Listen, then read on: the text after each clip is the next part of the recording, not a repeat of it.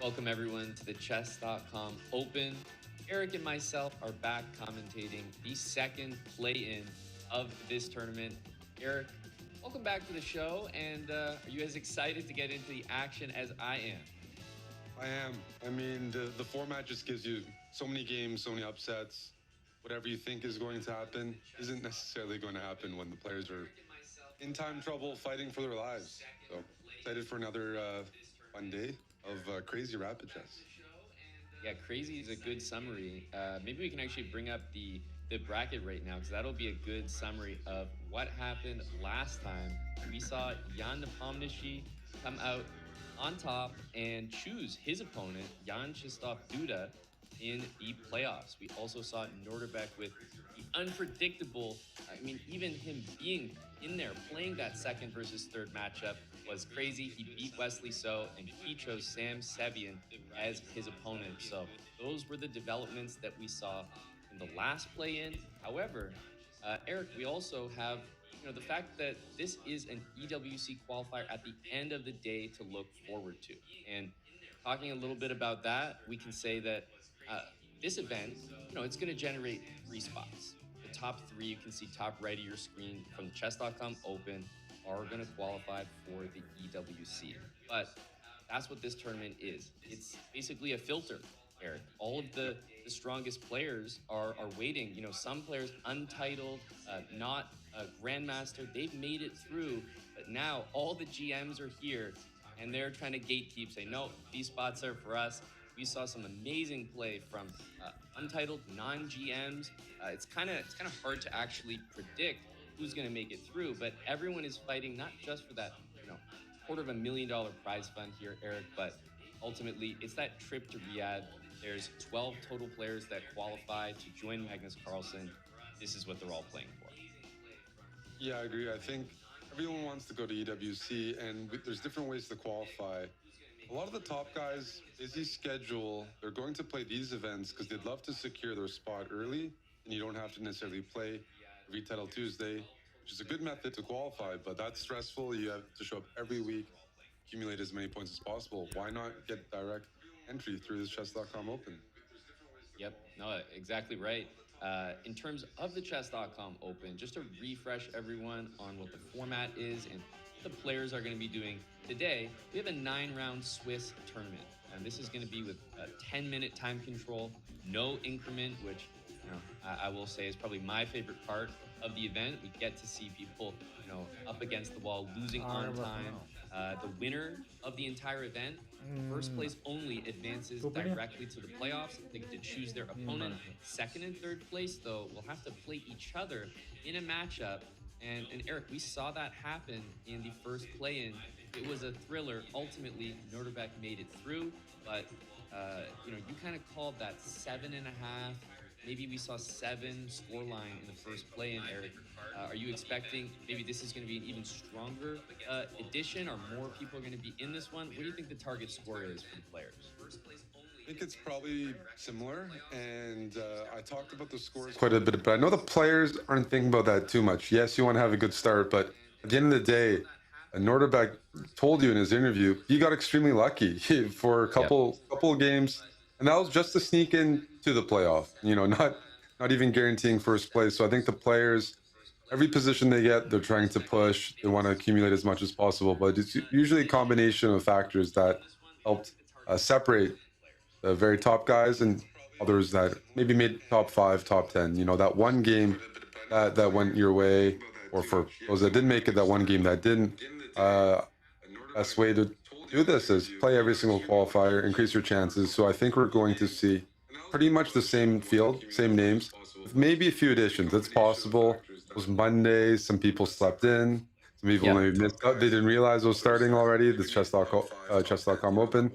Might see a few new names, but I think everyone we saw vying for qualification, that was close. Well, why not play again? There are prizes and points to accumulate, even if you don't finish top three.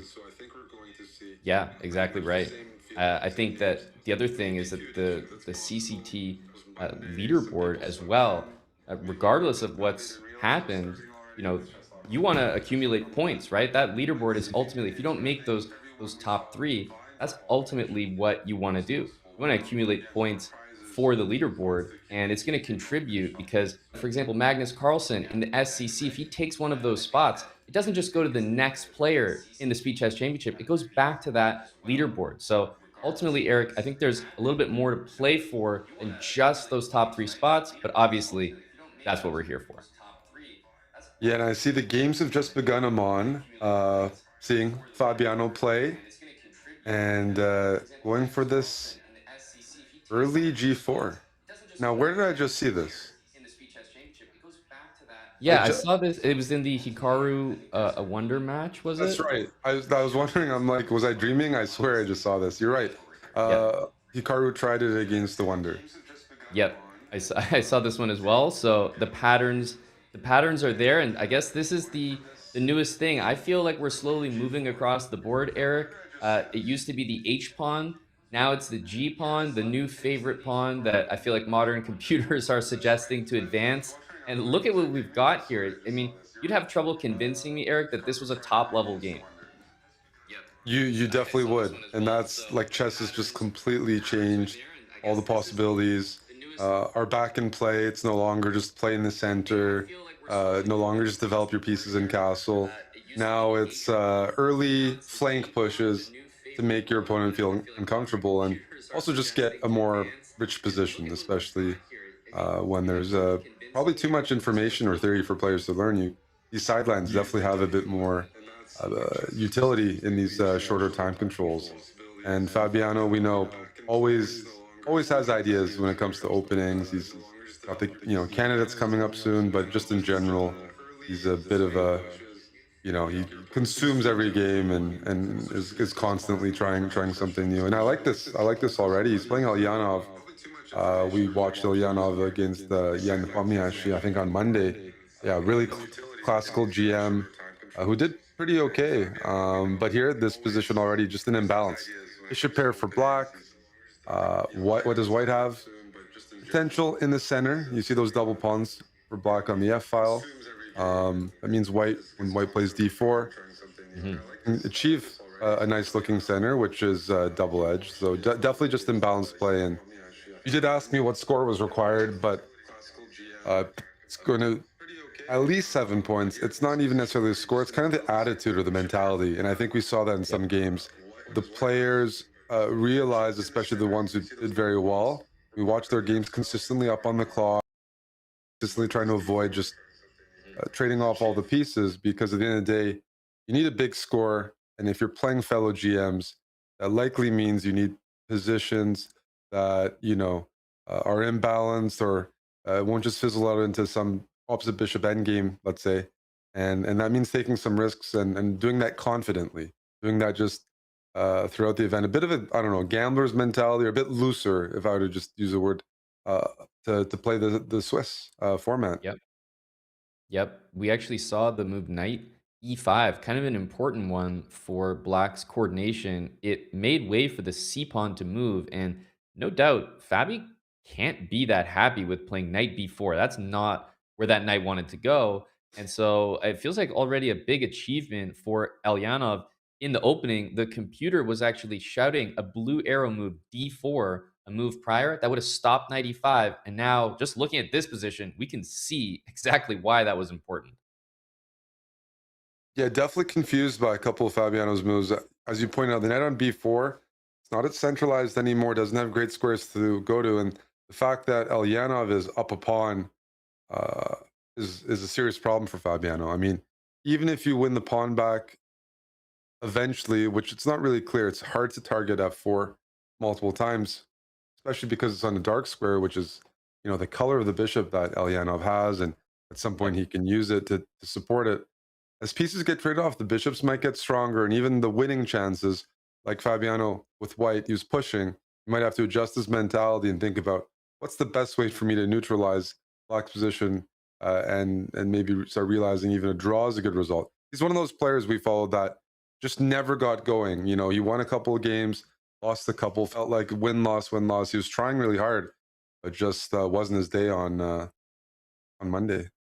Yeah, we see the move knight d3. I'm even looking at bishop takes a2. I don't even see the Not Normally, in you can't follow-up, go you're just pawn ripping things grabbing, open. but just the way that the H7 pawns are check. arranged here, Black plays king d2, f8. c3, You don't want to d4, there's no way to block. trap He that doesn't want to bishop block his on queen. a2. And as you're His highlighting, king. taking And the now f4 pawn Arnav needs just runs another into move. bishop And I'm h6. So guessing it's already we can say G7 Elyanov a little bit up with the on Bishop right time, time. amazing h6 and position. He's g7. Yeah, not just because you can also handled just this play bishop g4 h6 idea by and Fabi, but g7 and he's maybe got a take better on position d4, as a result. So this was something not a like that. successful It's opening it's idea not as so clean far as you'd from like. Less than a Fabiano. minute And here, Eric. Eric, If you don't I know find also I'm not looking just at a our win, but bird's eye like view here of really all clean of the win, games this is that going are to in be a flag. progress at the moment, and just taking a lay of the land here in round number one, which normally in tournaments, Eric, you kind of talk about maybe there's some mismatches, but in a tournament as strong as this, these are all, elite pairings. Yeah, I look at in every matchup that we have on that view, anyone can win. I mean, truly, we can talk about upsets, but they're all really strong players playing both sides. Hmm. Like even I see board one, it's Buddy Pranav against Levon Aronian. Board three, Azarov and Nihal. We're seeing Elyanov comfortably get a near winning position against Fabiano. Yep. Wesley So's playing a former 2700 player, Sujirov. Like, it's just stacked event. And I would like to see new names. I don't know if it's biased or not, seeing some like strong GMs, but not the very top guys make it. That's always nice. Just to mix it up, get some new fresh faces, and just kind of that pipeline. I think the whole purpose of the format is that it's an open qualification system, and if there really are some players, hiding somewhere in the world that are really strong, or Hmm. rapidly improving, this is one of the best formats out there for them to make a name for themselves. Like there's very few direct qualification formats where you could end up playing someone like Magnus Carlsen in round one. And we're seeing that, right? Magnus is playing the winner of one of these play-ins. No one's picked Magnus yet, but like, what other format could that happen? He doesn't, in the FIDE World Cup, you wouldn't get to pick Magnus, or you wouldn't be guaranteed to play him. He doesn't play all the time. So it's really potentially a very serious opportunity for aspiring, ambitious grandmasters to skip their way and make it to the top, get a crack at Magnus. Yeah, I was looking at that game between Aronian and Pranav on board number one. It looked like a pretty serious attack was developing. I saw white play rook g1. It looked like maybe there was a sacrifice on the cards. Rook takes g6, so that's why queen f6 was just played. And this is the kind of position that I feel like the engine is representing pretty well. But you do need to find that breakthrough, whether it's h4, h5, whether it's bishop g5. It could be met by an idea like bishop to f4 check as well. So you have a lot to think about, but early advantage here for Pranav with the white pieces. Yeah, the plan you pointed out, h4, h5, is very direct, coordinates all the pieces, and just a question of time. Uh, is rook c8? Does Levon have anything on the c file? If not, I think this is really good for Pranav. But Levon is a counterattacking player. Not sure. I saw photos of him last time. He had a nosebleed and he was playing on Monday. Yeah. Maybe yeah, straight from the boxing gym, in a nice combative spirit. Here, Queen h8. This this could go real bad. If your queen is on h8, I want it to stay on h8 if I'm playing Yeah, white. exactly. So I'm not looking to trap it. It's already trapped itself. Love to Hmm. play h4. He's played h4 and just, yeah, keep the queen there. Maybe king b1 at the right opportunity. There are some tricks, right? King b1, rook takes c3. You don't have Yep. to take that back. So I have a feeling if Pranav calculates properly, which is hard to do. Like you see the engine eval, it's like, okay, white has something substantial here. Uh, Hmm. but psychologically, you either, it depends how much respect you give Black's attack. And here it looks like Pranav saying, you know what, not too concerned with it. And I'm just going to push this H pawn and checkmate you. Yeah. C6. You have to give some consideration to the reality that you might be able to sacrifice heavy material here. Whether it's the whole queen, the queen for material. You're looking at h7, which could also just bring pieces to the wrong squares. There's, I guess, an idea to kind of bring that bishop out of the way from g5 and then unleash pressure on g6. So I see what Levon is doing. He'd be the first to admit that he's completely lost here, but he doesn't go out without a fight. And bishop c6 genuinely has some tricky ideas. When you place the white queen on e3 or d3, suddenly bishop takes f3 and rook takes c3 is more impactful.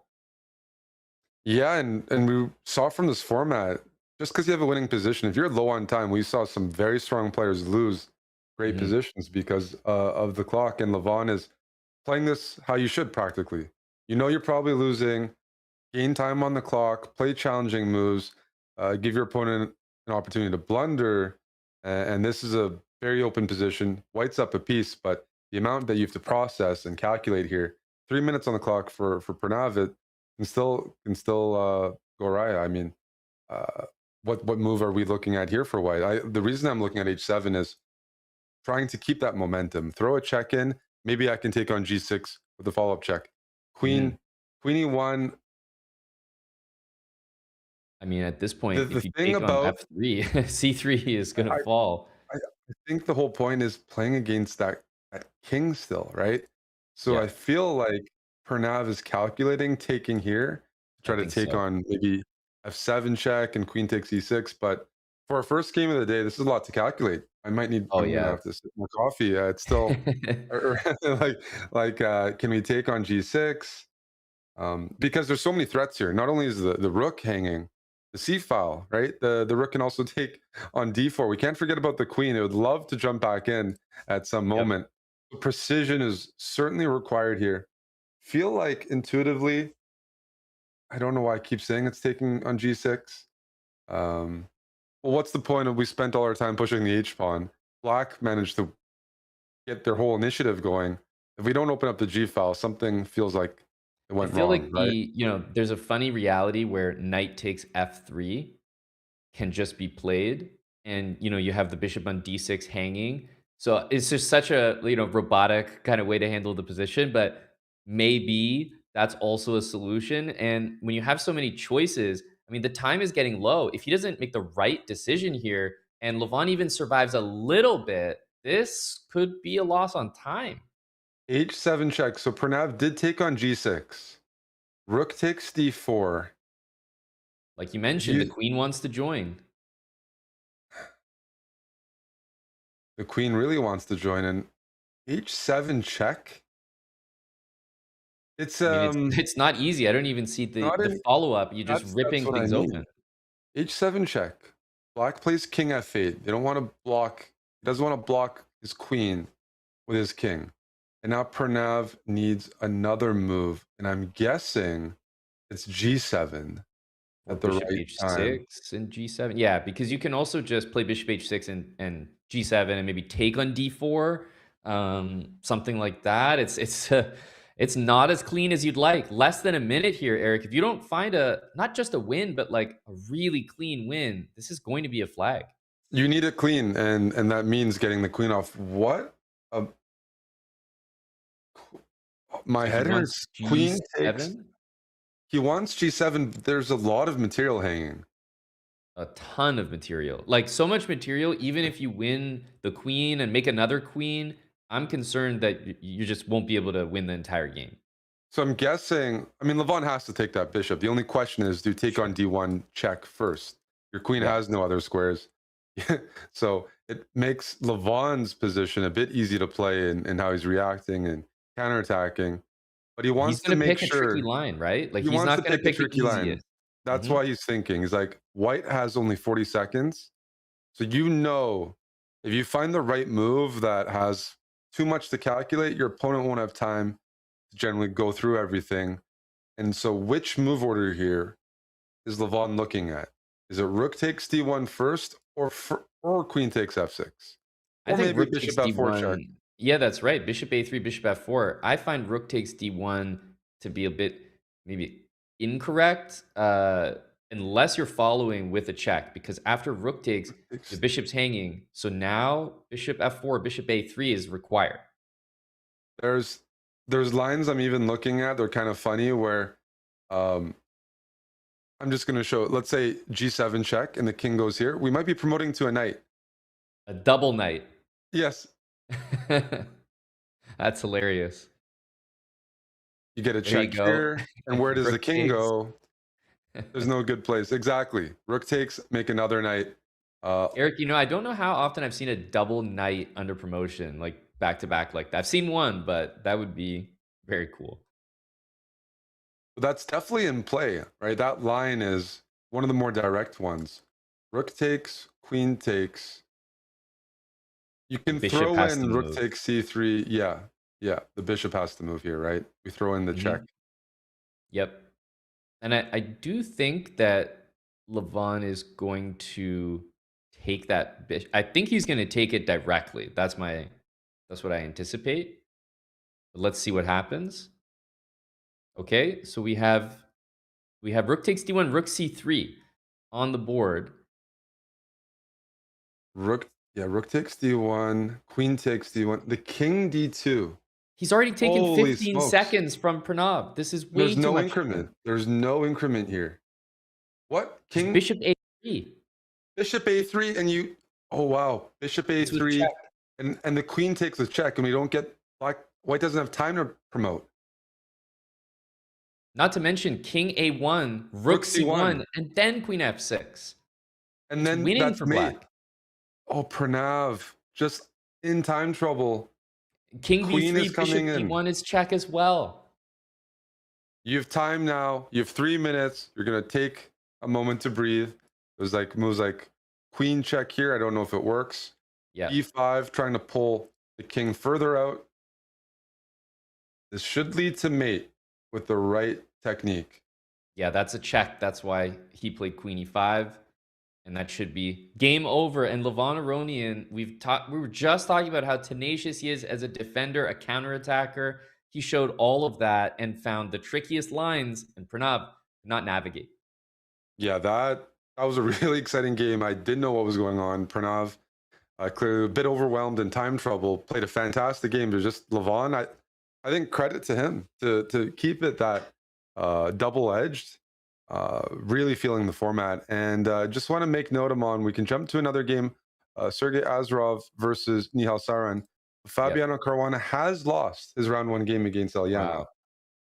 Yeah, that looked like the result that it was headed towards, but still, Aronian was in trouble and he pulled out. You just have to make it happen regardless of the position. This is a draw, but Nihal, I feel like a very experienced player, especially when it comes to the clock, is in a situation where he can use it to his advantage again. And he's coming off a Title Tuesday victory. So, when Monday, maybe didn't have his, he wanted to qualify, didn't achieve that, but he's been playing chess Monday, Tuesday, good results, really warmed up in the format, Yep. because every format right now is consistent, no increment. And Nihal, we know how strong he is in bullet chess, in time scrambles, that he pulls off usually a win or two. And the save of the tournament, it felt like winning down 3 pawns in a rook end game from Monday. If you haven't seen it, Yep. highly recommend checking out our commentary on Monday, because what Nihal did was insane. And this is 20 seconds. I feel like black is a big favorite to win this game. And these are the kind of positions that you're gonna see top players in the world. They're gonna have to get on board, Eric, with playing these out. If you're not willing to play for a win here as black, are you willing to do it at the Esports World Cup with so much more money and pride on the line? Yeah, you have to make your decision at some point, and that the right decision is yes. I have to try to extract every half point. No more just like agreeing to a draw because it's a drawn position. I have to use the clock.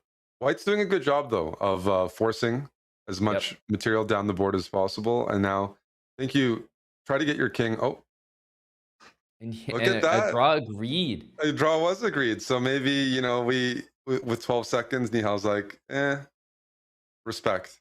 I did see, did you see as well, Eric? I think he sort of issued a little bit of an apology to, Mhm. was it Nils? Yep.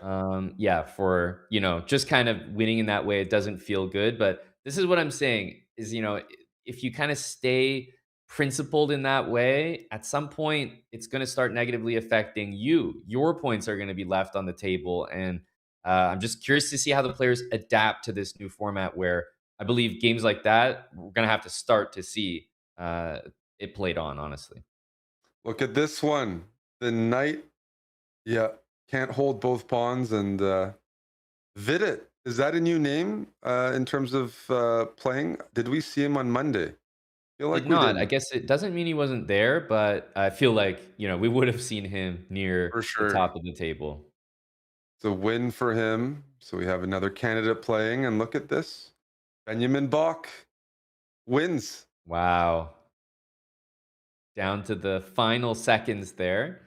And as you remember from our first play-in, there's effectively no break, right? Other than the scheduled breaks for the players, no round finishes. Especially if you're someone like Benjamin Bach, things wrap up and you got your next game starting right away. I mean, these are the standings as they look right now. But I mean, it's so hard to even take anything in.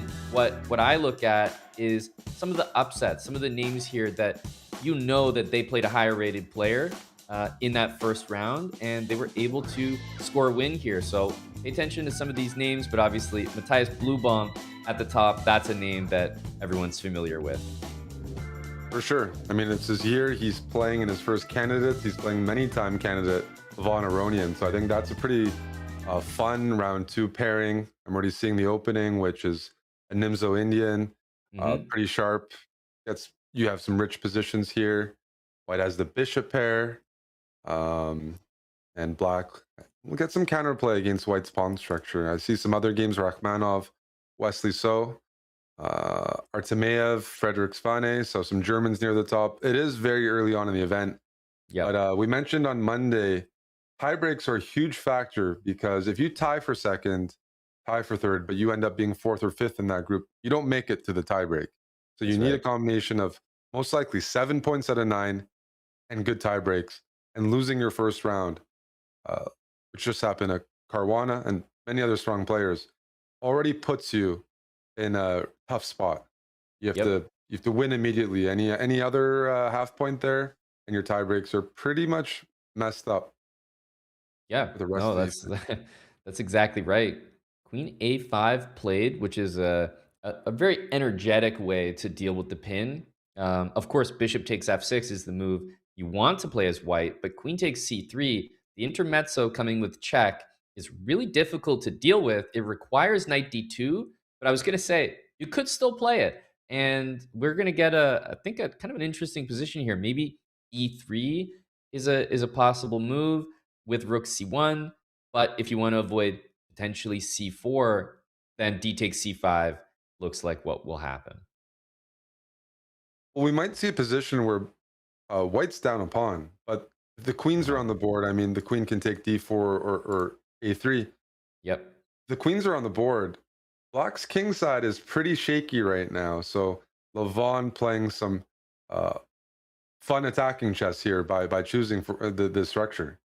Yes, if Yeah. you go into the endgame and I take a3 as black, I have a passed pawn on the a file. I'm pretty happy. There's no way to force the queens off the board. Levon, I think, wants the castle here and just start harassing this king, which might be weak on e8 in the center, or if black eventually castles, you see these doubled f pawns. That king's a bit weaker on that side of the board too. So definitely a rich position with chances for both sides, and that's all you're asking for in this format. Yeah, you can adopt a strategy that involves bishop takes on c6, and then perhaps not even taking the pawn back, but just castling, playing knight f3 and knight d4, and going fully on the dark squares. That white queen is going to join the king side at some point. Queen h5. The rook can also take on d5, swing over as well. So you have an option, I feel like, for Aronian to go very positional or ultra aggressive. So really, really tempting here. Well, I think the ideal way to play this, if you're down a pawn as white but you want to attack, is keep as many pieces on the board as possible and find a way to make sure black's queen can't join the position uh, as a defender. And that's sometimes the risk of going on a mission with your queen and taking pawns on the other side of the board. Is in case you get attacked, your queen might be too far to be an effective defender. So Levon is thinking, do I take on d5 here? Don't really see other moves, but love to have the time as white to bring that queen over, bring that Mhm. knight to the center. And you see here, Blue Bomb immediately bring the queen back because the terrible feeling when you get too greedy, you grab pawns and you get mated, and your queen is still on the opposite side of the board. You're like, was it really worth it? Yeah. Uh, Especially in this time control where, yeah, it's initiative driven a little bit. So, and Levon, we know with the initiative, is one of the best attacking players. He's already brought his rook to the h file early on, which doesn't happen all that often. And something you mentioned, talked about, this knight would like to join the game. Could it be e4 or maybe finds its way to d4? Knight e5 is a smart decision, though, Amon. Bring the knight Yep. to g6 in some spots. Use that as an additional defender. Because at some Yeah. point, there's an upside for black. If the attack doesn't work for Levon and there's bishop g4 on the board as a threat, uh, those queenside pawns, that's enough to win. Exactly. Yeah, So that's a that is a win condition. The knight's trying to always have access to g6. It's a really nice square to block the diagonal. White could have considered maybe bishop b3. So this not only stops bishop d3, but also you can put the knight on g6 to cover everything. The immediate bishop g4 threat is difficult to deal with, but f4, an ultra aggressive reaction with bishop rook takes g4, rook e5. e5. Yeah, the tactics. That's a nice move to have in your pocket because black was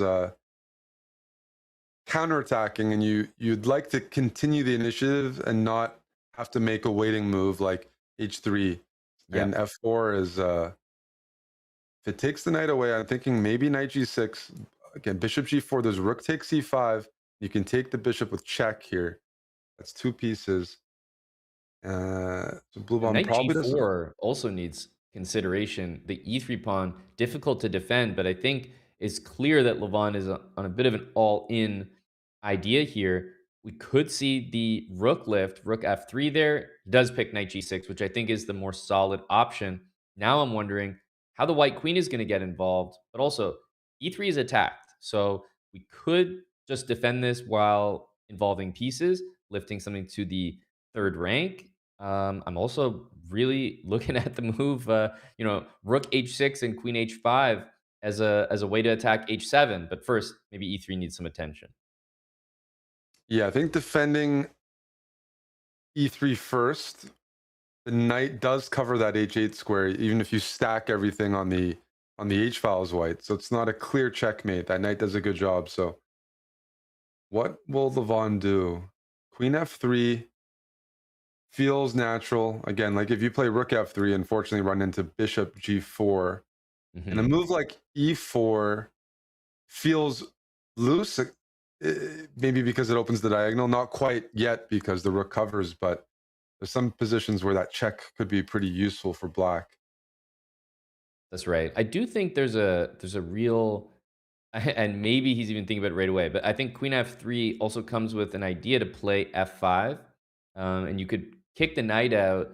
Although it gives up the amazing E5 square, I think the queen is just sliding over. It's all about the G file and the H file. So perhaps the move, maybe is it F5 from black here, sort of disconnecting the rook. I'm concerned about F5 from white. Oh, I think f5 and queen h3 is really strong. That's a really good way to separate black's pieces from the h7 pawn. f5 you can play as black. Queen h3 is still playable, and there's no way to Mhm. defend h7 comfortably. I mean, you can play f6, which is playable. Looks a little ugly, opens up the king. If you play f5 right away, you don't have to resort to that.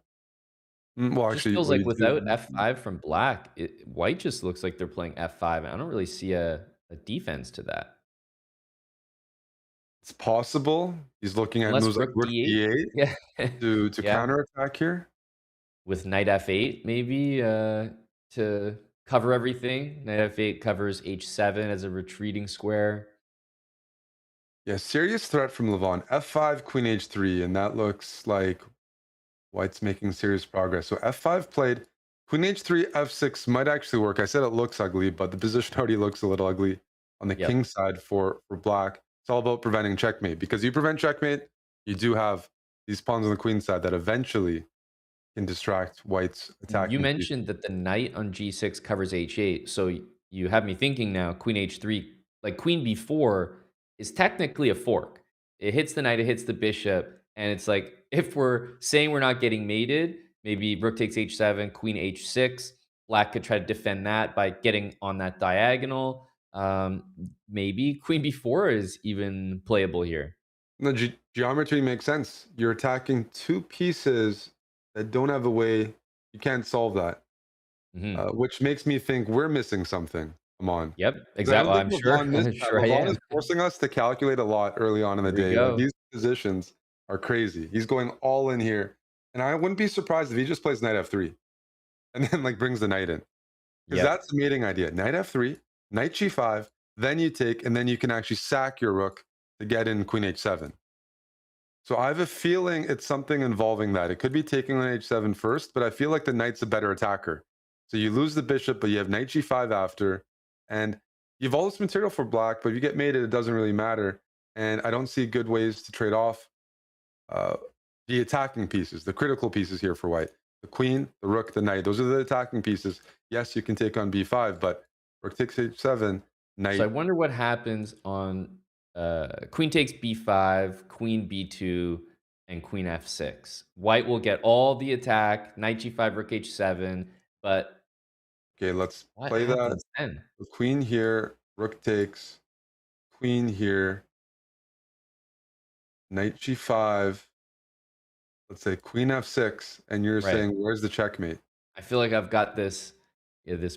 So the position on the board is queen b6. So I think it's the same idea, and I could say maybe queen b6 is even a nicer version of the same thought, hitting e3 and then also queen f6. So is it removing the knight with knight e5, like going a different direction? I'm trying to understand where the checkmate is coming from. Also, queen h6. There is queen f6. Then you could play knight e5.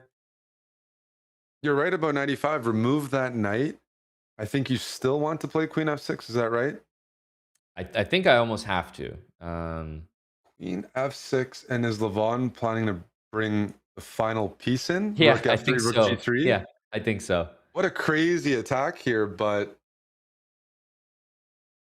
So you can do it queen now, but I think h6. queen h6 is the move we had from earlier, and it just paralyzes. The knight can't move, nothing can move, and now you're just either doing rook f3 h3 or rook f3 g3. Both I think work, and Even though there's checks to be had to the white king, crucially, the black queen can't give them. So there's no queen a1. It's blocked by the knight. And what a game, a couple games from Levon Aronian. He's shown up to this event with aggression in mind. Oh yeah, this is incredible. I'm thinking as black, maybe you play a5, not only to push the pawn, but bring the rook to a6. Because we're talking about white rook lifting, rook f3, rook g3. You need more defenders, and this bishop is too far away to defend the knight. So a5, logical response, g4? And then what's the next move? F5 after? Or oh man. So Like rook f3 was the idea, rook a6 to keep everything together. I yeah, mean, rook a6 I liked, and that's why a5. But rook c1 I don't understand. well, so What's the is it rook c7 and then you sack on g6 for some kind of mate? There will be either knight g6, rook h8, or knight g6, queen g6, rook g7. let me show an example of one of the lines you're referring to. Bishop e6, rook c7, let's just say a4. Mon's Mhm. referring to this nice way. Well, actually everything's checkmate here, Yeah, isn't it? everything's checkmate here. Queen g7, so there's no queen on the Yeah, board. queen g7. No, that's right. So Yeah. rook c7 to clear the seventh and coordinate with the queen and rook feels like it's a lot to ask for. So let's just say bishop e6, rook c7. Is there, are we missing a move here? I mean, the answer is definitely yes. Is Yeah. it something like a rook to d8? Like I because knight g6 is not a check, and it does open the black queen up. So maybe rook d8 and then queen a1, rook d2. Like you kind of get some counterplay there. Feels like it has to be. What a remarkable position! And by the way, such a tall defensive task here for Blue Bishop Bomb. He's c. shaking his head. He doesn't feel that he has the answers, and the computer is just saying bishop e6 is the only idea. Yeah, let me show the line Amon's referring to where you play rook d8. So knight takes knight. You Yep. wanted you wanted queen a1 check, Yeah, maybe, and then rook d2. then rook d2. And I don't know what is happening here, but oh wow, is this going to be some kind of queen e3 and rook takes h2? Yeah, Unbelievable. I'm making those moves here. Yeah. Yeah, I think queen e2. Oh, I this thought is queen funny. e2. This is Right? funny. If you walk the king down the board, you get mated. That's unbelievable. F6 mate. So that's a perpetual. It is a perpetual. Can Blue Bomb find that type of idea? Because that actually is fairly forcing the line we just looked at. If you can't take on g6 as white, well, you need to. That's how you clear everything open, but you do free up the queen. So he's found bishop e6. He's shaking his Rook- head, but you know what? Rook d8 you might play even if you think you're lost because you're just like, okay, let You don't have me. another move Yeah, there's unless no you other want to move. play a4, but a4 leads to mate right away. You might as well get a few checks in, even if you're going to lose. Like get that Exactly. momentum, His scare head your is opponent really a little bit. he might see, Eric, a lot of these checks, but also assume that the white king escapes stage 3 and that there's nothing past that. So Oh he yeah, plays you're knight right. e5. You're right. He bought in. The I mean, problem this is you is can't even over take the rook immediately. without your position collapsing. Queen takes e6 is possible. Pawn Yep. takes. I think you take the bishop because Yeah. every pawn is very weak What a now. game. And by the way, Holy Levon smokes! playing in his style, which is absolutely correct because if black finds the way out, it's a draw. You know, it's not the end of the world. What a great way to play. And Blue Bomb is feeling the emotion of that position, Eric. That was a really exciting game to have caught. For sure. I think h4, h5 might be played next. You're threatening queen takes g6, you get the pawn, and Levon is just seeing everything here. Yep. There are a lot of checks to consider. At some point, you can also bring like something like I guess you want to play maybe queen g5 and h6, but black will have rook g8 there. One thing I was Levon thinking about was mhm, h6. King h6. takes Okay. h6, queen f6, knight g6, rook c5 to try to play rook h5. Very nice. And that could Because be you a real nasty way to conclude things. Black's 3 moves away from queening. That's not enough here. These are very strong mating ideas. Check. And then F5. And it will lead to mate shortly. Wow. Rook And so in A6. the live Move the position, I queen guess back. he's run the pawn, like he's just A4, A3, and I wonder what Aronian's going to do, because he's looking comfortable. He doesn't look stressed about this pawn. I think he feels the position is quite under control. And yes, it appears to be. That will lead to mate, or you lose all your material. And then you put your queen back on A1, for example. Right. So Rook F7 takes... No, Levon is winning this. This will be probably a resignation shortly. And holy smokes, what a game. this and Rook F7 is just a must play. Don't see another way to do things. And as you mentioned, I think Queen takes F7. Everything's Ooh, with check. Yeah, it all works. even nicer. This has been a really impressive game, and we're gonna see some geometry with the queen. You can check the king and find a square, hopefully, that checks the king and hits the rook. Yep, it will exist. Queen E5, and no matter what, That's it. E5 or E4. Queen E4. Wow. Incredible attacking chess by Levon Aronian. Oh, I see Bluebaum. He's upset there. And it's probably because Rook D8, he expects himself to find that move. We're going to jump into another game. Let's just take this one. Yeah, I think the emotion, Eric, was coming from the fact that when you're playing against someone who's just seeing everything, as you mentioned with Levon, it's like it's an unbelievable feeling. You're like, I can't do anything. You believe it. Everything he does, he just believe it. And that was an amazing game from Levon Aronian. But so that we don't miss the action of the next round, we're gonna be jumping quickly into a break. And before we do, let's tell the people about the new game King's Gambit from Any Chess. What if your king could actually fight back? That's the question they like to ask you. In King's Gambit, you're not hiding, but you're hunting. You're dodging enemy pieces, building combos, and triggering the Royal Frenzy to clear the entire board. Wouldn't that be nice? It's a chess-inspired survival game from the Any Chess team. It's free to play, no ads, and 100 levels to master. How long can you survive? Use the command !King's Gambit in the chat now. Download it on iOS or Android and start your survival streak. Round 3 is coming up with surely the same great attacking chess that we've seen thus far.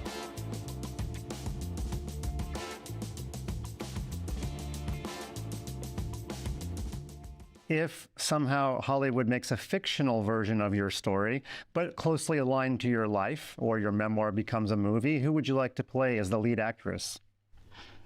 I don't go so much ahead, It's really, I think, one of the key of my success was also partly because I had my dreams and big goals to beat Kasparov and to be in the top 10 and possibly become world champion.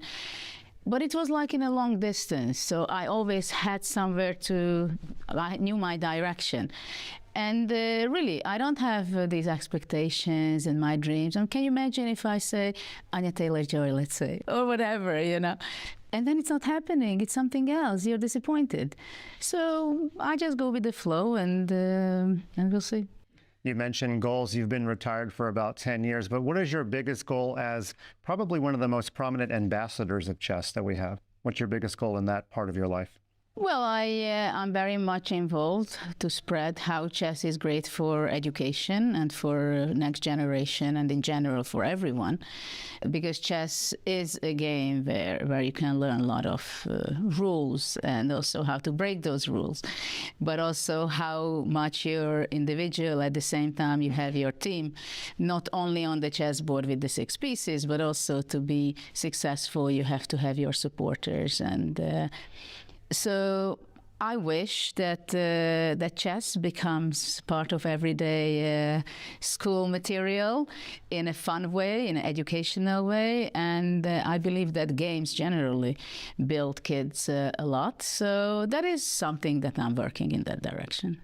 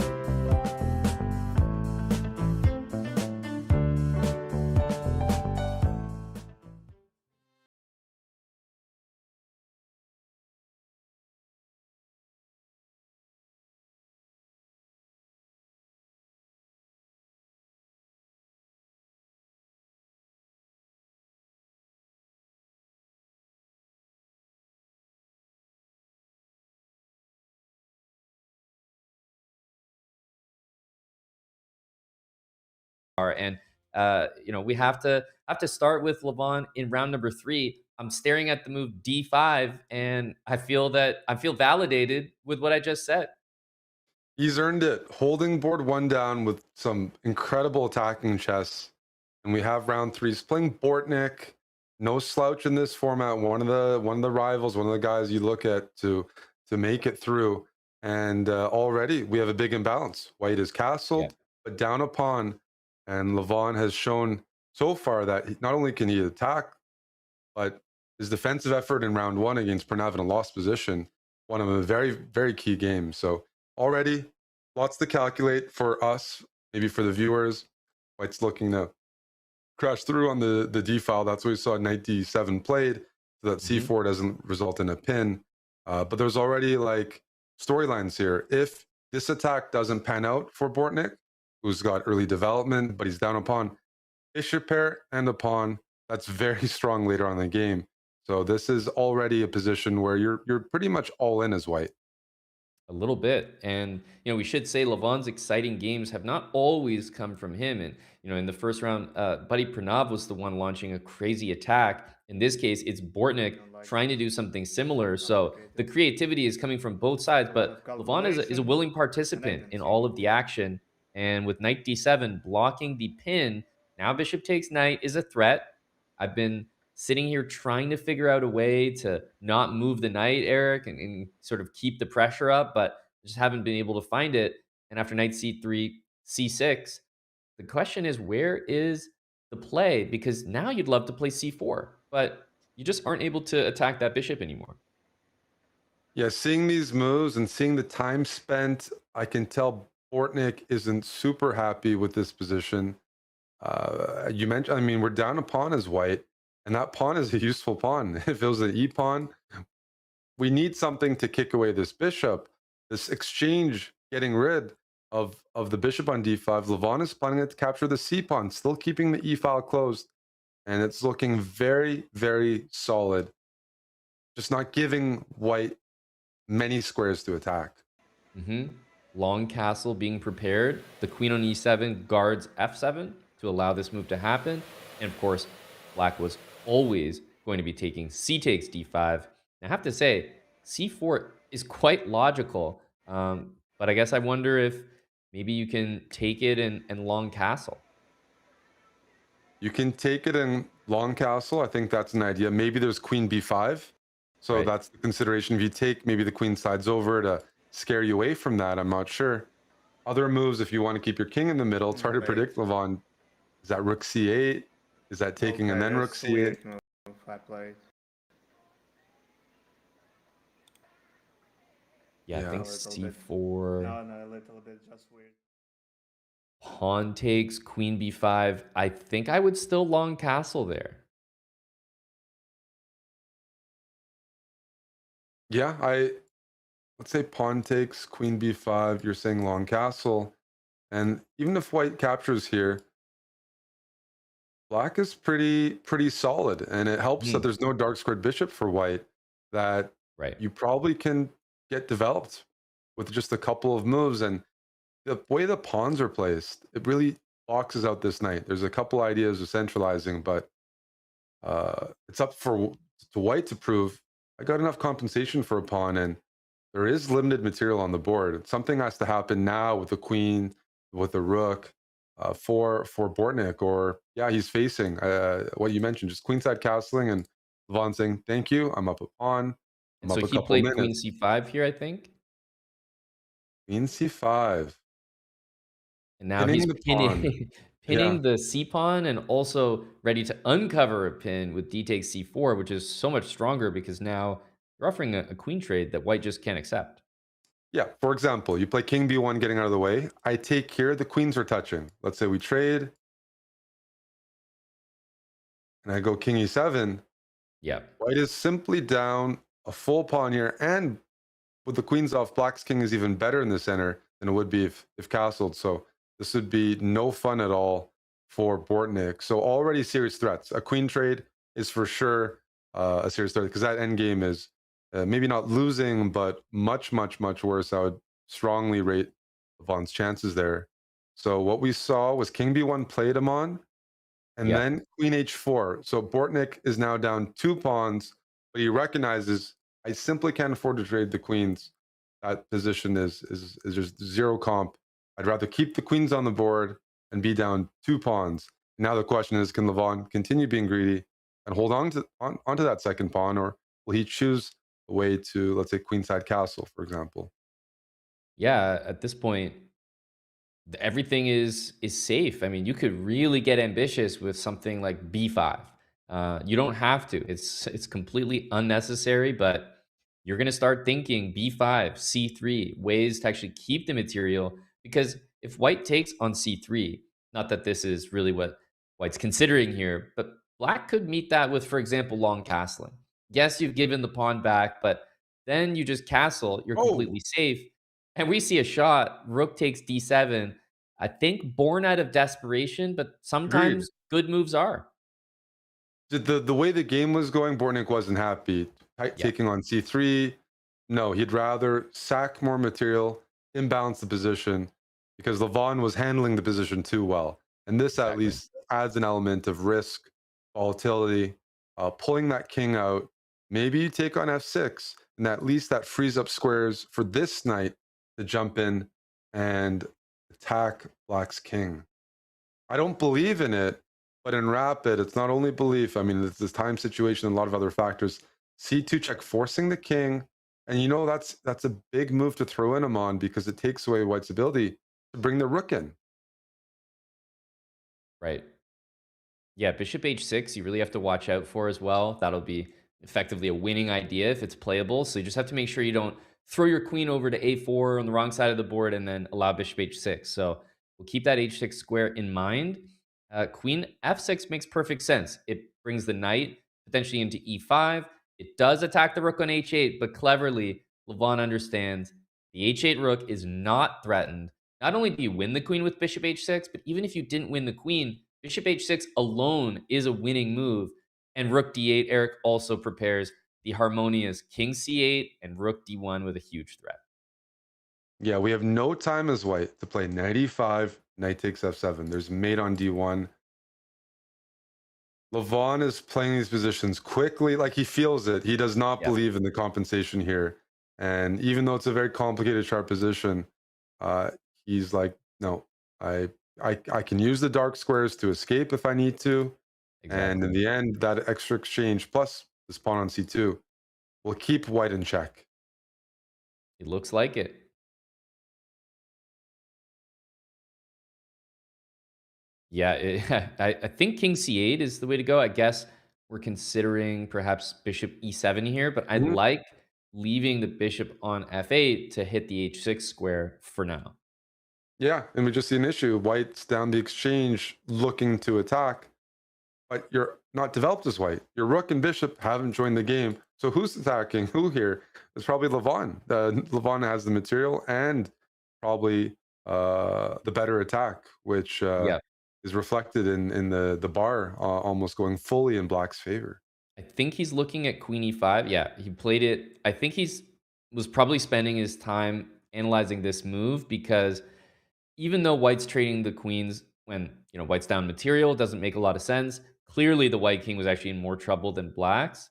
So the resulting position is definitely going to be winning, but Oh, let's see nice how he does line. it. I'm not sure if there's knight g4 afterwards. Is that a tricky move? Knight g4. I guess Levon can play. I don't know about bishop g7. Rook takes here. So rook takes f2. Knight g4 is a funny looking move. Yep. So Knight d3, there's rook f4. d8. F4, you just take and play rook e8. Uh, Yeah, or even rook d1 could be considered just to guarantee a trade of the rooks at the end of a lot of variations. yeah, right now, Bortnik temporarily has a knight and 2 pawns for the exchange, but we see a lot of positions where Levon will pick up material or even just prevent, as you mentioned, White from completing development, and that might be worth a lot more in the long run. Tough decision here. F4, are we taking? I think so. Take and then I rook like rook e8? d1, but rook e8's a Rook fantastic d1. move. Yeah. Rook d1. Okay, rook d1. It Just feels doesn't. like You just this can't is move a as white, and then you yeah. bring your rook in. F4 played on the Hmm. board, but the way Levon's playing, we're not really questioning his conversion. Fortnick still can't get his pieces out. And I like the Pleasant move you position for suggested. Why black. not get rid of the dangerous piece, clarify things, Yep. and then rook d1?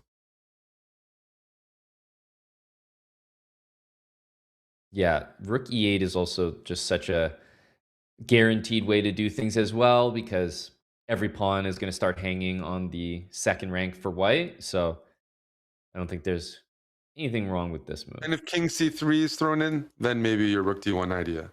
Either Definitely. way, Levon's up on time, winning back material. He's going to be up a healthy exchange. And Bortnick is a really strong speed chess player, but he finds himself in a position where there's no tricks, very hard to generate counterplay when Levon is the one not only up the exchange, but he's got the active pieces. I mean, you can go rook check and pick off your choice. Which Yep. pawn do you want? Probably this one, but they all look good. I guess no, they all look good. Yeah, king up, and now b5 check is being threatened. That's right.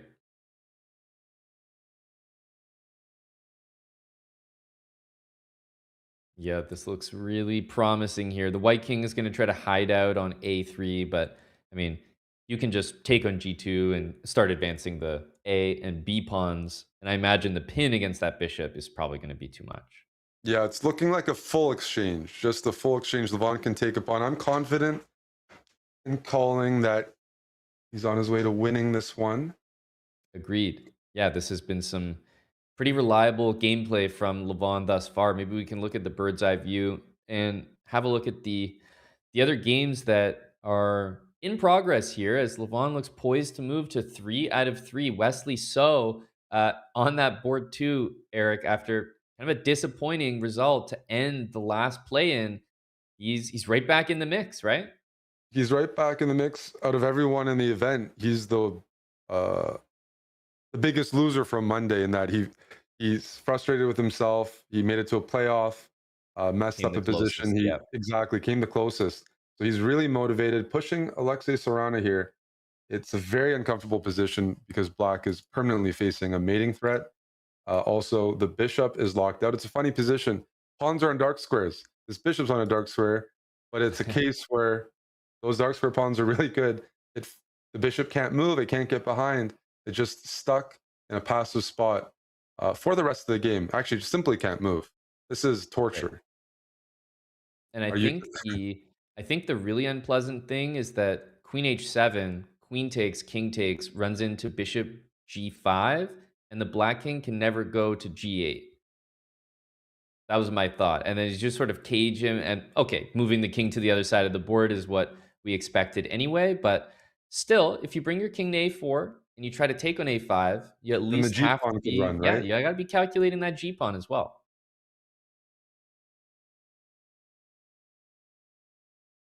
Okay, so what are we doing in Wesley's shoes here? Are we playing the king to a4 and then putting the bishop on g5? I guess you need an answer to uh, king f8, king f7, or bishop c7, bishop d8. Where Yeah, is king the f8 is an important move. There's Wesley played this confidently, so I feel like we're missing something, if that No, makes no sense. doubt. Because we're looking at, hey, we take here, the G pawn runs.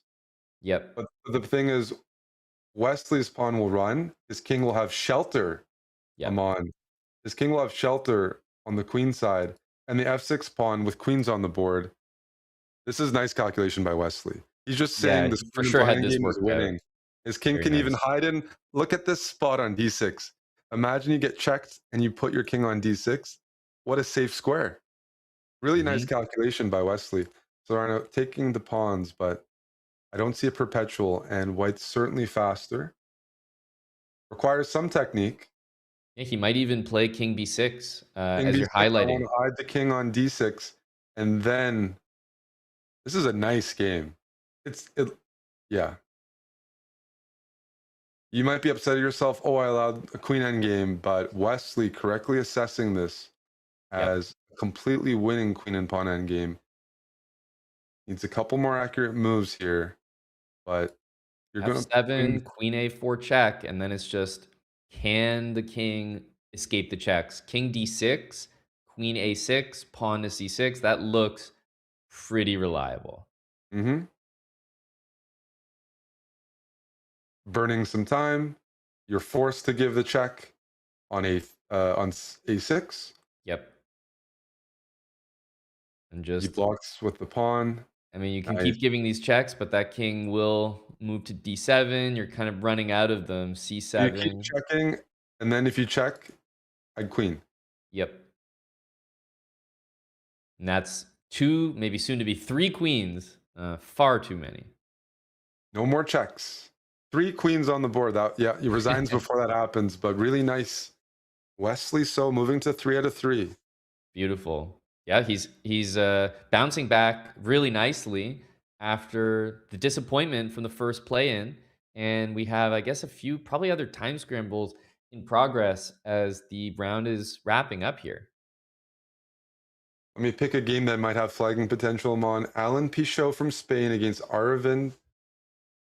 And, you see a rook endgame, such a common endgame to see. Rook and are they agreeing to a draw here, or will they decide to flag each other? Yeah, I think we're So, going draw. Too right. much time on the clock, Let's Even jump I into draw the line there, Eric. You draw the line? Okay, let's go to I draw Nihal's the game. line. No, this is Nihal's game. I picked this one. Mateusz Bartel as black is up a piece here against Bardia, but his king does not look healthy, Amon. No. Rook takes h7 is coming, and it feels like there should be mate in a couple moves. Ooh, rook h7, rook h8, queen h4 should lead to double queens on the board. Yeah, so I won't take the rook. I'll probably have to play king g7. Oh yeah, that's right. This doesn't help. I'm just going to say no. 20 seconds, though. He's spending a lot of time here, even though the Yeah. line you gave, there's no risk right now. There's no mate for black. White can afford. All right, is there a mate here? 13 seconds. I don't care if there's a mate. I would just check and take a rook. I mean, just moving. Yeah. play to flag. He's bringing the other rook in. 7 That's seconds, truly though. a The win. king is going to walk on the light squares, Amon. Really smart. I would say black could have the upper hand if the king escapes, and will The it? king has made it all the way here, but it's going to be a flagging battle. The king is escaping. He's got to start pre-moving. 2 seconds to 1. Oh, he can my pre-move with goodness, the rook catching now. that. Oh. Wow.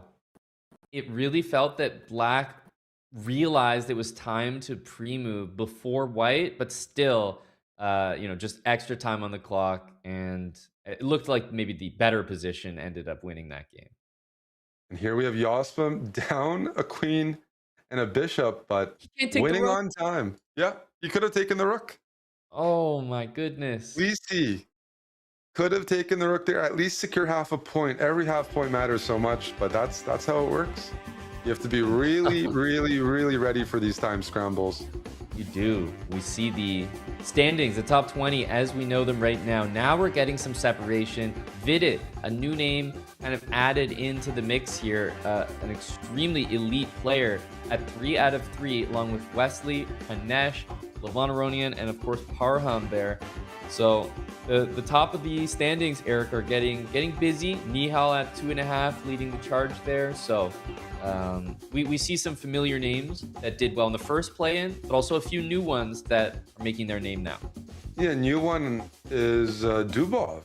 See him at 2.5, and typically a fan favorite. And he plays really enterprising openings, loves tactics, so he's on 2.5. Is Hans playing today, Amon?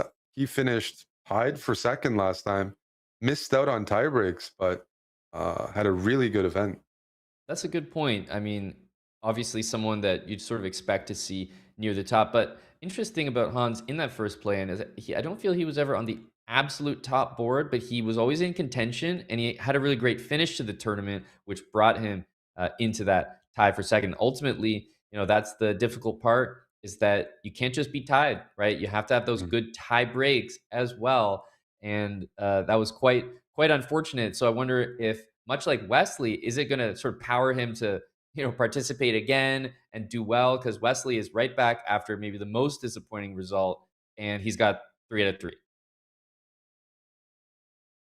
Yeah, Wesley with a very good start. I mean, he's so consistent when it comes down to it, especially beating lower rated players. Uh, he just doesn't make mistakes when he's playing well. I find him to be a very unpleasant opponent stylistically Hmm. because it's hard to get a good position. He's so well prepared and so solid. But I think maybe for round four, we'll start with Levon's game against Vidit. Yeah, Two Vidit very is familiar players for audiences. And Vidit, we haven't seen as much of, I feel like, not just in this event, but recently. I feel like he's played a bit less, maybe after getting married. Who knows? That could, but he's playing the hmm Chess.com Open and he's playing Levon Aronian and definitely capable of scoring some big wins here. Now, this position I'm on, though, speaking of, finally Levon's giving us a chill position, let's say. I That's mean, right. I might be counting, things a little early here, but it's static. There's no big attack. Pieces have been traded off, 2 sets of minor pieces. And in fact, I don't really like Levon's position. Like, in terms of like having fun, it looks, you can just take with the queen here and castle, like, what's White's plan to grab space or put any pressure on? Yeah, even though there's some double pawns on the C file here, they seem to only assist in the control of the center here, like D4. Even if white plays C3, it's very difficult to actually get the move D4 played, because black will station a rook on D8 almost immediately. So the play for white almost feels like it's going to come from removing the knight from F3, maybe playing G3. And actually, pawn takes was not what I initially I did expected. not expect that. That gives White a plan. I was saying, like, if you don't take like that, Hmm. feels like it's hard to expand in the center, and Black's bishop is the one that has the mobility, not Levon's. So I Right. thought a more static position. This is more double-edged, taking the double pawns. It might look crazy. Sometimes Black's in a position to play G5, G4. That's how That's you right. use these pawns to shatter White's king side. But here, Levon's saying, you can consider that, but I might be pretty fast with playing D4, securing the center early. That'll be a committal decision. But if you're taking E takes F4, I don't think that's standard. It's hard, like, he's castling. Again, though, D4, maybe Rook D8, or takes and Rook D8. Yep. I can see, let me just make some moves on board D4. Let's say we take, Rook D8. It's possible the D file. There Hmm. could be some pressure, and B2 might be loose. There's some pinning ideas. Yeah, you could play bishop g4 as black, either directly or after taking on d4, which is probably why we're seeing h3, because Exactly. that, if you could play bishop g4 and bishop takes f3, you could play a nice looking position there with knight against bishop. Yeah, this makes sense too. So it looks like Vidit had two decent options. What he's doing works as well. It's just a little more risky capturing away from the center. If Levon ever achieves d4, he'll be happy. Hmm. But Vidit right now has enough defenders, queen, knight, pawn, and rook. Levon moving the queen out of the way. Why? To free up rook d1 and add another element to this d4 push. But I think still a couple moves away. Oftentimes you see black play b6. Why? Put the pawns on dark squares. It's a nice little formation here. The knight is defended. You can even fianchetto sometimes. Just secure all your loose pawns. Because I am curious, where will, oh, we see g5. And this is That's the idea. fun. The hook has been created with the move h3, because now g4 will open something. You could play h5 g4, or you could play g4 directly to play bishop takes, get that bishop takes f3 idea, and also king h8, rook g8 will lead to a lot of excitement. So it seemed relatively dry until this happened. Yeah, no, for sure. G5 being played. You mentioned g4 right away. Sometimes black might want to play g4, take with the bishop, take this knight, and plant the knight on e5, bring it towards the king side. That's a decision here. Do I play h5 and g4, get the pawns flowing, Yeah. connected? That's more intuitive, but it just depends if you're in time to do that. Is Levon planning on some move to disrupt it with rook e1? What's the point of rook e1? Is it a play e5? It might be at the right moment. Yep, e5, d4. These are the moves you start to consider here, and Levon, it seems, just cannot escape these exciting games, even when it looked a little bit dry or standard. All of a sudden, g5, and a big decision here. Fundamentally, do you go with h5 or g4 directly? There is the play where you don't touch either pawn, or you don't even have to commit to the attack. You could play h6 and say, I just gained space. My pawns are in dark squares. They're not so weak, especially around with my queen around. But king h8 gives us a bit of a read, right? That means he's committed to keeping the attacking chances open and saying, you Yep. know what? I want to open up the G file. I might swing a rook over to G8 and then play G4 while Levon's queen is on the queen side. I think this is the reason why Vidit has chosen this variation. The queen is on A4 saying, you know what? My queen's on the king side. I can bring my rook to the king side and attack. And in the meantime, your queen is stuck. Yep. That's right. And I think we're almost at the point where the move e5 by white, I don't think will even be met by knight takes e5. You don't need to entertain that. A lot of trades, the e5 would open. Black is behind in development. So we're probably going to see more like what you're highlighting, queen to the g file, then slowly develop, push those pawns, and just kind of try to ignore whatever white does in the center. Yeah, I'm liking how Vidit's playing. This is very, very fun. Levon has shown how he does when he attacks. Vidit here making a statement. Uh, Coming into the event, 3 out of 3. And I talked about this on Monday a bit. I'm like, come on, like the players generally that finish near the top Yep.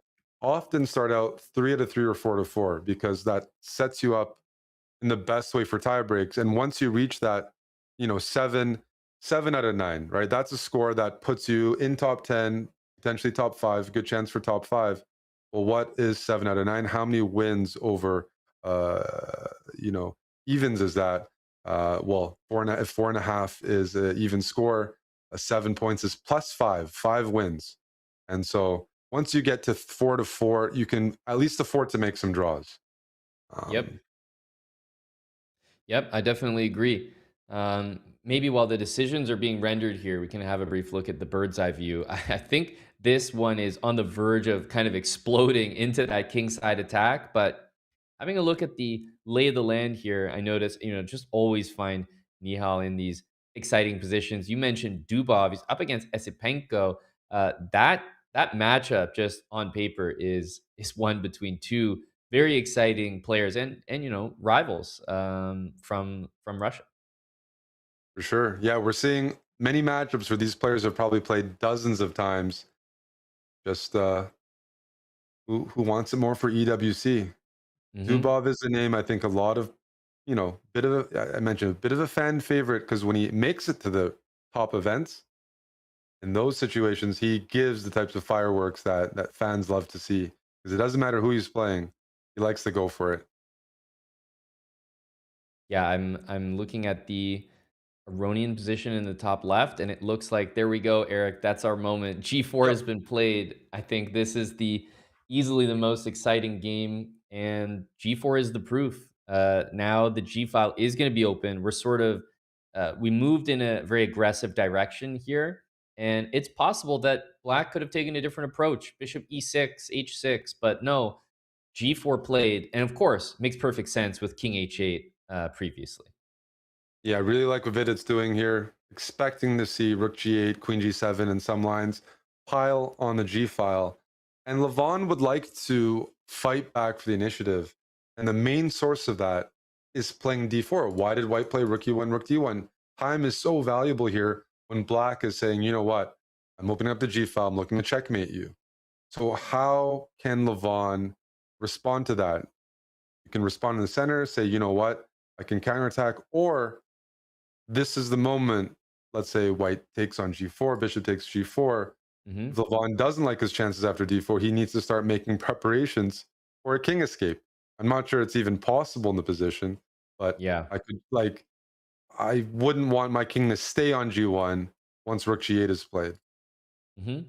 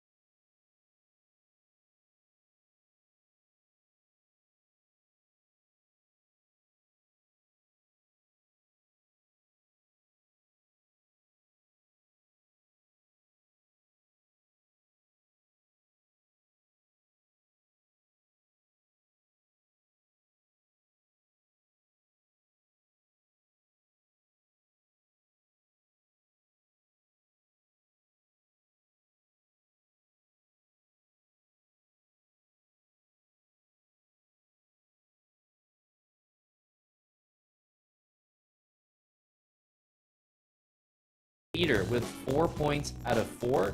And we now have sort of a pileup. Wesley, Levon, Bach, Daneshvar, Pranesh, Amin, and Vidit all at 3.5. And of course, 3 points, especially this early in the tournament, Eric, still absolutely within range to reach that target we were talking about, kind of 7 points out of 9.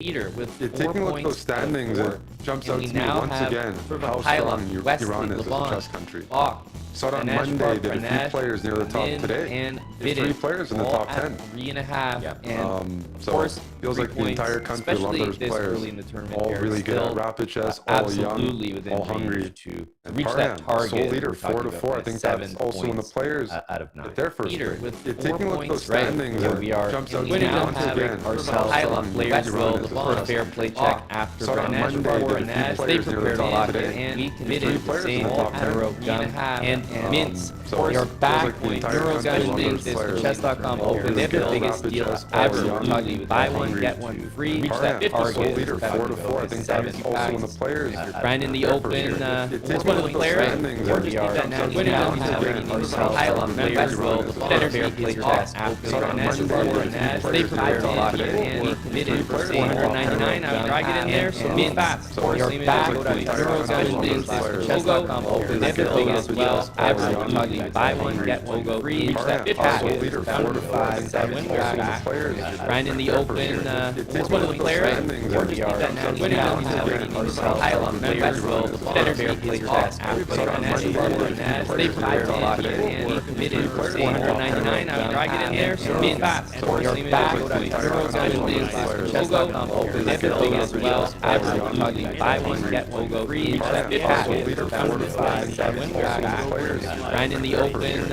It's one of the players. Or just that now. We now have our pile of members will better fair play chess after Pranesh, they prepared a lot, and we committed for 499. I would drag it in there, so being fast. We are back with Neuro Gun this chess.com open. They have the biggest deal ever. Talking buy one, get one free. Reach that packet. Leader, 4 to 5. 7 players. Brand in the open. It's one of the players. Or just that now. We now have our pile of members will better fair play chess after Pranesh, they prepared a lot, and we committed for 499. I would drag it in there, so being fast. We are back with Neuro Gun this chess.com open. They have the biggest deal ever. Talking buy one, get one free. Reach that packet. 4 to 5. 7 players. Brand in the open. It's one of the players. Or just that now. We now have our pile of members will better fair play chess after Pranesh, they prepared a lot, and we committed for 499. I would drag it in there, so being fast. We are back with Neuro Gun this chess.com open. They have the biggest deal ever. Talking buy one, get one free. Reach that packet. 4 to 5. 7 players. Brand in the open.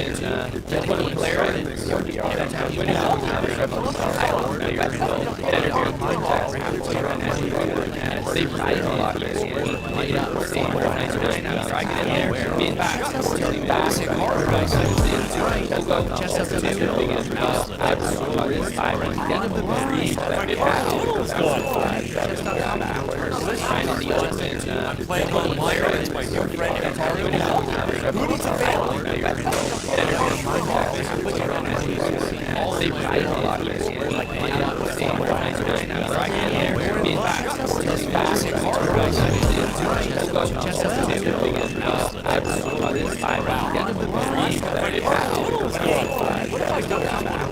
Brand in the open. It's one of the players. Or just that now. We now have our pile of members will better fair play chess after Pranesh, they prepared a lot, and we committed for 499. I would drag it in there, so being fast. We are back with Neuro Gun this chess.com open. They have the biggest deal ever. Chess up, you did it. You made IRL chess cool again. You got it, Danny. And how do you know my name? Play chess today on the board of tomorrow.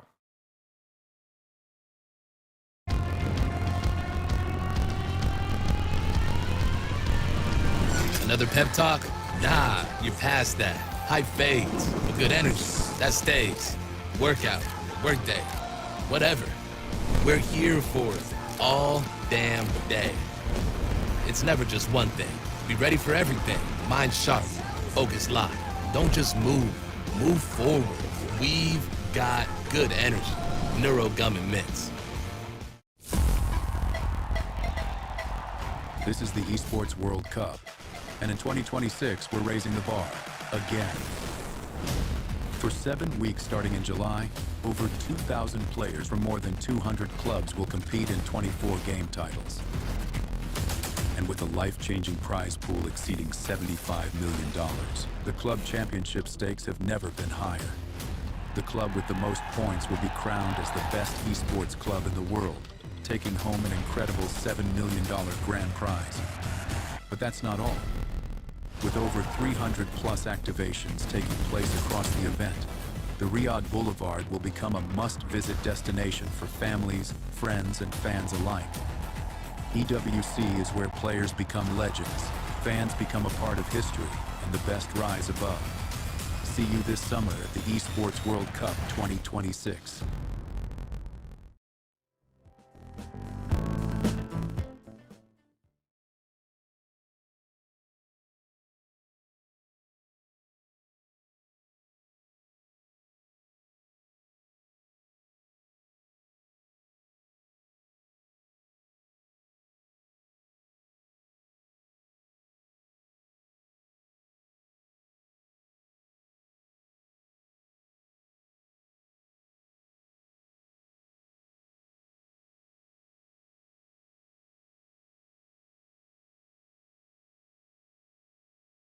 Top of the table with 4 points, but is that the name that you're looking at for the top spots here? And do any other names stand out that might be lower down in the pack? A lot of names that stand out. I'm always a bit impartial to new names and seeing someone that we haven't seen before in the tie breaks. In terms of all the standings, Vidit, who we just covered, would be great to see. The way he's playing, could see him. That'd be one of my predictions. Yu Yang, Esipenko, Artemeyev, 3 out of 4 has a lot of strong players. I'm It really seeing does. this Ukrainian teenager, Ihor Semwenkov. I know he's very strong, up and coming. We didn't see him as much on Monday. But yeah, I'd like to see a mix. I'd like to see one of the lesser known names make it. That's a hope and prediction. Yeah, absolutely. I think another name that probably isn't even a surprise to people, but I just think it's so impressive to highlight that Wesley is right back near the top of the standings after the result in the first play-in. Just makes me feel that if he doesn't get in this play-in, he'll be back in the next one, and he just delivers those consistent, strong performances every single time. Doesn't seem to be affected by the previous results, which is an amazing skill to have. As we take a look at the bird's eye view here, the games are in action. A couple names that you mentioned there, Yu Yang and Daniel Duvov, actually matched up against each other here, and up in those top boards as well. Bach and Vidit matched up in what looks to be quite a level game thus far. Yeah, Parham, Levon, Bach's doing really well. I mean, when I say I want a lesser known player to make it, I mean the incentive here. Everyone wants to go to the EWC, but truly, for many of the names in the top 20 in the standings, if you make it to EWC, to be blunt, the minimum prize there is more. Let's say it's 50,000. That's more than the average GM makes in a year. Like, it's life-changing money for a lot of these players that don't have opportunities very often, and there's far more good players than there are tournaments. So the incentive is pretty serious. It could be really life-changing. With EWC, players can get signed to esports teams, but again, the prize fund is so large. It was like 1.5 million last time, I believe, around there. That 50,000 minimum prize, more than the average strong GM makes in an entire year, and that's your minimum prize. So it really is. It really is an opportunity for some players to make a living. Yep. And Parham, he's got the best spot right now, sole leader, but it also puts a target on your back. And he's up against Levon, who Levon just played a really tough game, tough draw against Vidit, but he has been playing some really exciting chess thus far. I expect a wild game between these two, and even so far, the opening has been a little bit unorthodox with full central expansion. Everything has been blown open here. That pawn on b5 also keeps the knight on d5 secure. There's not going to be, for example, knight takes d4. There's no pawn to c4, which would normally be a problem. So the extended pawn here is helping out, but it also makes me think, what about a move like a4? Can we dislodge this pawn and try to get the c4 move? Yeah, let me play a4 and c4. And it brings up an interesting question because how much do we want to win that rook? That's right. There's positions where, again, the fianchetto bishop is worth quite a bit. Black can sacrifice Levon's certainly no stranger to that to get dynamic compensation. But you're right, and Parham's a very provocative player, very sharp player. He's certainly looking at a4. That's the most aggressive response. If you can't play c4, it's just so important. If you're ahead in development, you need to try to punish your opponent potentially, and that all revolves around dislodging this knight on d5. If Levon gets the castle and things stay the way they are, Black is comfortable. Black is developed. Now he's castled. Black has b5, which prevents White from gaining space. When it comes to center, White has no e and d pawn, so there's no way for White to like push these pieces back. So really, looking at this position, feels like the fact that Levon's castled without giving up any weaknesses, that's a serious accomplishment. Black looks firmly equal here. Yeah, agreed. The pawn on b5 stops c4. It can move up the board to b4 and further restrict all of those queenside pawns. The bishop, also on c1, does not appear to have any easy place to go. Bishop g5 would just get met by h6. Yeah, we see the c file opening up completely now. And Levon, I just today so far so impressed by his games because he's a fast player, and I mean the fact that he is the most experienced player in the field, and you know, intuitively handling these positions, because it is intuition. Rapid it's a combination, but a lot of these positions, his dynamic feel for chess is really paying off, where he can make quick decisions that are just accurate at the right time and place. Even here, Bishop a4, Black has an active position to work with, and against a guy like Parham who likes to attack and lead himself, I would say this is already uncomfortable because what am I attacking as White? Levon's not giving. There's no weaknesses here, and I just expect Black to just further extend his bishops. Eventually, you want to bring the queen out and bring your rook to d8. And then the question is, where will Parham place his queen? Because his pieces are a little further back right now and not in their optimal locations. Yeah, that's true. Even in this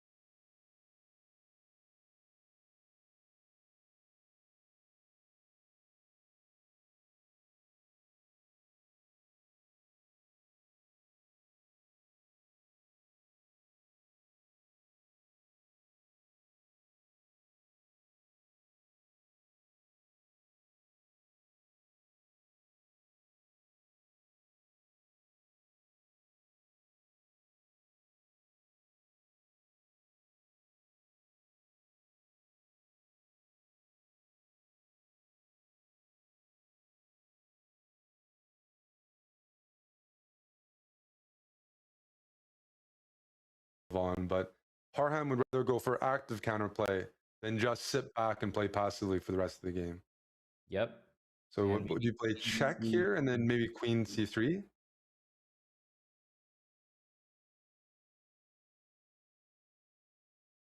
So now Parham needs a move. Oh, but to have to move that rook again, that's not what you wanted to do. This King requires precision. G7? Threatening rook takes f7 if king Yes, g7. And that's some right. tricks. Parham's a tricky guy. That's amazing to even find the resource here because King G7 is the move you're thinking of. He plays Queen C7, the best move. Levon's playing so well.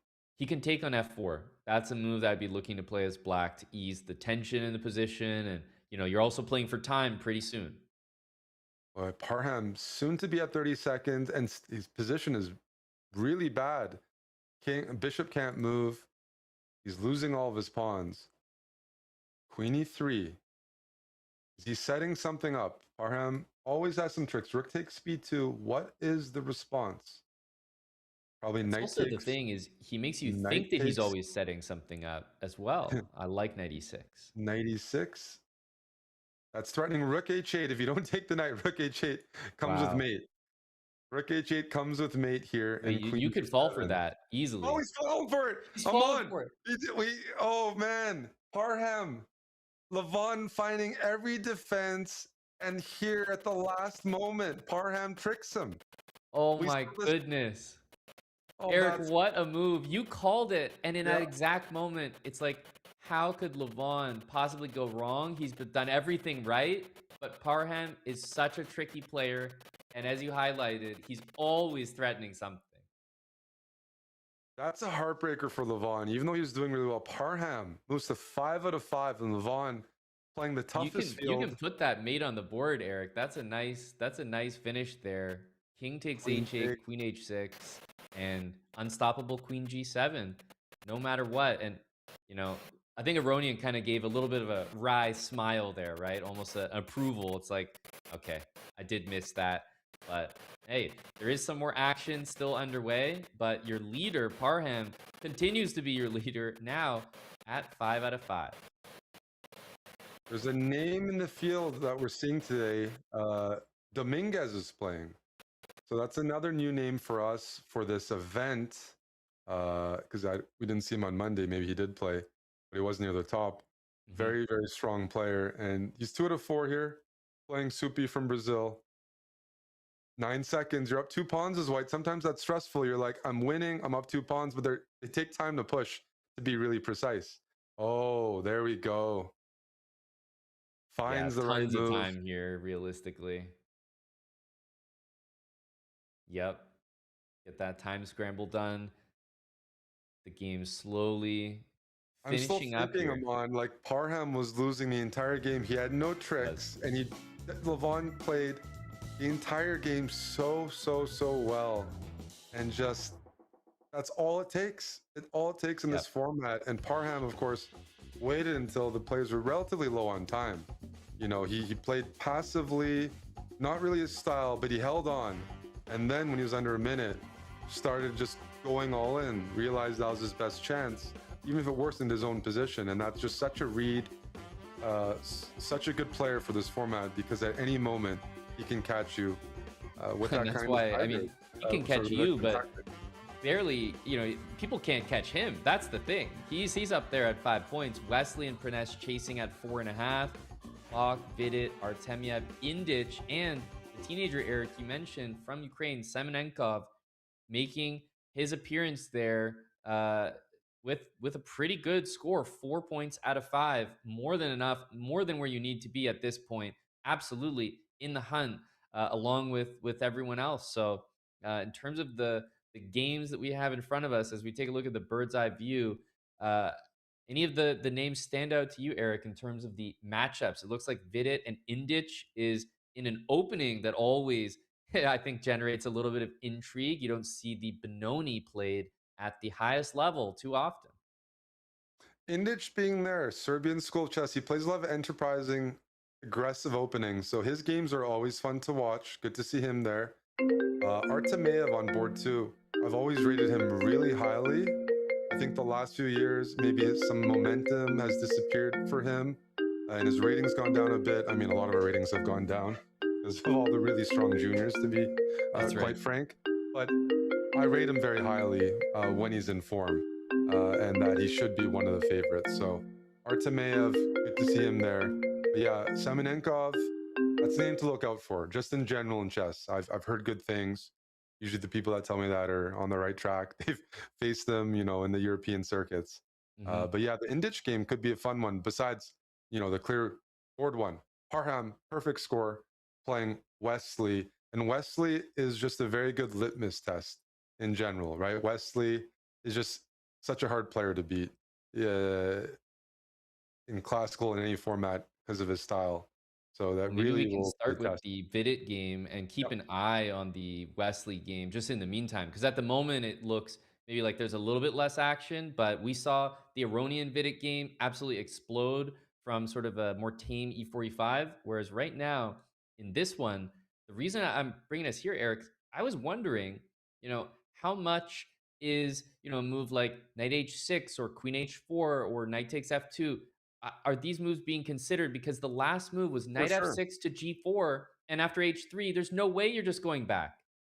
No, definitely. These are standard Benoni ideas. Benoni players playing a risky opening have to be really sharp.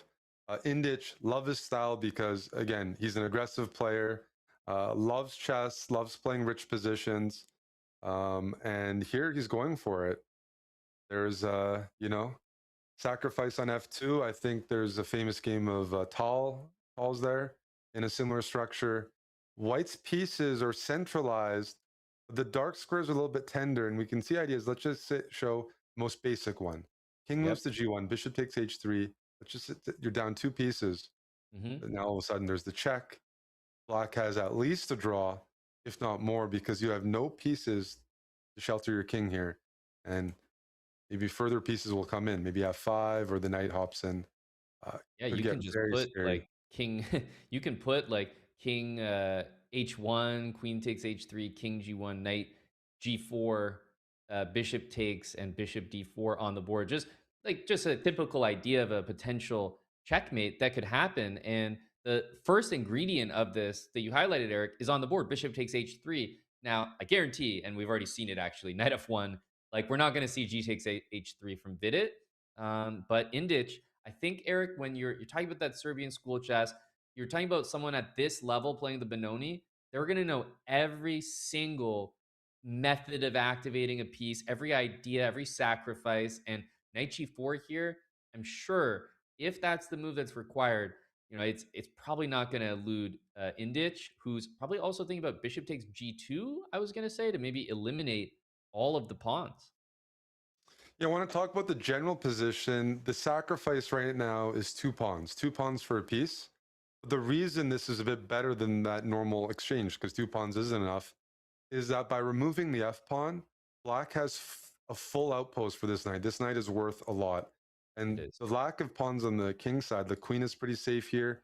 So it's a mix of weakening white's king, but also improving the remaining pieces for black, which are those dark square pieces. The fact that g4 could be an outpost. You can play h5 at some point, keep the knight here. You have a steady spot on e5, maybe for your bishop in the future. So the quality of black's pieces helps justify this exchange sacrifice because they're on, secure squares, and that gives black time to further the attack. It might be h5, it might be f5, but it's nice that there's no f pawn to kick this knight out. And yeah, bishop g4. You like knight g4 there. Usually, white's okay to trade off that knight.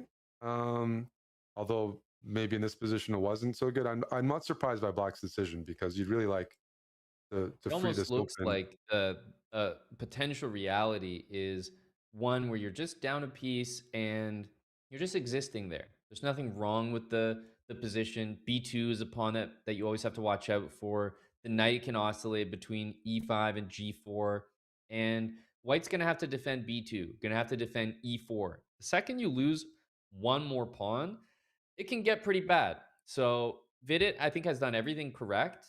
You can't fault anything that he's done. He's going to have to deal with a defensive position, but I actually think he's done a great job so far. But a defensive task is never just a couple of moves. It's a whole game, and he's got to continue. Definitely. I think he's both players are playing it well, and it comes into play which position is practically easier because again, it's a piece for two pawns, but as you've highlighted, E2 is loose, E4 is loose, and black's pieces have just easy play and healthy squares. So what do you talk about when an opponent sacrifices? You would like to trade off attacking pieces, trade off into Mhm. an endgame. It's just simply not easy here to trade off pieces. And it's also not easy to figure out where you even place your rooks as white. Um, Black's plan, just harass e4, harass b2, use this knight. There's always these dark squares, right? There's always this like, this check is attractive, but doesn't quite work. So Vidit playing with fire, but it might be the right read here. I mean, h5, I wouldn't be surprised to see secure that knight. Yep. And I think Vidit's goal, as I said, trade off pieces you'd like to do. Black's job is to avoid that. Knight h2 likely to be played. I think you don't want to play the game where this knight is just chilling on g2, always ready. Sorry, g4, always ready to jump in when you're not paying attention. I'm expecting Vidit to look to trade. You could queen e2 is fine first. h4 is not really in play, but the compensation is just it's not tactical necessarily. It's just long Yep. term as well because of the weaknesses and the strength of black's pieces.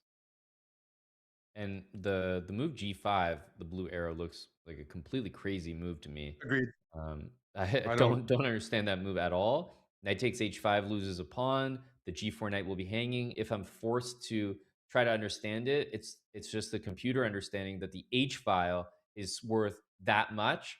But I don't think any human's coming to that conclusion. Yeah, that's a really hard move to play. I like to say rook a3, really lovely move, because I was mentioning white's rook is on e1 is good, but where do we place the a1 rook? Vidit's answered the question. He's playing rook a3. It can support this bishop. It can slide over to f3, but also sometimes if black goes pawn hunting, it might be a Yep. quick way for white to activate on the b file and take b7. There's some tactics involved there because you could take, maybe play bishop c3, and that's reflected in the clock. The Exactly. sacrifices yielded a 2.5 minute time advantage for Indich. Again, his style definitely fun to watch because he's willing to take risks that not everyone is. I like rook f3 first because I was thinking that rook b3 would be met by bishop e5. So this move forces the queen away. And if you wanted to chase the b pawn, you could do so with the e1 rook now, rook b1, and rook takes b7. And still the same idea of knight h2 or knight e3 to trade that knight is available. So it seems like rook takes b7, maybe knight e6 afterwards. You're actually starting to Ooh, generate your own I like serious that. counterplay. Yeah, this rook wasn't part of the game, and a couple moves later, the rook on f3, really good piece there, and Vidit gets into the queen side and shatters the pawn structure. Queen h6. This feels like it shouldn't work. Like I don't typically see an attack work when the queen is. I mean, I think Behind you the needed to pawn. play that because knight e6 was coming. There is maybe h4 is a move, but I feel like something you've mentioned, knight e3 might be playable right now, or knight h2. Yep. There is g5 in certain positions too, although I was going to uh, say at this point, g5 is more understandable because the h pawn is now protected. But somehow this has felt like just a great, solid game from Vidit. He's handled the sacrifice really well.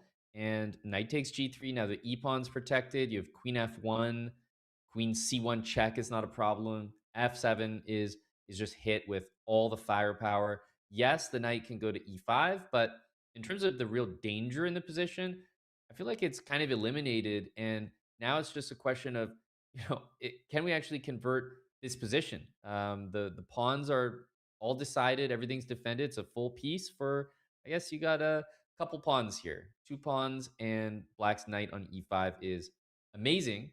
And I was also looking, Eric, at the bird's eye view. Semenenkov, he's in a really weird position, but it's so early in the opening against Bach.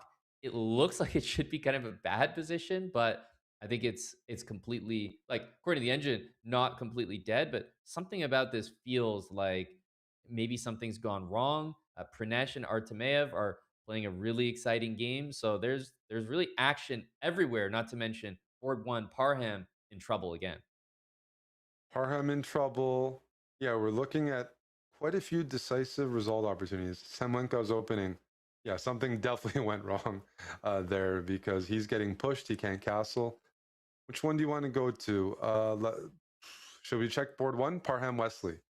This is Because, our, for the lead yep. here to maintain it. Parham kind of in a similar spot that I feel like he was in against Aronian to some degree, where he's got some kind of counterplay. You never feel like he's out of the game at all. You can't count him out. But at the same time, look at the position here for Wesley with the black pieces.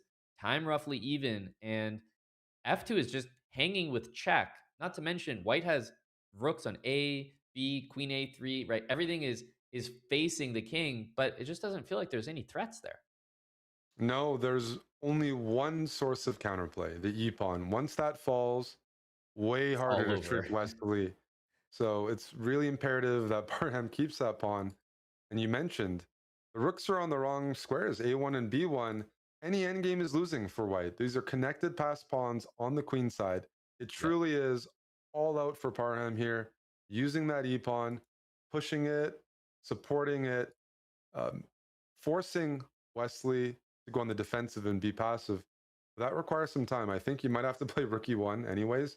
Like defending right. F2 is really hard because even if you play queen G3 check, black will just offer a queen trade at any moment.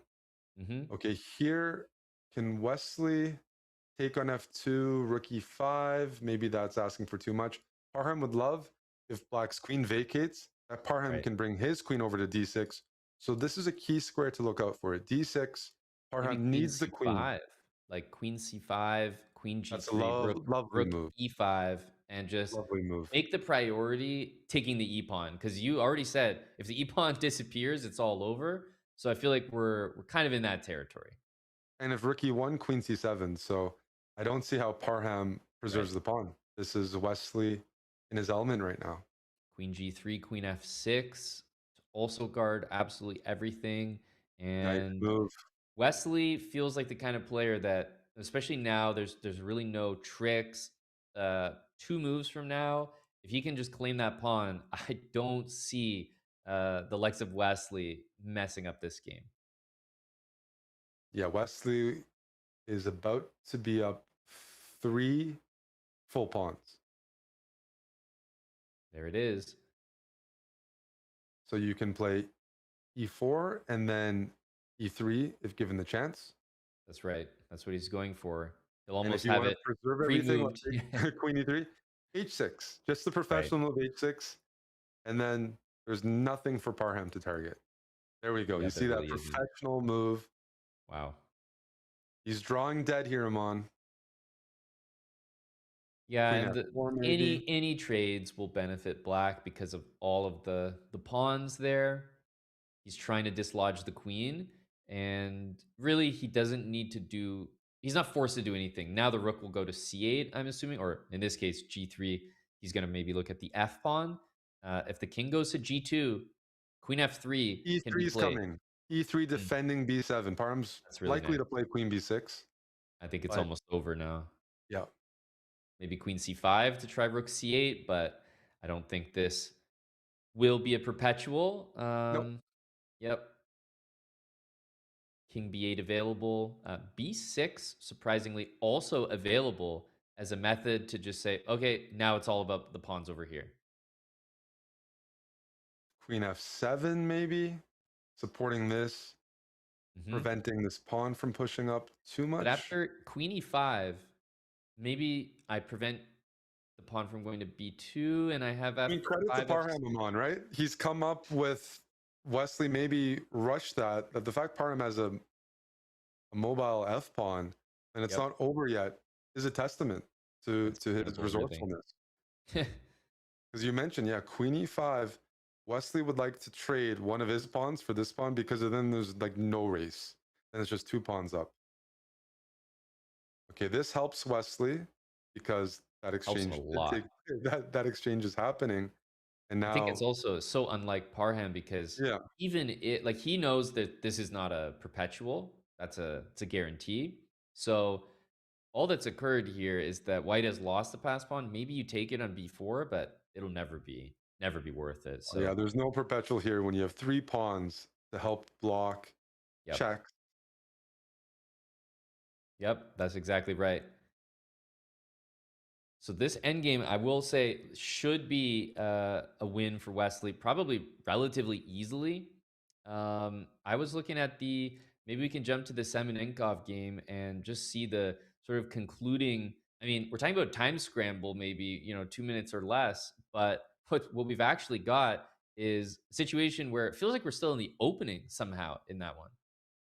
I think Black is still in the opening, which is how bad his position is. I'm not sure Yeah. about Bach, but he's completely winning here, up a minute. These pieces are really sad to see.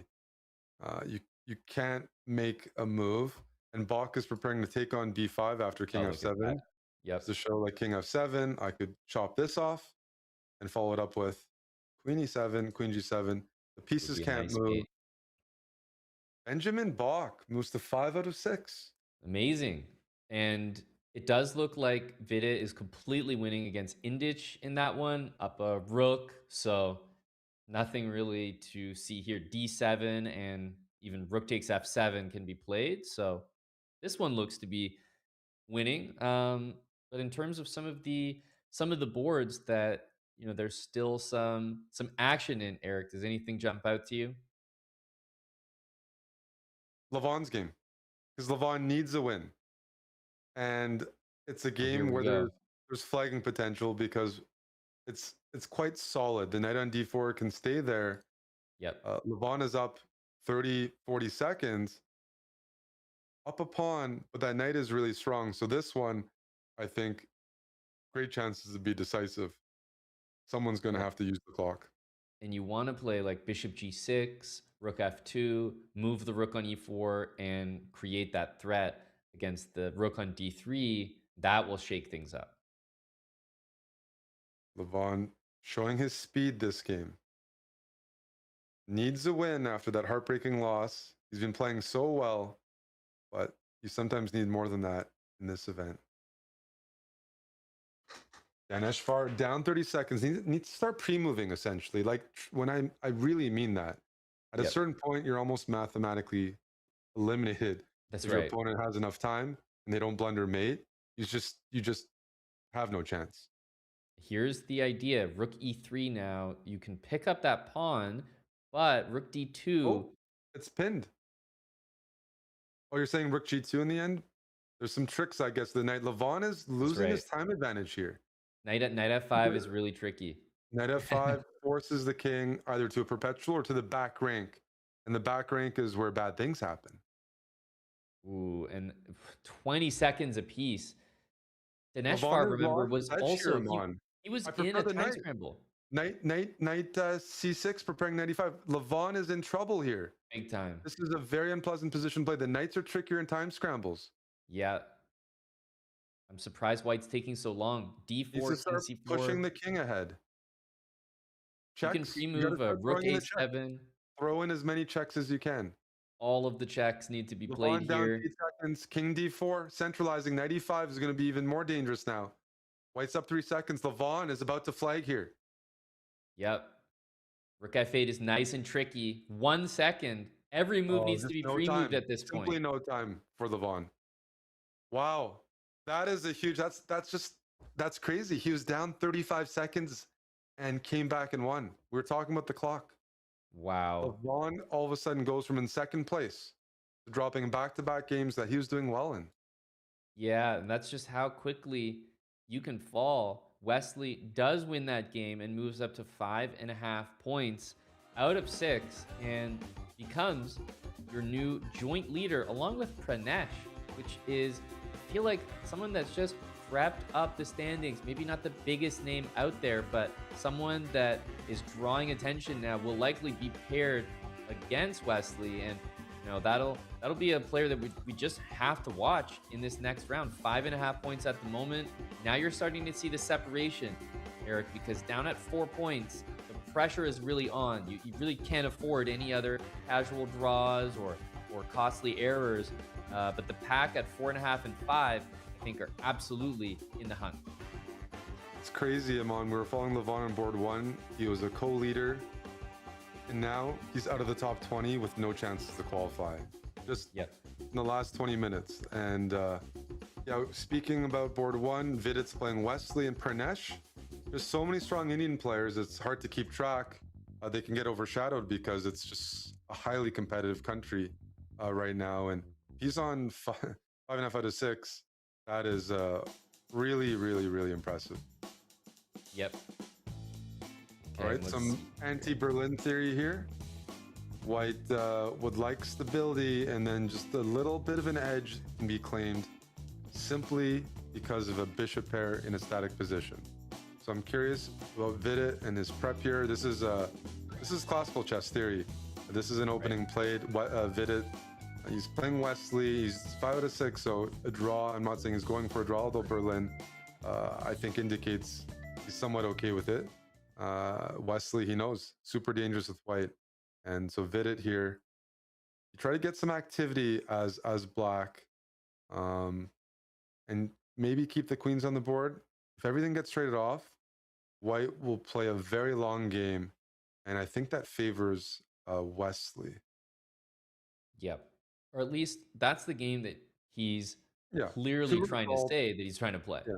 Yeah, 2 results where usually white's a little bit better or it's equal if black doesn't come up with some activity here.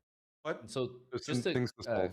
Just to clarify, because I was even wondering, why they weren't matched up against each other. Pranesh and Wesley are the reason that they don't have perfect scores. So they already did draw. So that was the matchup that already happened, which is of course why they're playing other players and not each other, despite both leading the event at the moment. And Pranesh is up against Magsudlu. I was going to suggest taking a look at that game. Pranesh, a player that we haven't looked at yet in this event, and just looking at the position on the board, ultra imbalanced, which I think we've come to expect from Parham's games, but seeing Pranesh here now as a participant, definitely a game to look at. Definitely. Pranesh is that player I'm talking about. This tournament, EWC, is such a big moment, such a high ceiling for a player like him to try to qualify for. And so if that's your mentality, you're playing your best openings. When I say how important this tournament could be, like that means like this is one where Title Tuesday on a week-to-week basis depends. But here, the upside of a chance to qualify means play your best openings, leave it all on the chessboard when you're playing these 2,700 players. Pranesh here, yeah, sharp position. You see the potential. Black has a bit of presence in the center. You could even see it in some positions at 5 at the right moment. You have to watch out for your bishop being trapped. On the other hand, Pranesh has the queenside majority. Yes, those are double pawns, but still a pass pawn. And that could be a weakness if it doesn't make its way through, but it could be a source of just initiative where you trade everything off, you support your pass pawn, and Parham would have to take a defensive stance and at least respect the pawn. It's a imbalance for sure. It is. I find myself a little surprised by the quick decision of knight c6 and b5. It feels like black's pawns actually become more mobile here. And yeah, bishop f4, queen d5. We're hitting g2. We're hitting c5. Also d4, d3. Suddenly the a1 rook will be under attack. Just a lot to think about here in this position.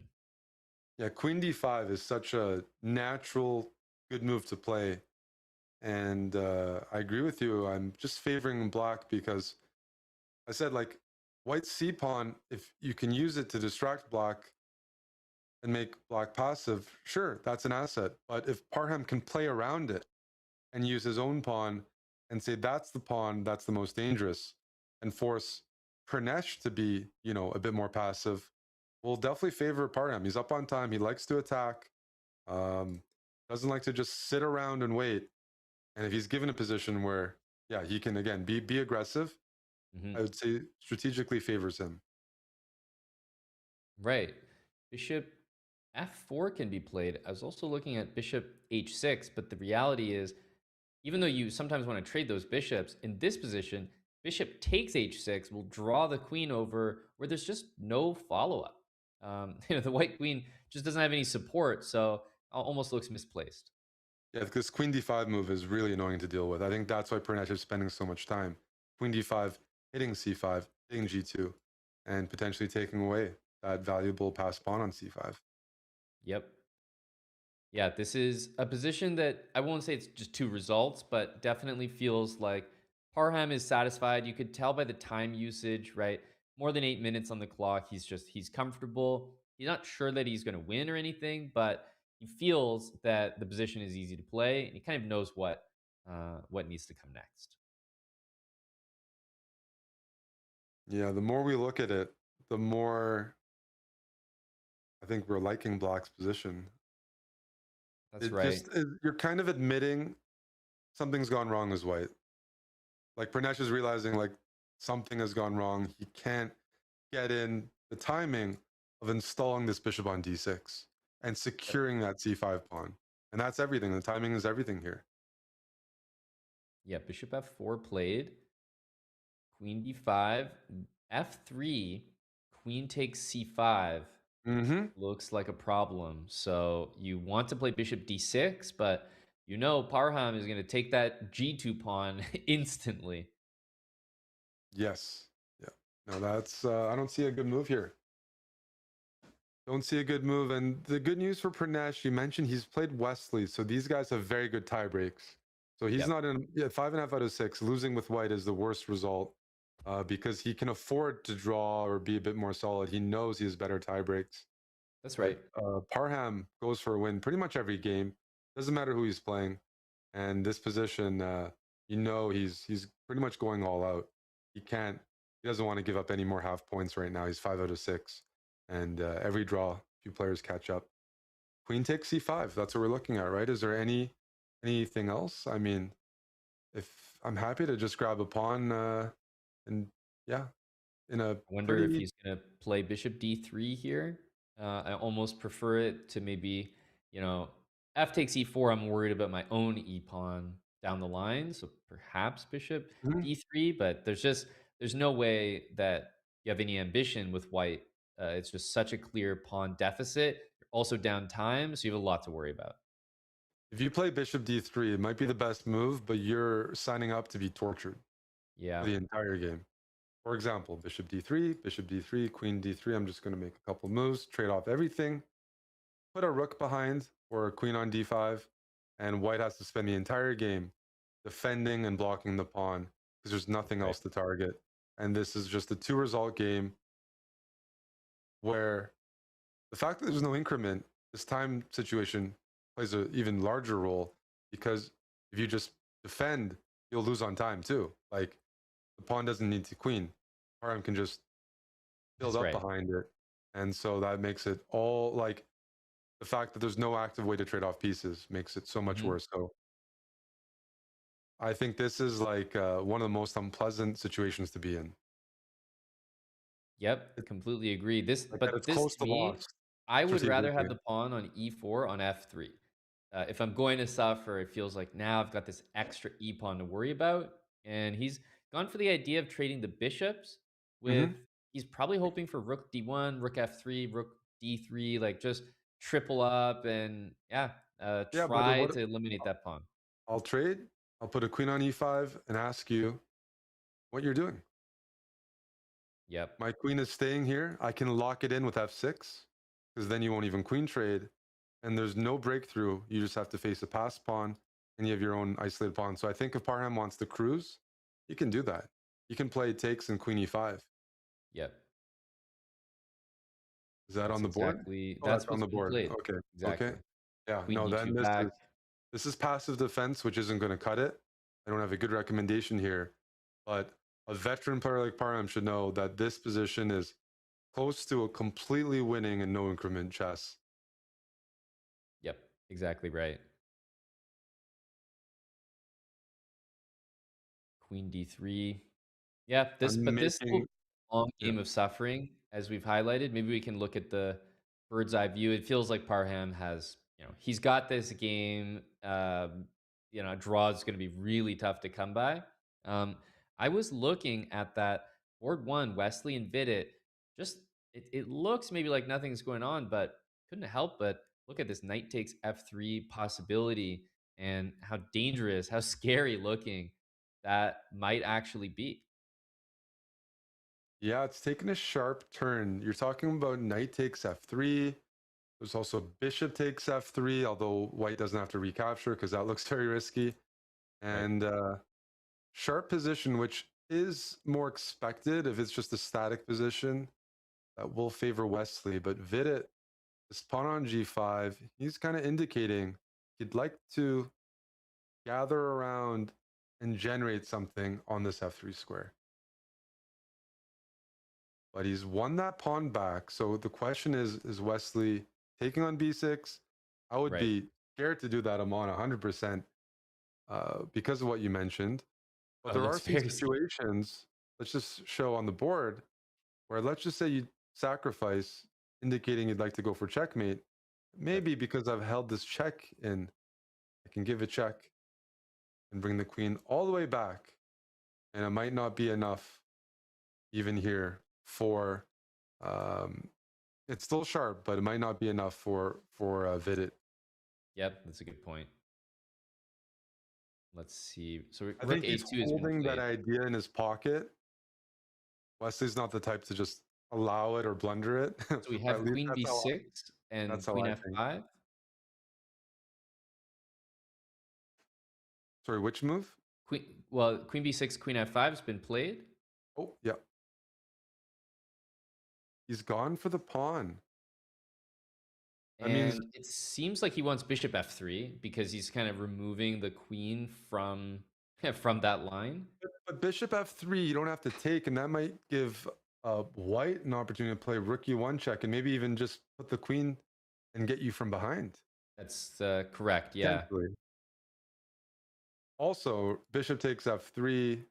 If queen takes h6, threatening mate.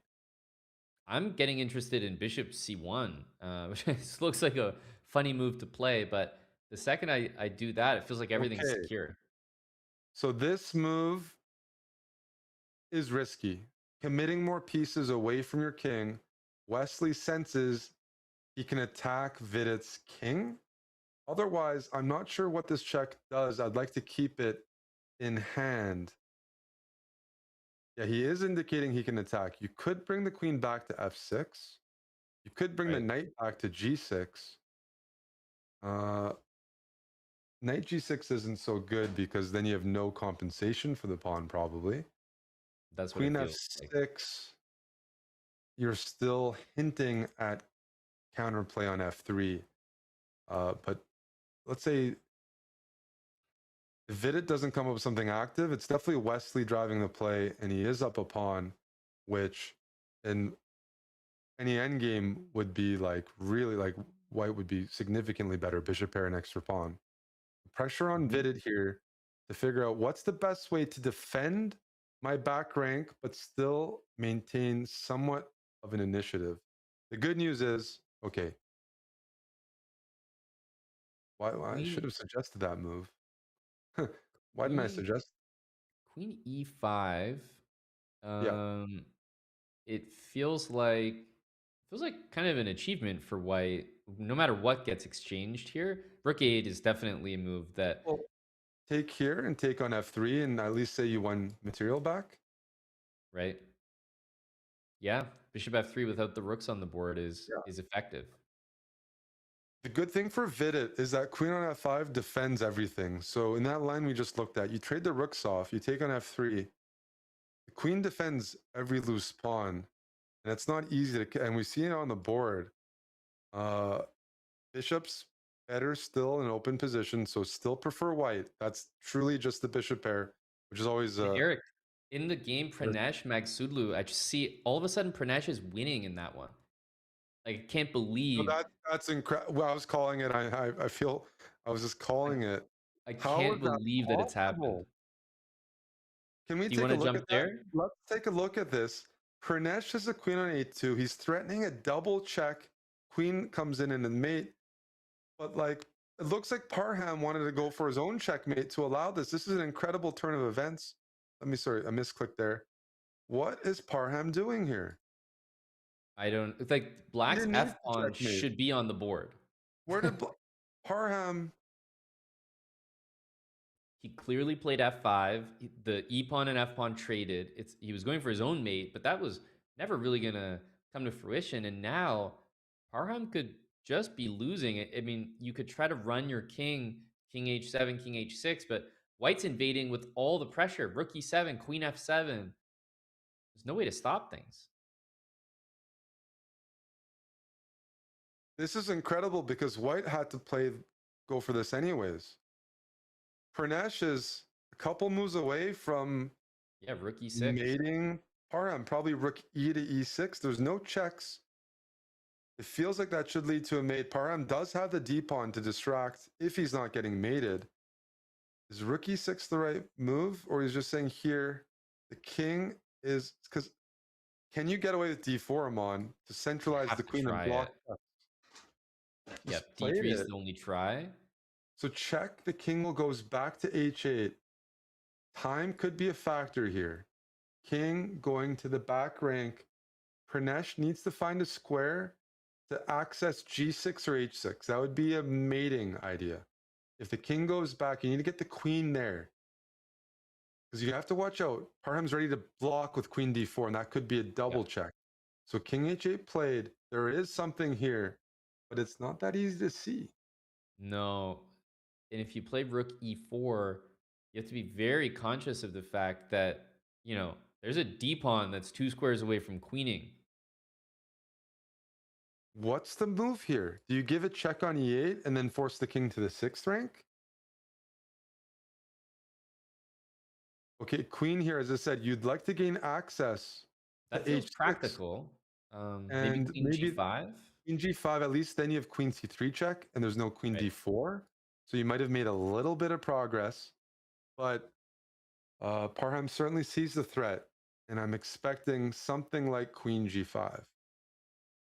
Okay, this guards H6, but opens up a lot. Now Rook E4 can be played, and then queen C3. Well, then Rook E4, there's queen F6. Ooh, queen F6. Yeah, maybe Rook E5.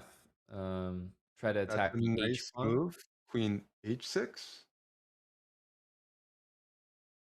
Okay, so now Rook E6. There is queen D4 check. Oh, that's a good move, though. Rook E6. Might still be the move, though. Queen D4, we can just move out of the way. Then we're getting H6 in. I think Rook E6 looks really good. He played... What's going on here? He did play Rook E6, Queen G5, Rook E3. Wow. So there was Rook H6, but the king would just move to G8. So not entirely obvious. And there's the risk, if your attack doesn't work, that the D pawn pushes through with the queens off. Under a minute for both players. Parham is putting up extraordinary defense here. Not getting mated with his king wide open. King G8. Buying some time. I don't mind that. King H2, H4. Or preparing Rook G3. H4, Parham finds it right away. Rook G4 coming in. And you can't trade rooks with Rook D4 because the queen hangs after a check. So this is a big accomplishment.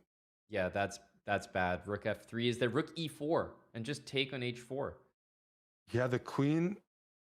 Parham's fighting on, though. No, he's really done well. He can check. He can check and bring the queen back. Check and bring the queen back, right?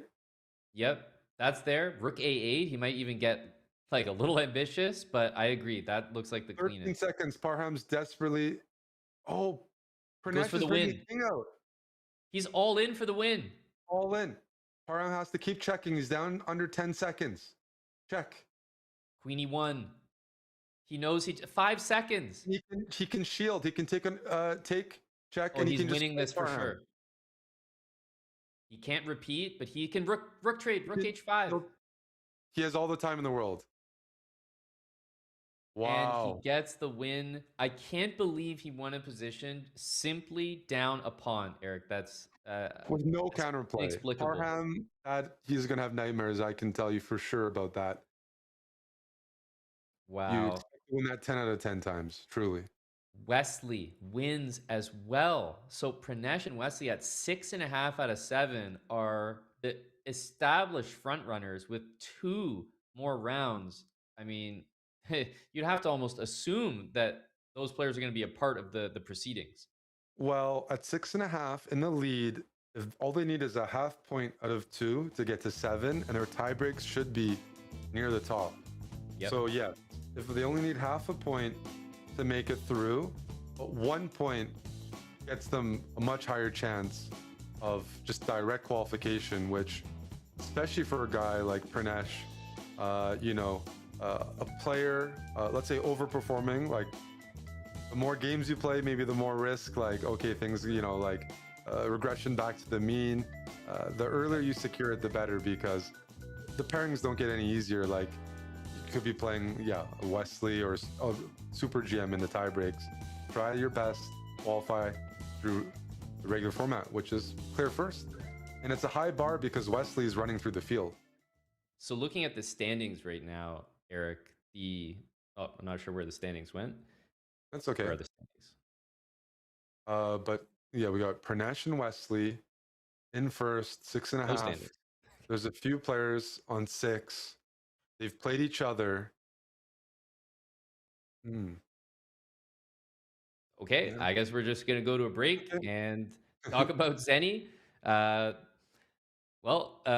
we're gonna go to a break right now. It is after round 7. I think the players also get a fair play check.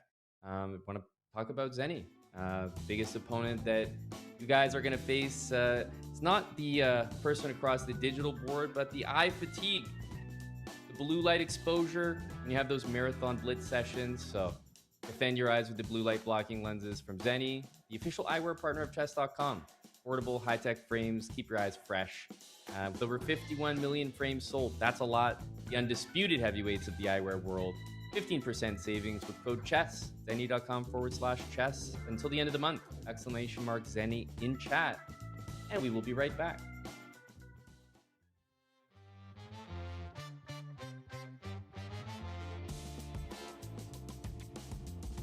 Folks, have you ever looked at me and thought, oh my gosh, he's so handsome? Thanks. It's probably the glasses. You see, I've worn glasses for most of my life, and in recent years, I've been wearing Zenny. Zennies are affordable, reliable, and they offer thousands of options. Also, nowadays, most of us spend hours staring at a screen, whether big or small. So I add blocks, which are Zenny's blue light blocking glasses. And remember to get your eyes checked regularly and avoid straining them for too long. But as far as glasses go, I love my Zennies, and you can try some today at Zenny.com/chess. And maybe you too will look as handsome in yours as I do in mine.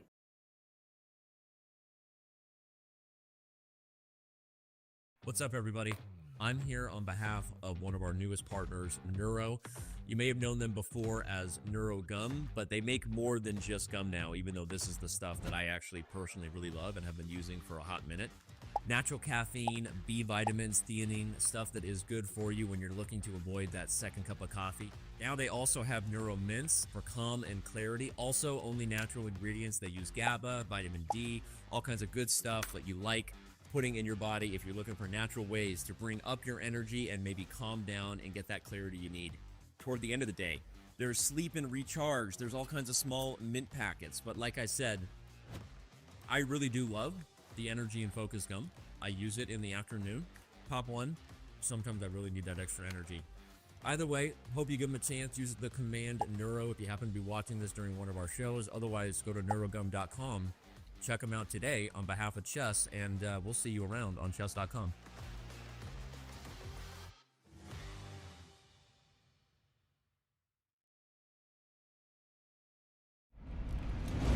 The totem holds the moments that defined champions. Plays that became history.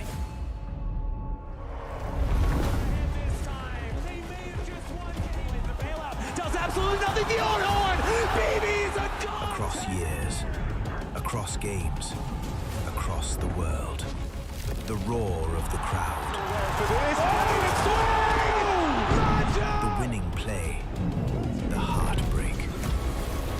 Moments that turned players into champions. Trying to be feeding through here. He gets through. Moments that never fade. Is it going to be good? Yes, it is. And Weibo will. As echoes of the past grow distant, the next chapter begins. A new challenge unfolds. Who will define history? Who will rise above?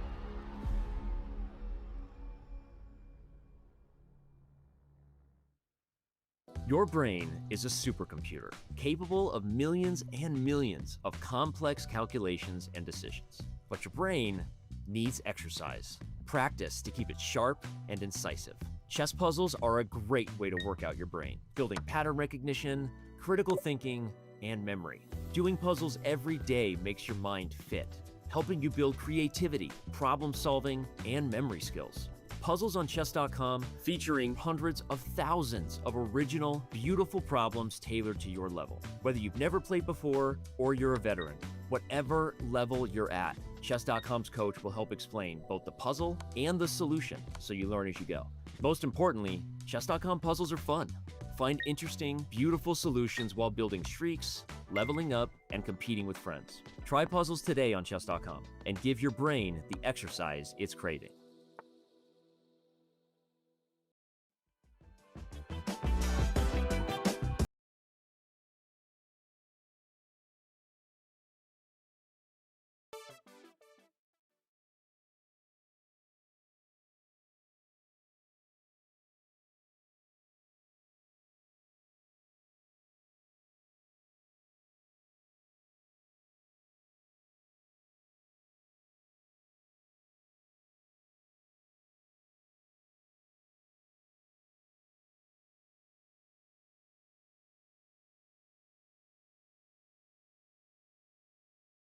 There's still a lot to play for because that third spot is going to challenge whoever's in second. And also between those two players, it's a huge difference between first and second. You get a guaranteed spot through into the playoffs versus having to play more matchups.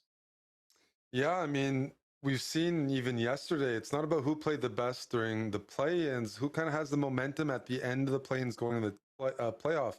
You can have a fantastic event, play the tie-break. It's just a 2-game tie-break against a really strong player, and you can just run out of steam. You'd love to get it in first place, and you mentioned it's a 2-horse race. We've also seen players get eliminated with 2 losses. So you can go from first. Pranesh is tied for first right now. He loses next 2 games. He's out of the running. So you have to just be on. It's such a punishing format that you have to maintain this level nonstop for like 3 hours. And he's playing a fellow countryman, Arvind Chithambaram, who's a super GM and no slouch in this format. So like one game after another. Actually, it's like that Hollywood movie that won some awards this past weekend, one battle after another. I think that kind of describes this event quite a bit. So, Pranesh versus Arvind. Also seeing Nihal Bortnik. Another appearance near the top of the table, and we remember just such a kind of heartbreaking finish. It was maybe in the penultimate round his game against Abdusattorov that just couldn't get converted properly. That could have sent him into that final matchup. So himself against Nihal here, absolutely critical to perform in these final matchups. We do start to see a little bit more draws near the end of the event, but guess what? The players that come away with the wins, those are going to be the ones that actually make it further. So I think we're probably in for some exciting matchups, but Pranesh and Wesley, they do not need to win, so they might be playing a bit more cautiously. Yeah, and the players, because they're ahead, they both have black this round against players that need to win. If you're on 5.5, you're on or 6 points, and you have white. This is your last white of the event. You have black in the last round, so take your chances here. Must win with black is a much taller task, and we have the game in front of us. Yu Yangyi. We haven't featured any of his games yet today, but another one of those like super GM participants that can beat anyone on a good day. He's a really tough style where he likes to grind you down in pretty symmetrical positions. I mean, he can play very sharp.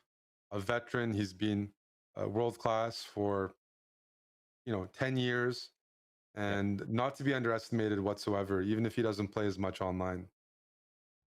And always important to remember as we get into these final matchups that it is computer tie breaks that are going to determine second and third. So, as we saw in the first play in, you can be tied with the same score as second and third.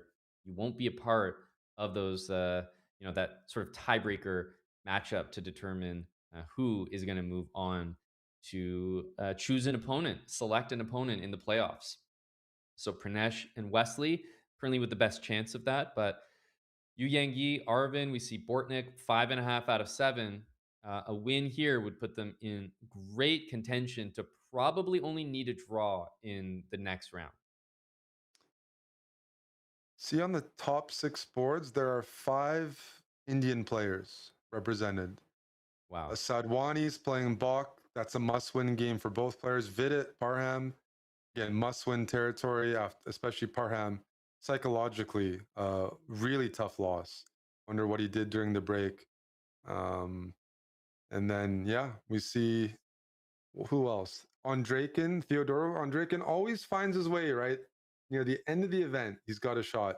He takes losses. His style does, not just going to win and draw his way through. But here he is with a chance as well. That's a name to look out for because he's another one of those veterans, elite rapid player. In this position, Amon, speaking of, Yu Yang Yi, Wesley. Yu Yang Yi played knight b5, looking to play knight c7, forking the rooks, and g5 as a response by Wesley. I like it. It doesn't feel like it's a usual Wesley move, which means he's familiar with it or knows the structure. He wasn't happy with the other options, which I wasn't quite sure about. Why maybe you couldn't respond normally.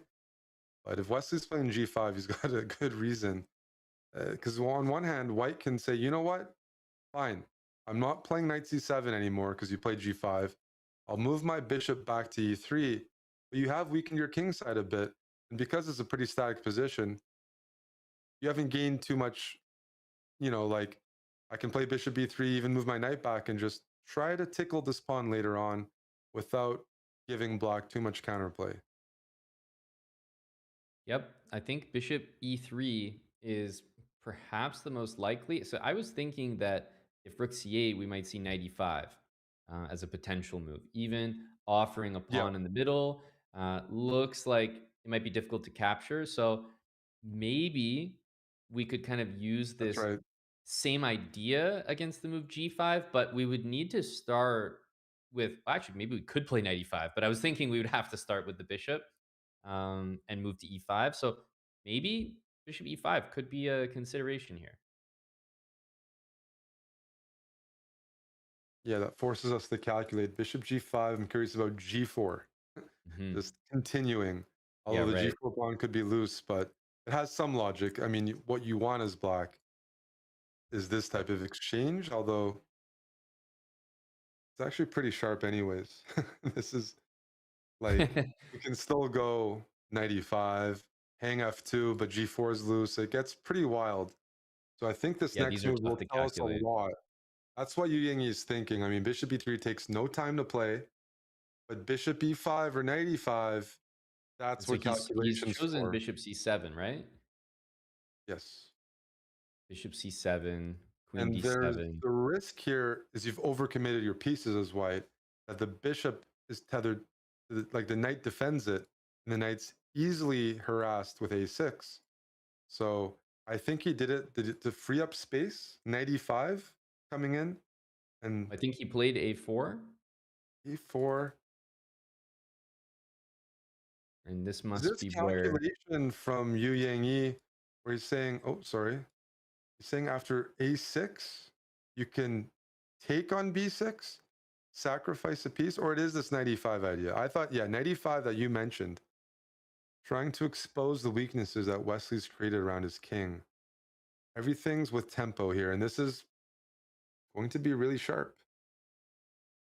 It's interesting because I've been feeling kind of confident with this knight e5 move that it is the right option, and feels like black's position has only gotten more loose in the meantime. But what a weird way to play it, right? To do it now, knight e5.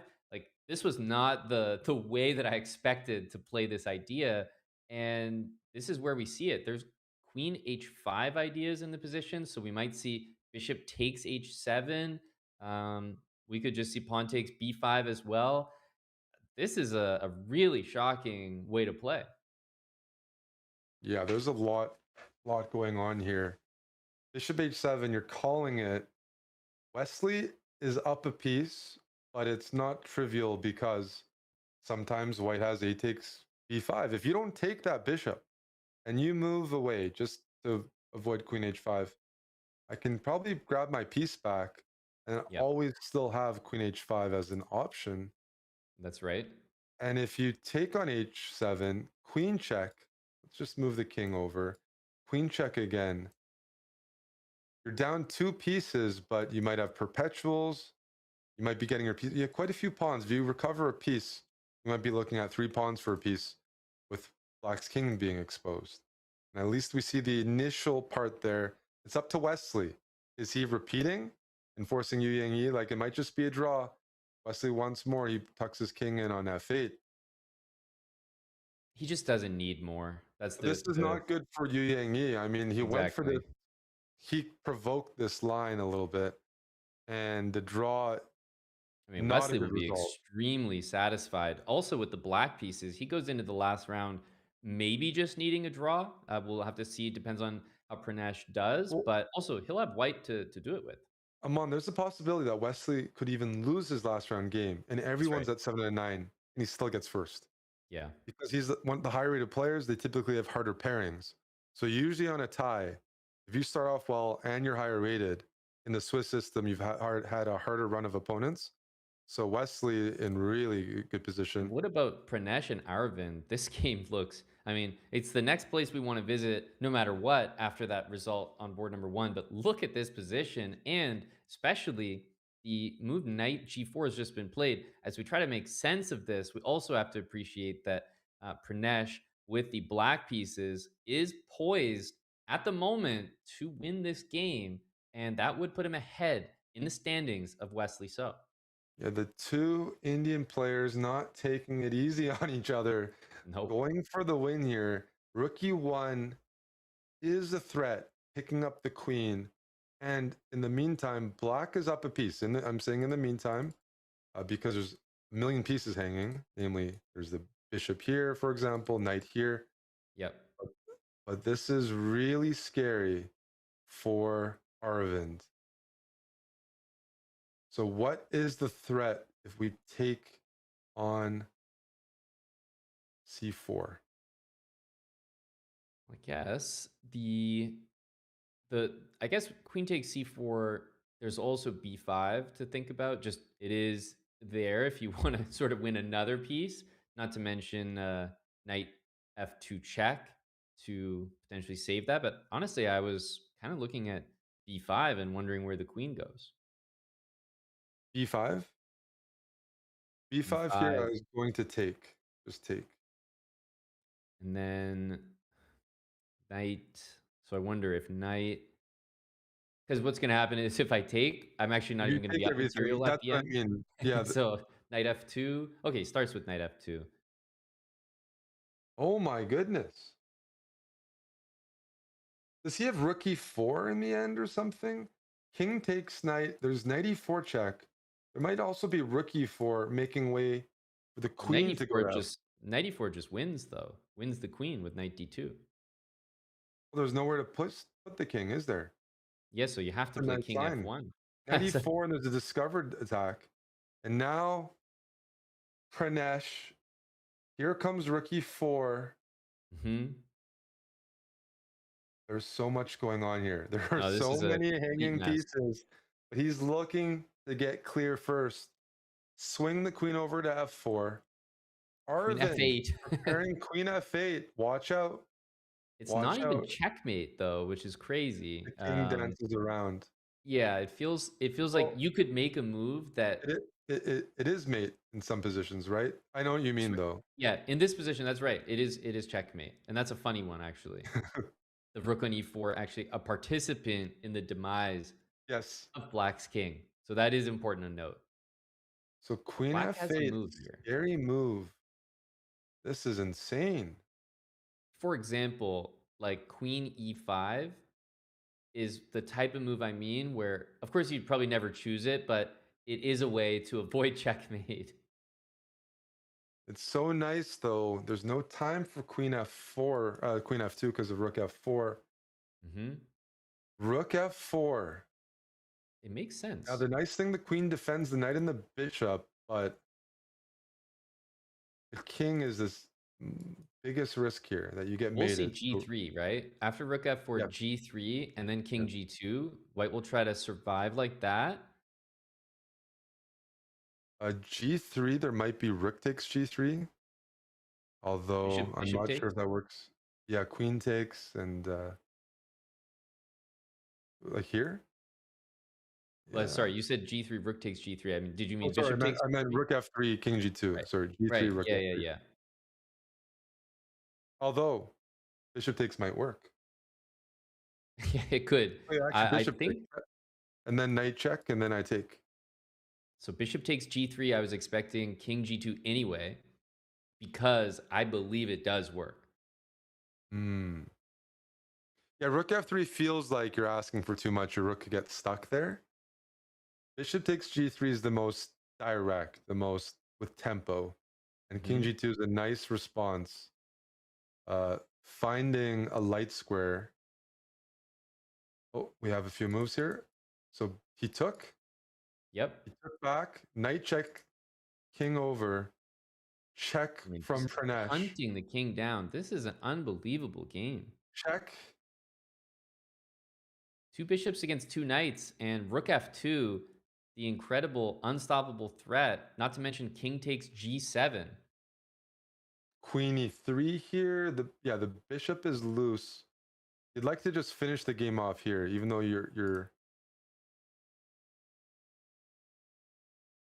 So maybe I'm looking at like queen e3 to start taking with check.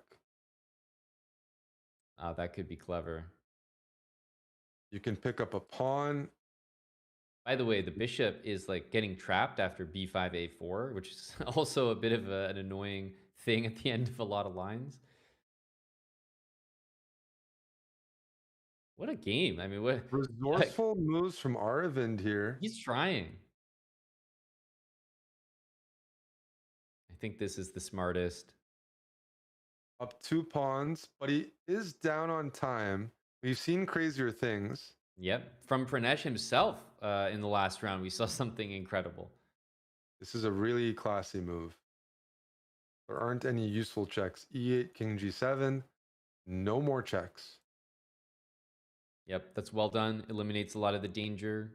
There's also queen d3 to look to trade further. So bishop d1 looks like maybe what we'll see. Okay, but this is a classy move because you shut the queen out and you also look to get your knight to a more aggressive square. So I'm expecting a check and then bring the knight to d4. That's right. I thought a dark square check, but just you're safe on the dark squares. This works as well. Yeah, he's just checking in general here, but I do think that moving the king all the way over has been a On the good dark thing. square and Finally then gets there. bring the knight in. Everything's covered. Really good technique from Pranesh. Bishop c4, b5, maybe? Yeah. You can see these pawns push, and the knight on d4 covers everything. So you can start to play b5. You can just expand. And the fact that there's no counterplay makes this so unpleasant because at some point, if your bishop gets harassed and has to go to c2, then we have check, check, picking up material in the game. Yeah. So Aravind is running out of moves right now because you can't afford to play bishop c2. Okay. Oh, wow. I So you thought can he play might queen go for it. d5 at the end and just win the pawn endgame. Like you can take the bishop as What, black what, and what, then what's going on here? He's trying to force the king this way to give a check from behind. What happens after king c2? he's forcing him to play king c2, which he absolutely will because king c3 allows maybe queen c1 for no reason. Yeah, but this is no longer as trivial as I'd wanted. So queen f4 is there. He keeps going for this. King c2. Only He move. wants a clean endgame. Oh, Arvin, that can't be right. You forced the king away. This should lead to mate. So queen d1. Oh, knight d4 is there as well. Where is the mate? Knight c2, king And then check e3. with the pawn.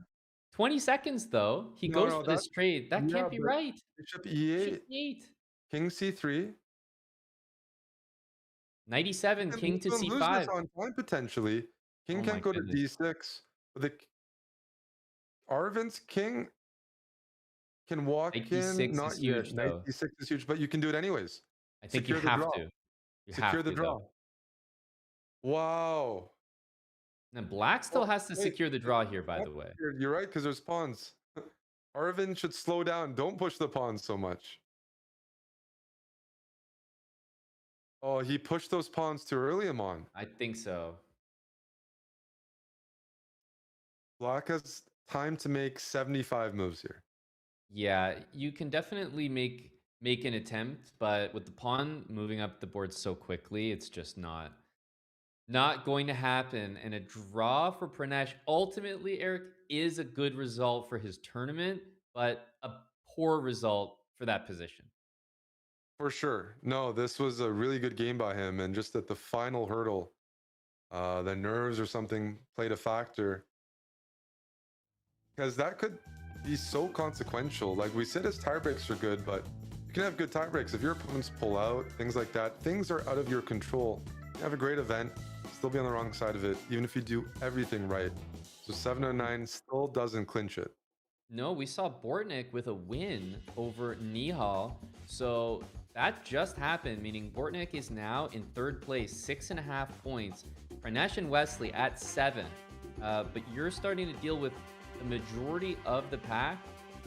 I mean, even if they get 7 points, Bortnik could have the best tiebreaks. I think Parham's tiebreaks are still going to be very good, but you're looking at a handful of players that just they're the only ones that are in contention here. Wesley, Pranesh, and Bortnik, the absolute best shots at the top 3. Those are the clear top 3 at the moment.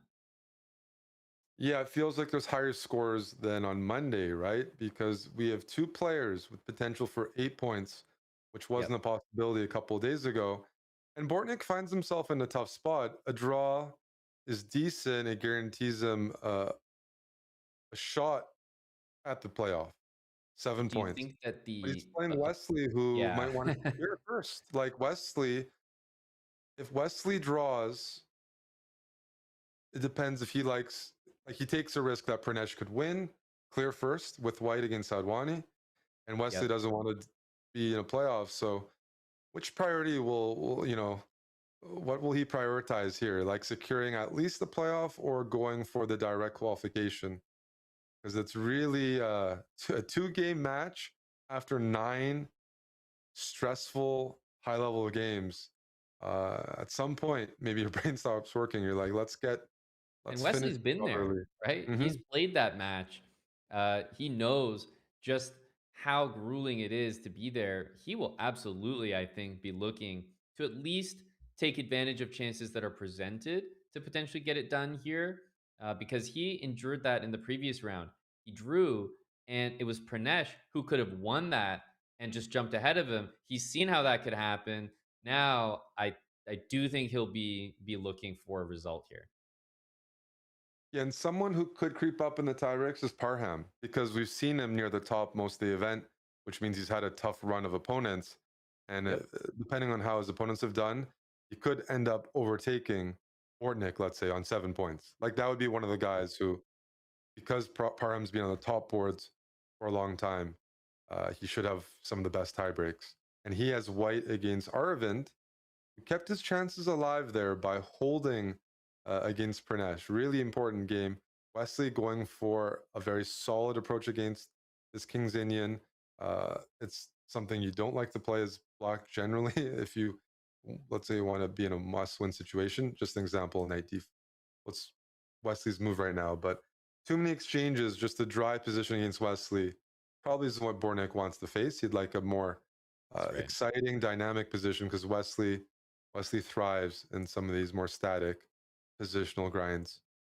Because he just wants to keep 2 results in his pocket. If he's playing right now and he sees Pranesh makes a draw, then he might be okay with the draw. He's like, I have better tie breaks.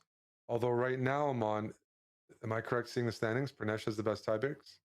That's why he's listed first. He is listed ahead of Wesley there, and be interesting to see how it shakes down at the very end because it is unusual to be the higher rated player and just kind of be up at the top and not have the best tie breaks at the end. So I'm curious to see if that holds, but that'll be a really big deal because we talk about how the computer tie breaks are used to determine second and third. Well, fact of the matter is they're also used to determine first and second. Yeah, I don't like this from Bornik. I thought he needed to play c5. This position is easier to play for white. You can support the c5 pawn. You've earned d6. And one of the annoying things in the long run is how does black get their bishop in the game? So I expect Wesley to support it with b4 and challenge the d file.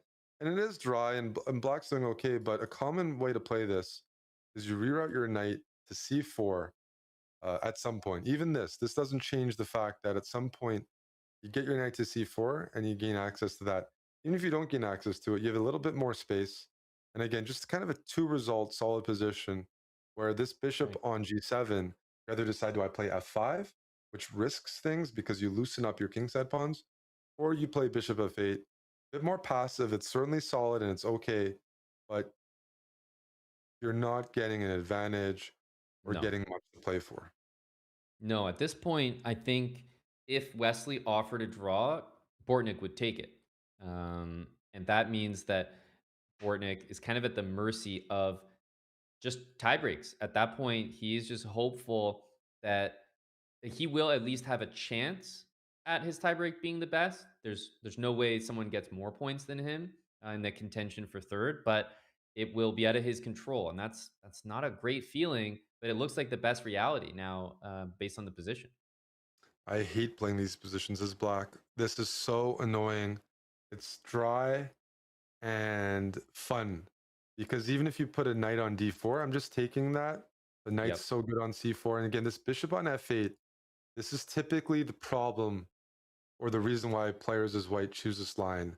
It doesn't have the biggest upside, but your position is easier to play. An update. Pranesh and Sadwani draw already. So that means Pranesh is at 7.5. I don't know how easy it is for the players to actually track other results or whether Wesley will be doing that. But that if he does, that's a lot of information. He now knows if he draws, he has a chance at first place. But if he wins, he guarantees it. And I'm not saying he's winning here. He has a pleasant position, and that's clear. Yeah, I mean, there's been criticisms before of Wesley sometimes that he's a bit solid. I don't think when he plays regular non-super GMs, that's the case. He likes to bully and beat up on us. Here, it would be shocking to me if he agreed to a draw just to secure a playoff or a chance at first. I think he has to grind this, keep the queens on the board. With the move g3, at some point, you're hinting at f4. But even if you don't do that, as I said, like in the long run, the bishop on f8 generally oscillates around here, covers d6, but doesn't go beyond that. And so the question is, can Wesley keep this type of position and make incremental improvements, which is a bit, it's running out a bit because of the exchanges. It's like, well, how many more moves can we make that like solidify our position? King g2 is at h4, couple more moves afterwards, and it's not so clear where that is. And the other question is Bortnik's mentality. Is he one to play queen d8 and offer a queen trade? Mm-hmm. Exactly. And I'm also just paying attention to the fact that at this stage in the tournament, Pranesh, as you mentioned, was listed ahead of Wesley. So if he saw the standings, he might actually be thinking, my tiebreaks might not improve in this last round randomly. I might just be second on tiebreaks with a draw. Maybe he's viewing it as a little bit more of a must win than than it actually is. It's, yeah, very possible. It's really, I don't think it's easy for the players to figure that out. So try to control whatever you can. And in this case, it's Wesley. Okay, he's just played queen e2, which indicates to me he doesn't have a plan, which is understandable because it's a very solid position. But yeah, Bortnik will offer a queen trade. And if you trade the queens off, this shouldn't be much at all, especially the fact that there's no weaknesses for black. Mm-hmm. The breaks aren't necessarily clearly better for white because you have your own pawns on dark squares. So if black gets the right setup, at some point could even harass these pawns on the color of his bishop. Definitely unclear. Knight a5, and can you trade queens and play knight d8? I would assume the answer is yes. And it's still not like a dead draw. You can keep the knight there, and it's a pretty annoying piece. Put the bishop on c3, create a weakness on e5. Okay. Again, this is why I don't like that position. This position's annoying. You play well as black, and you're still suffering. You have that weakness on e5. This knight can hop back to c4 at any moment and be a good piece. The good thing for Bortnik is he's maintaining a clock advantage. And that's a trade you probably do not want to allow. Bishop for knight. Bishop back to e3. King can slide over to c7. Again, with best play, and not even best play, but normal play, this is a draw. But if you play this on long enough and you get in time trouble, things will open up. The good thing for Bortnik now that f4 is being played is there aren't many more breaks left. You could talk about a4 for Wesley and b5 at the right moment, but he's running out of moves. He can play h4, h3. He's just checking if Bortnik will make a committal mistake here. Yep. Yeah, h4, g5. You can continue to isolate and make that e pawn a clear target, but you're just never going to be able to attack it more times than black has pieces. So it will always be able to be defended, and it makes me start to look at all the other names that could creep up there in the standings and earn seven points, which is where Bortnik is going to be. Bishop to d8 Amon, covering a5. You put the king on e6, and slowly but surely Bortnik's putting his pieces on ideal squares that simply don't allow Wesley to get in anywhere. Can you attack g6? No, you can't get your knight anywhere there. Can you attack e5? Yeah, with two pieces, and there's two defenders. Can you attack b7? Not anymore. So this looks completely drawn. Shall we check who else might make it to 7 points, which would be Yu Yangyi versus I think Oparin? That's a possibility. Yeah, that game looks, and by the way, it is a draw here. Repetition here, so good timing on that. That means that it's all open at 7 points here. Bortnik has 7 and should have tremendous tie breaks, but Magsudlu is worse in his game, and I mean, there's not much I can say that's good about this position for white. I think this is just, we're watching a win in action here from Arvind. 5 minutes up the exchange. The only thing holding things together here is that the knight on e4 is really hard to attack twice. That's holding things together for now, but it's looking pretty bad for Parham. I'm almost looking at ways to play like c3, pawn takes c3, rook here. Doesn't quite work. But black's looking for ways to dislodge the knight. Then you can pick up the d6 pawn, which is the only danger left in the position. Now, if you don't see a good way to do that, you could consider bringing your king in at some point. Maybe putting the rook on the f file. Okay, Parham, always going for the active moves, even if he's behind. But yeah, rook. Don't see anything wrong with rook f8 check here. Yeah, that looks quite good. Okay. White can't play d7 because then you just swing the rook over back to d8 and you don't have a way to defend that pawn. Yeah, you could try to say that you have an idea with queen f8 or queen c8 with the perpetual. It feels like white might want to play h5 and just lock in the king on h7 so it maybe doesn't run away. But that's about the only improving move I can see for white's position here. Yeah, Parham's running out of real estate. You know, I'm c3. Clever move. You know, if you take with the pawn, rook b1 and queen takes a2 is with check, and that forces the queens off the board at the minimum, if I'm not mistaken. Or the knight has to go back. This is an even better line. Ignore what I said. You're just threatening checkmate. Yeah. Much Now you better. need like knight f2, but this is the wrong direction. Queen a6, check. Take the pawn.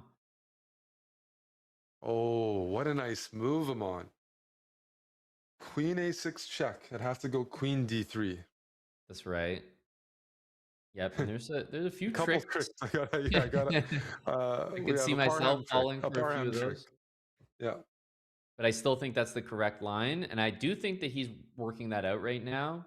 Queen a6, queen d3, takes, rook d8, knight takes e5, and maybe king g8.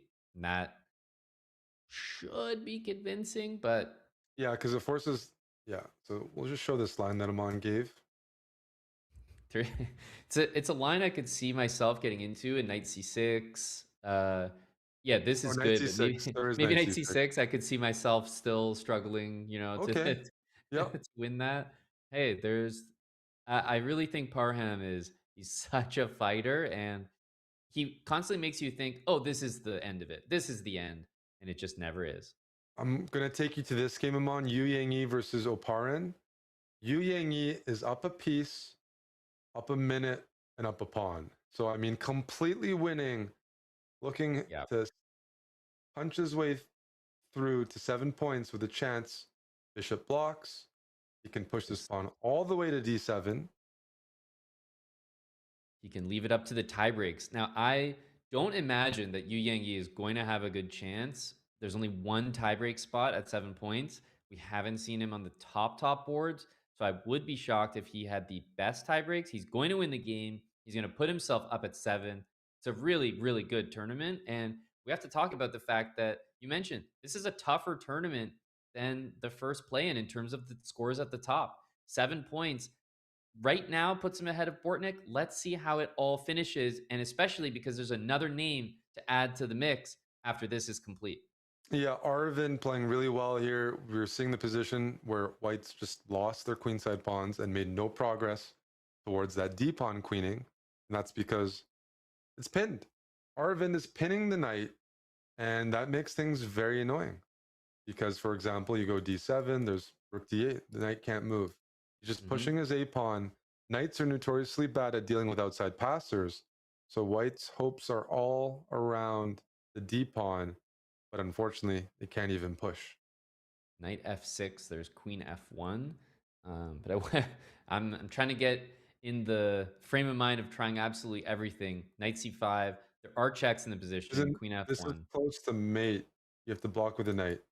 Check here, and that's mate. So we're close to mating territory here. Very close. There should be something. He doesn't need to do that. That's the good thing for Arvin. Doesn't have to go for mate, but queen f1 check flushes the king out of its safety. And you can now play rook b4 check. Yeah. Forcing the knight to block. And if you don't see anything better, Amon, just play queen f7, right? So check, Okay, I was gonna say rook check. Ooh.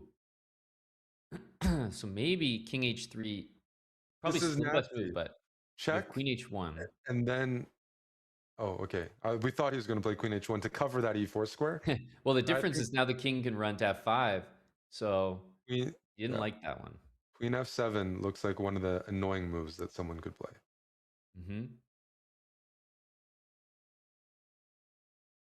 King back to h3. Yep. That a pawn is still going. d7 is prevented. Seems like a lot of progress here. Not to mention time. I was only cluing in that there's 18 seconds for Parham. Nicely done. Parham running out of moves. You can't move the knight or it's checkmate, right? There's a checkmate threat now of queen check Yeah, that's and right. rook b2. This is queen e6 check, for example. Yeah, rook takes e4, queen a8. You could have Checkmate. also played rook e8, and yeah, this should be. Just don't play rook takes e4. Don't run into this. Yeah. Yep. Arvind wins, moves to 7. Amazing. He's put himself, at that 7-point marker, but now the question is just where does everyone finish? And it looks like Yu Yang Yi, to my surprise, honestly, has himself in front at the moment. And wait to see, obviously, the end of the round completely to see where those tie breaks put everyone. Wesley also, crucially, in second place here, and Pranesh might be that first place finisher. So we'll wait to see after all the games are complete just now. Yeah, every game that's ongoing, we have Andraken playing blocking Sarana here. Every game impacts the standings. You count up your opponent's points. And some of these guys have played the top players. This is annoying to convert. White's up the exchange, but the flank pawns, you see that knight hopping around. Oh, that's is nice that rook almost stuck? Okay, he decides not to go for it. But he picks up a pawn here. Smart. Yeah, that was very clever to let black take the pawn. Under 15 seconds. Hangs the pawn here, though. Anyone could win this. Yep. Look at the pre-moves from Andraken, freeing up his f-pawn. Take the black walk pieces his king here. down. He's walking his king down. Take black for sure. Check. Oh, it's a nice find by Sarana. Yeah, that's a mistake. Still, B3? B3?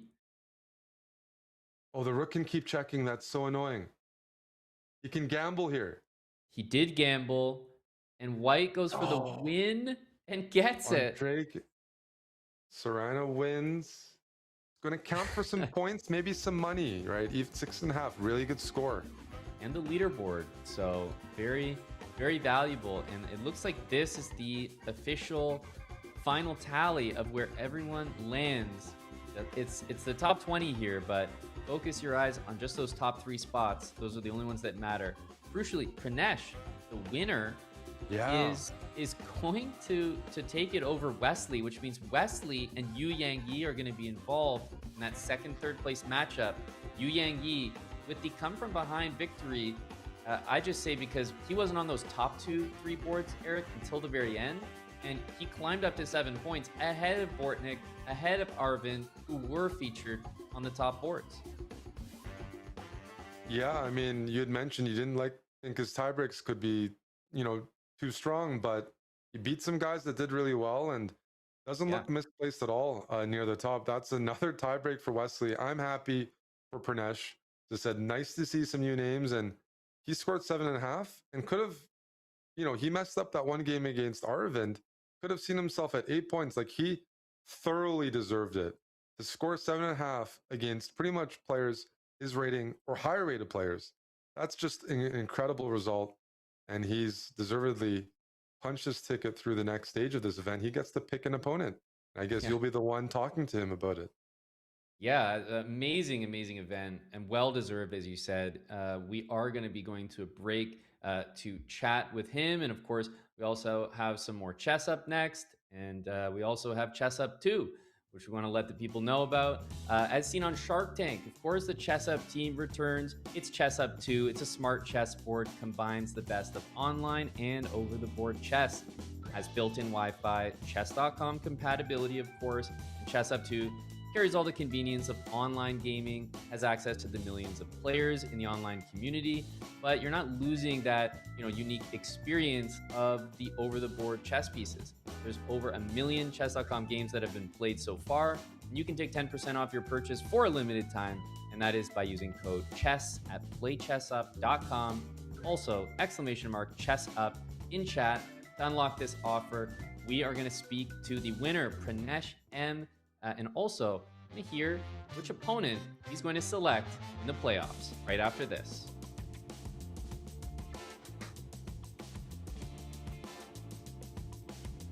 You're a grandmaster and I'm a retired IM. So I'm gonna actually use this board to have the advantage. If I'm touching a piece, it's gonna show me whether it's a good move, a bad move, or a decent move. Okay. What if I touch this? Oh, taking is not a good idea. So what's a good idea? It's ridiculous. That's it. It's ridiculous. I know it. A lot of people fall for that. I know you want to flag me, but I'm just like, I'm gonna go sometimes with my intuition, sometimes with the magic of this board. I think we need to try to bring the pieces back. No way, Aman! Take that! There's just no way this works. I calculated it till the end. I mean, I have to, out of respect for the move. I got it. It's not a good move to take it. Is it Queen H6? It's Queen H6 first. Of course I know it. What? I don't know how I stop this. I got nothing here. I can't even move. Anna. Thank you, Aman. Good game. What do you mean, good game? Good game. It's the best game of my life. You are actually now 1-0 against me lifetime. Yes.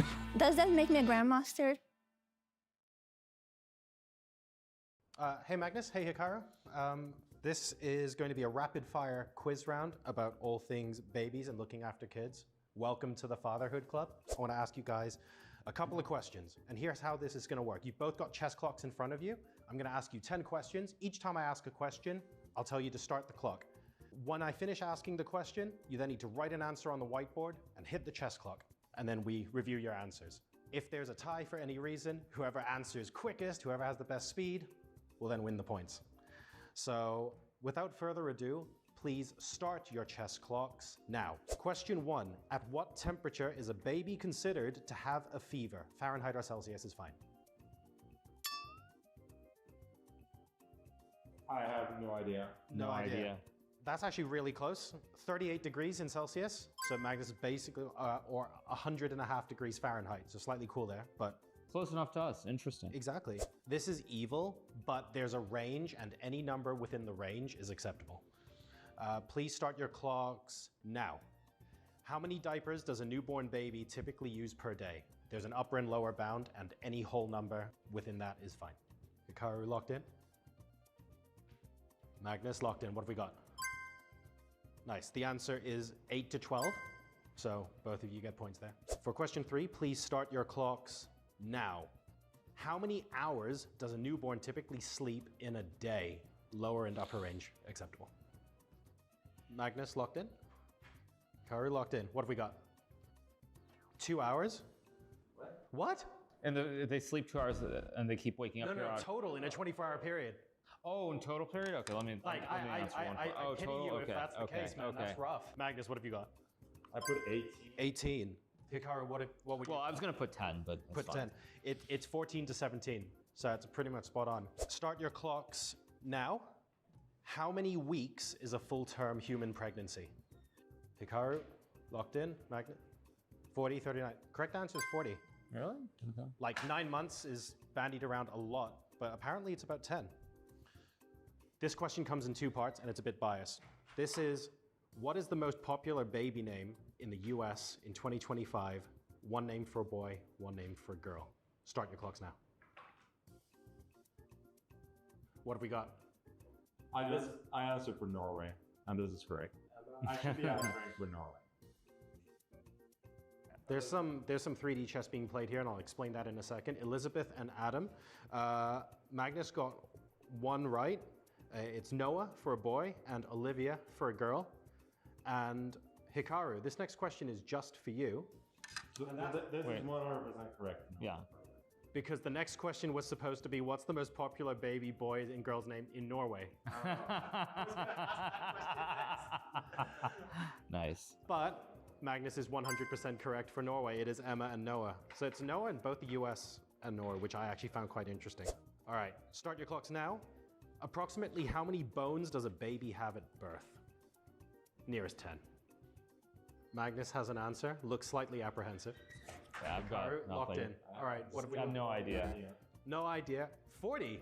I They're don't like a know. shark. I'm guessing they're a little small ones, So but I don't know. here's what's weird. It's the other way. It's 300. So adults have like 206, right? So babies. Yeah, I knew adults had around 200. I know the exact I feel number. like whenever I play tennis, I lose 10 bones an hour. So I suppose that's about right. But they got way more bones than we do. Go figure.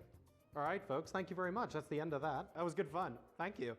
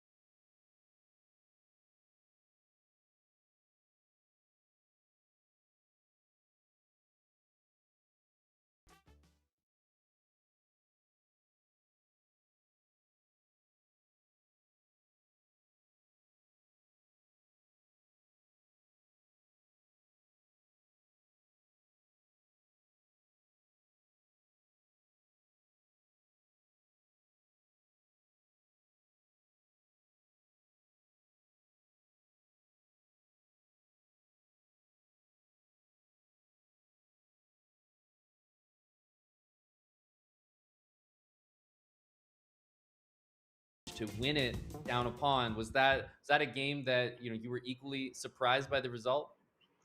Yeah, I just blended the pawn and I was playing for draw, but I think he just over pushed, yeah, and then I managed to flag him also. It didn't have any position, yeah, but I was like, okay, yeah. Yeah, you decided to really go for it though. Like you weren't gonna take a draw. It felt like at that point. Yeah. Then after that round, I was winning with Arvind, but then I drew that, yeah. So it was equal. Yep, Yeah. exactly. And how are you finding, I guess, no increment chess? Do you feel like it suits your style?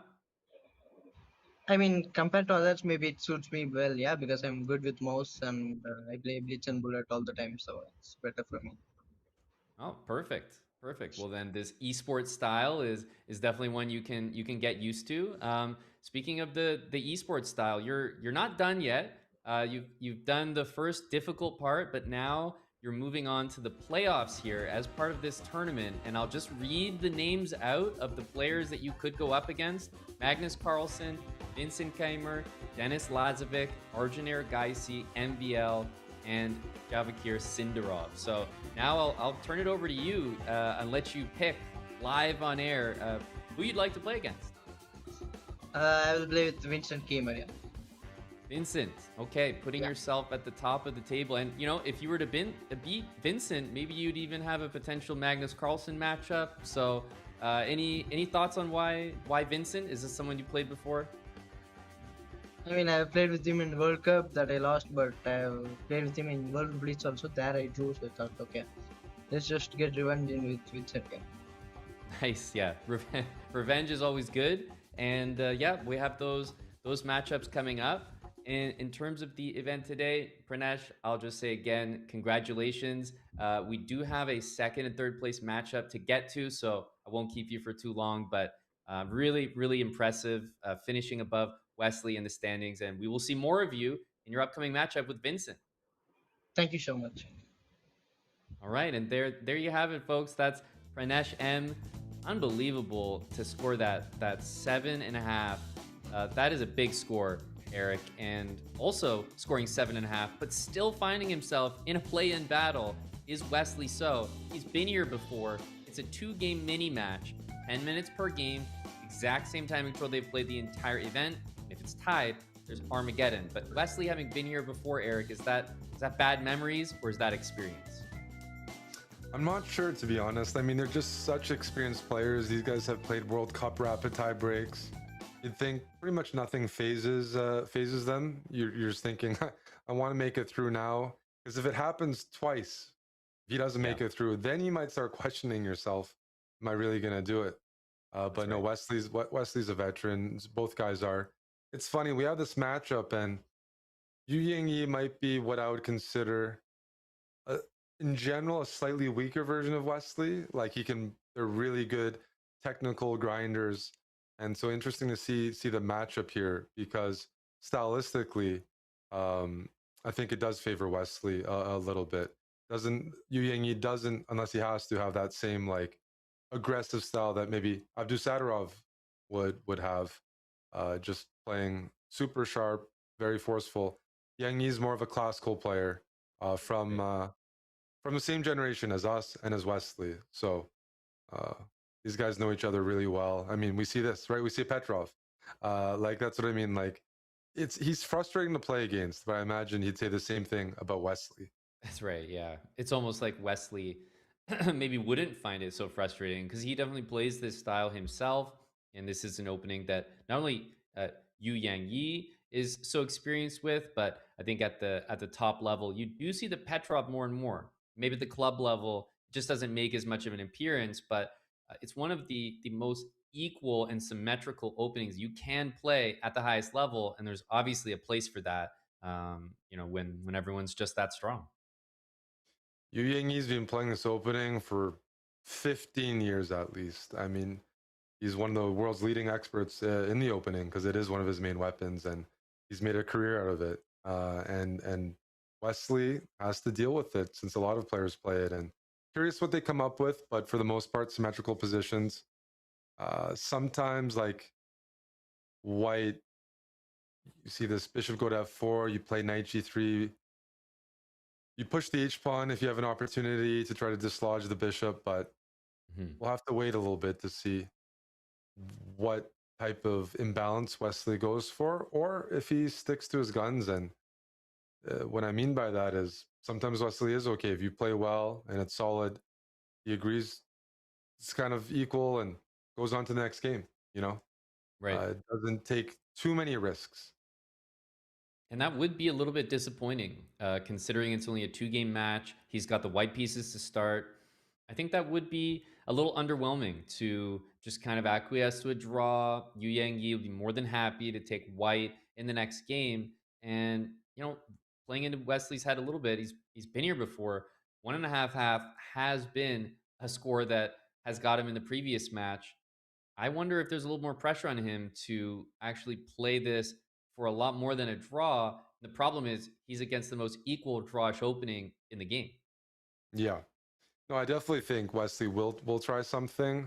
This is all very known territory, so you're wondering why Wesley's thinking. He knows what to do, but he knows his opponent also knows what to expect.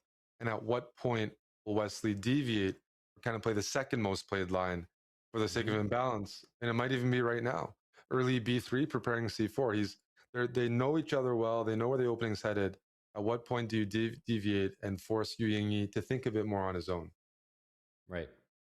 Yeah, the move c4 works really well against a knight on d6.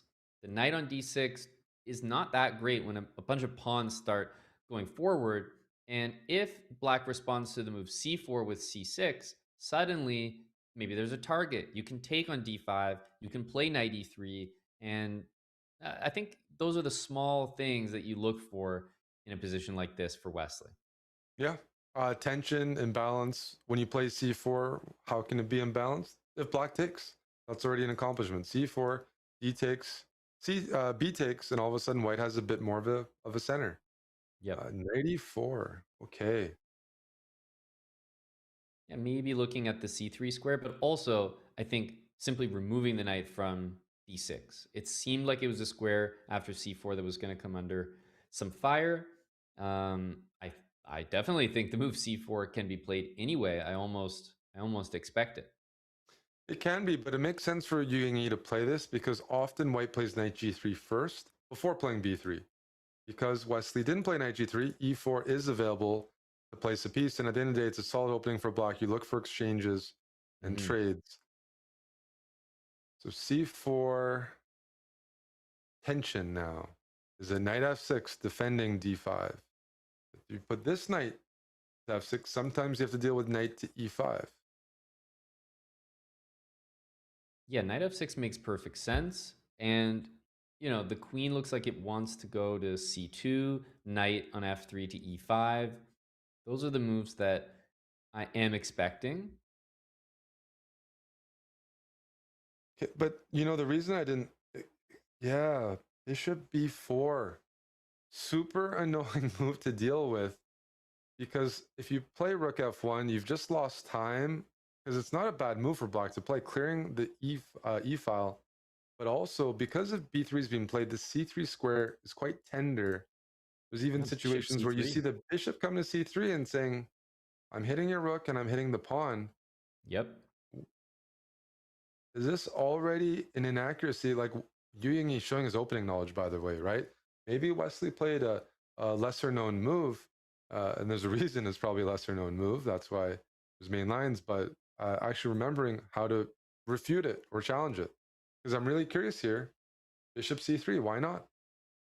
Yeah, and are we maybe seeing the phenomenon happen where your opponent plays equal, drawish, and it almost frustrates you with the white pieces, so you take more risks, and then as a result, you're all of a sudden in a worse position, and the absolute disaster would be to start this match off with a loss, because, I mean, you're sending a very capable and solid player like Yu Yangyi into the next game with a lead like that. All he would need to do is make a draw.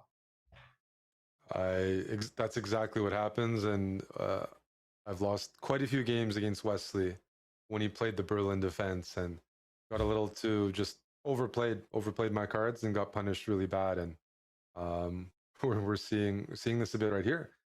Bishop c3 is coming, and you don't have a good way to capture. If you take with a bishop, there's still bishop c3. It's an isolated pawn. You take with this pawn, that looks even worse because you split your pawns, and d4 is still loose. So that's right. Wesley already in trouble, which is simply put a disaster with white when there's a very little margin of error in this tiebreak format. It's 2 games.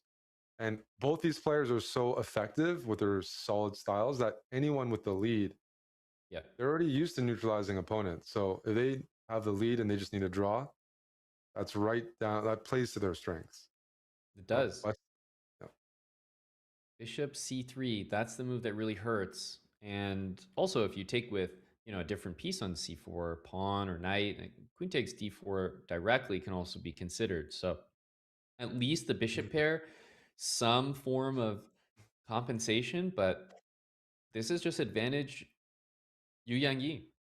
Yeah, really, really healthy advantage. And both of these players are ones you give them space or an opportunity to push, then they will. You wake them up. Yu Yangyi going into the game, surely play the Petrov, you're okay with a draw.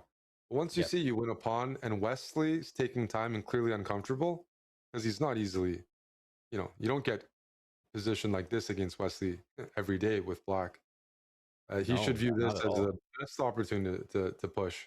And that means mobilizing your queenside majority, bringing your rooks into the game, potentially establishing a piece on d4 as an outpost when the time comes. I mean, you have to defend the hanging pieces, but this d4 bishop might be hanging out there for a while. I see, though, if you're not careful and you play rook there, the knight can get harassed a little bit more. Maybe rook ce1, for example. It feels like it's hard for Wesley to challenge the position if you can't get rid of this knight. That's right. Yep. It's just too annoying. It's too centralized, too stable there. You need to put on some pressure. That's a tricky move. I'm still thinking c5 is commonly, you know, response, although the risk is maybe it weakens the light squares a little bit, and then you play rook e1. So c5, then rook e1, arguing, hey, I've opened up this diagonal. My queen has more squares and the light squares are weaker. So Bit tricky from Wesley, I get it. I'm curious about queen d5 as a move sometimes, by the way. Yeah. Queen d5 idea to just put the rook from a8 over to d8, just support these pieces in the center. But I think the reality is that they're going to come under some pressure here. And at least for Wesley, maybe you don't need to overthink the position. You might be worse, but you kind of can move your bishop from d3 back to b1. Just open up the pin, let Yu Yang Yi calculate all the possibilities, and do your best to just apply the pressure, but not overcalculate. For sure. We were talking about two bishops for Wesley. That's his main trump card here. They need open lines, and that comes from Yu Yang Yi taking, pushing the pawns up a little bit, supporting those pieces. That gives him a bit of counterplay. End of the day, it's a waiting position for Wesley. He needs to catch up on the clock, and he is a bit right now because Yu Yang Yi's thinking, and let Yu Yang Yi figure out how to convert this. There's no way for white to equalize. You're simply down a pawn, admit that, and just play quickly. Queen d5, yeah, that makes sense. Just defends everything and frees up the rook on a8 to join the game. I feel like okay, bishop e4. I wasn't expecting that move, but he's, I guess, looking or expecting knight e4. Yeah, because if queen takes, there might be knight d6. Yeah, that's what I was things thinking. are hanging, right? Queen takes, knight d6. All of a sudden, the rook and bishop are both loose in some position, so that's a blunder. Rook takes feels like the same issue, but also equally just weird to take with the rook. Knight d6 looks strong there as well. So what are we looking at here? Yeah, knight takes for sure. But knight takes for sure. I was even looking at this move. And the idea is like knight takes d6, queen takes queen. Yeah. Yeah, very unpleasant. Position like this. So it's on the board. Is this on the board? Yeah, it is. Oh wow. Okay. Well, because actually knight takes e4, I didn't see the other move. So now is it rook e6? Because we're hanging a lot of things here. What about rook e7? Rook e7. Yeah. The good thing is you have that c pawn. If you ever feel too much pressure on the d file with the pin, you can play c5, and for the most part, worst case situation, you lose the pawn, you're up. You don't want to risk more than that, though. So he played rook e6, which to me is surprising because I was concerned about initially knight f7. I was concerned about knight b7, but rook f6 might be an answer in a lot of cases. Yeah, that's nice. Sharp, though. You have to calculate it.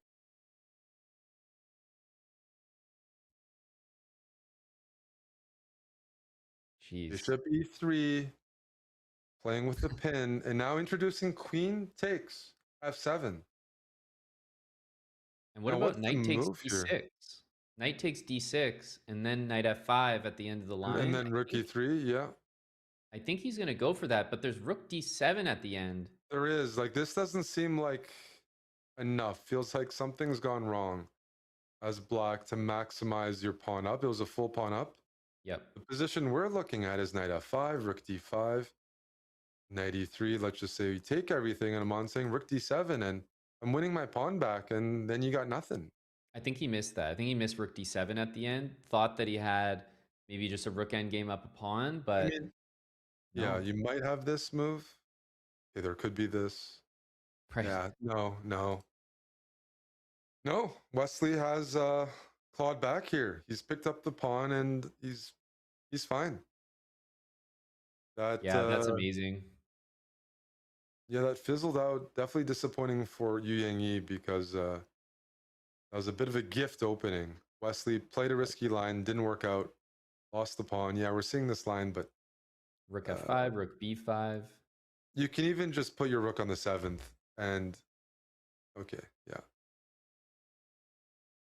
Rook takes b3. We're just gonna keep sacking our rooks. Who's taking? Maybe, right? Yeah, because at least you can play a5, b5 there at the end. He wants to be on the better side of it, and maybe it's worth fighting on. Agreed.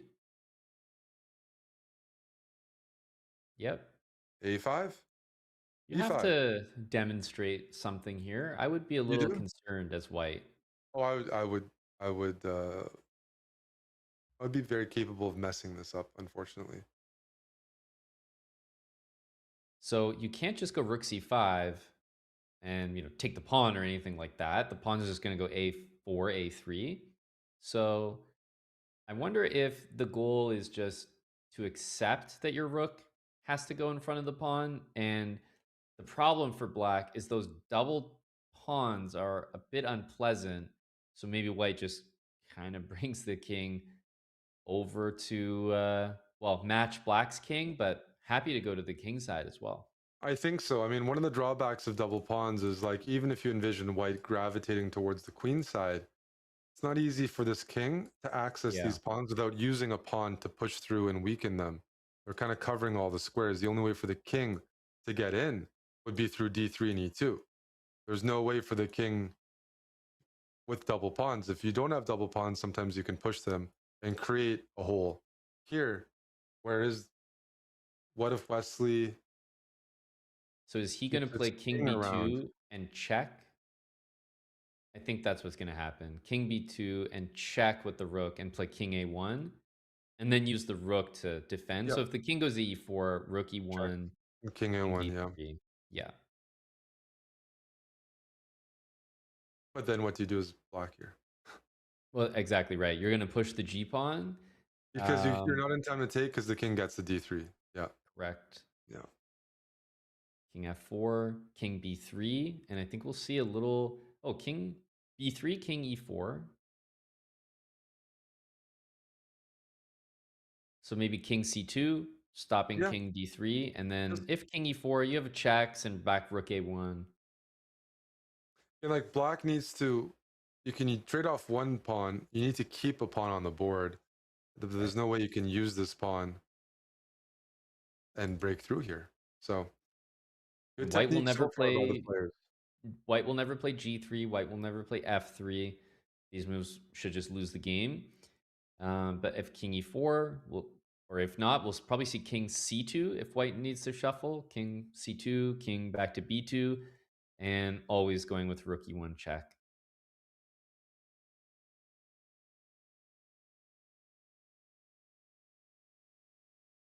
There could Wesley's be... taking some time here, though. Are we going to get like a rook versus rook? Oh. Okay, if he's taking some time, he's calculated something out. Some deep calculation here. Yep. Let's see if it's correct. It's correct. The king gets the g5. F5. He'll take the g pawn, and although he'll be down a pawn, he will be in front of the g pawn on g7. Nice calculation, because this takes away the opportunity to get flagged, to miscalculate later on when you don't have enough time to calculate. He invested a minute wisely there and takes away any losing chances. Yeah, good calculation. Wow. That's the drawback with the double pawns. Because if king f5, king h4, king g6, he's also covered there. Take the advanced pawn. Okay. Well played game. Two solid guys. No, we thought that Yu Yang, first of all, has to be said, Yu Yang, great result. With the black pieces, there's just no doubt about it. But when you look at the actual game, it really wasn't a good result. He should have extracted more. So it just depends how you view it, because on the one hand, Yu Yang has a game in front of him with the white pieces, everything to play for. But Wesley, it's going to feel like he kind of survived that game.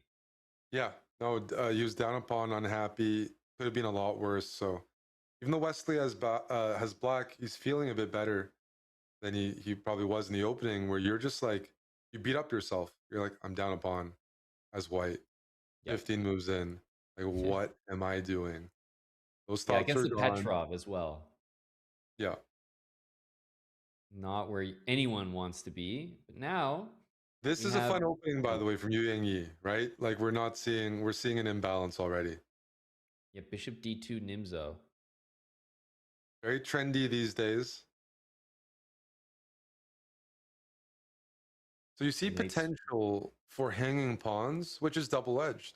Their Yeah. strength in terms of taking away, they grab space in the center of their hanging pawns because they're not defended by their pawns. They're weak for getting picked off, and it's kind of that strategic battle, and that's if white takes. Sometimes black plays c4, and they bring their own knight to e4, and they try to get their own pawn storm on the queen side. That decision right now stays with Wesley. And you also have, this idea of d takes on c5. Black, wants to take back with a pawn, and you can play b4 and try to claim some dark squares. So instead, keeping everything flexible with knight e4 is Wesley, and we're just not seeing a decision just yet. But knight takes c3 is normally the piece you'd rather capture compared to the knight on d2. But if you take on c3, the knight on e2 is going to recapture. The d pawn will be targeted, and even though you can take on d4, I think that the pawn on d5 is going to be weaker than the pawn on d4. For sure.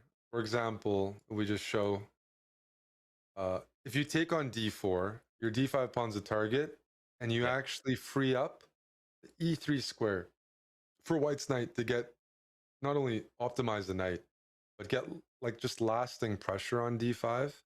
Exactly. And the d4 pawn can't be targeted the same way. So this opening is like not necessarily better for white, but it's easier to play because you have a clear plan, which is generally target d5. And I guess the thing that's not so fun with the bishop pair, black has the bishop pair. We talk about that a lot. They thrive in open positions. Your bishop is reduced to a more passive role behind your pawn, and it doesn't have an opportunity to like open up that diagonal. It's not outside of the pawn chain, and so the solid nature of the position keeps the bishops in check a bit. It's hard to imagine this bishop bearing down on white's position because it has to watch over d5 for a long time. It's just so one idea. Okay, there are situations again. You can play c4, e5, a5. He's captured. Not sure I like that decision. I'm saying the setup that I'm familiar with here. Put a queen on b3, knight on f1, knight on e3. Yep. And it's unpleasant. I mean, it's just annoying to play against. It's solid. Yu Yangyi, I keep saying he's a solid guy.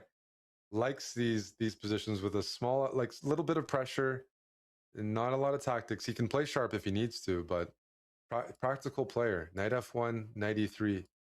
That's what I'm. Okay, this is a good move by Wesley because sometimes you meet knight. You have this bishop h6 idea. Got to get that bishop in the game, but I tend to favor white here. And if a few moves are played, now that knight e3 might not be in the cards, if black's playing against it, you can also try to bring the knight to e5. It's just static. And bishops don't do well when they have long-term weaknesses. Let's call the d5 pawn like a long-term weakness or something you have to defend. If that pawn wasn't there, the bishops could roam free, but that bishop on b7 is just stuck behind the pawn, just a nagging little bit of pressure here. And I do think that you can still go for the knight f1, knight e3 idea because, I mean, if the bishop trades itself for that knight, that'll just be a pretty bad looking resulting position. So I think we are going to see that. Although, as you mentioned, knight f3, knight e5, and maybe supporting it with f4, that's another way to go about things. More aggressive, but black's not that interested and unable really to move the knight on f6 because of the d pawn. So it becomes very intriguing to do that. And we're seeing full offense, full defense, everything revolving around that d pawn. I expect rook d8, although rook e8 could be played instead, and the d pawn on d4 also comes under attack from the bishop. Yeah, Wesley holding on, and he's demonstrating like objectively it's equal. And a lot of my comments are like, which position's easier to play? Usually it's easier for white, or it was easier. We got our pieces on nice squares, we're attacking it, we feel good about ourselves. But the drawback here is the only rook on e1, the piece to optimize, we can't get it to d5. Black has enough defenders, and now white has run out of useful moves, those moves that you can play quickly, put a bit of pressure on. What's next for Yu Yang Yi here? Is it Because White's A4, rook, A5? White's rook can't attack the D pawn, but Black's rook can defend it. So White would love to trade those rooks off the board, but that's just not a reality. So you're kind of highlighting: are we playing A4, A5? Like, what's the next idea? Queen B5 to try to trade queens, but I I'm not seeing anything concrete. There's H4, there's A4, but no, it feels like Wesley will be able to slowly improve maybe his position. The dark square bishop can maneuver around here. Yeah, you have to be careful as White when you open the position too much. It might improve the bishops. Uh, you mentioned the dark square bishop might have B4 in some positions, bishop H6. Always keeping an eye out on that knight in case the rook moves away. You can take. I mean, I don't mind what Yu Yang is doing. It makes sense for the position. He's playing how you're supposed to play. But Wesley's moves are now a bit easier to understand. Maybe king H7, maybe bishop H6. And there's still the big question, what's next for White? Because even if you get A5 in, you're not getting a bunch of pieces on B6. D5 is really where all 4 out of your 5 pieces are pointing at.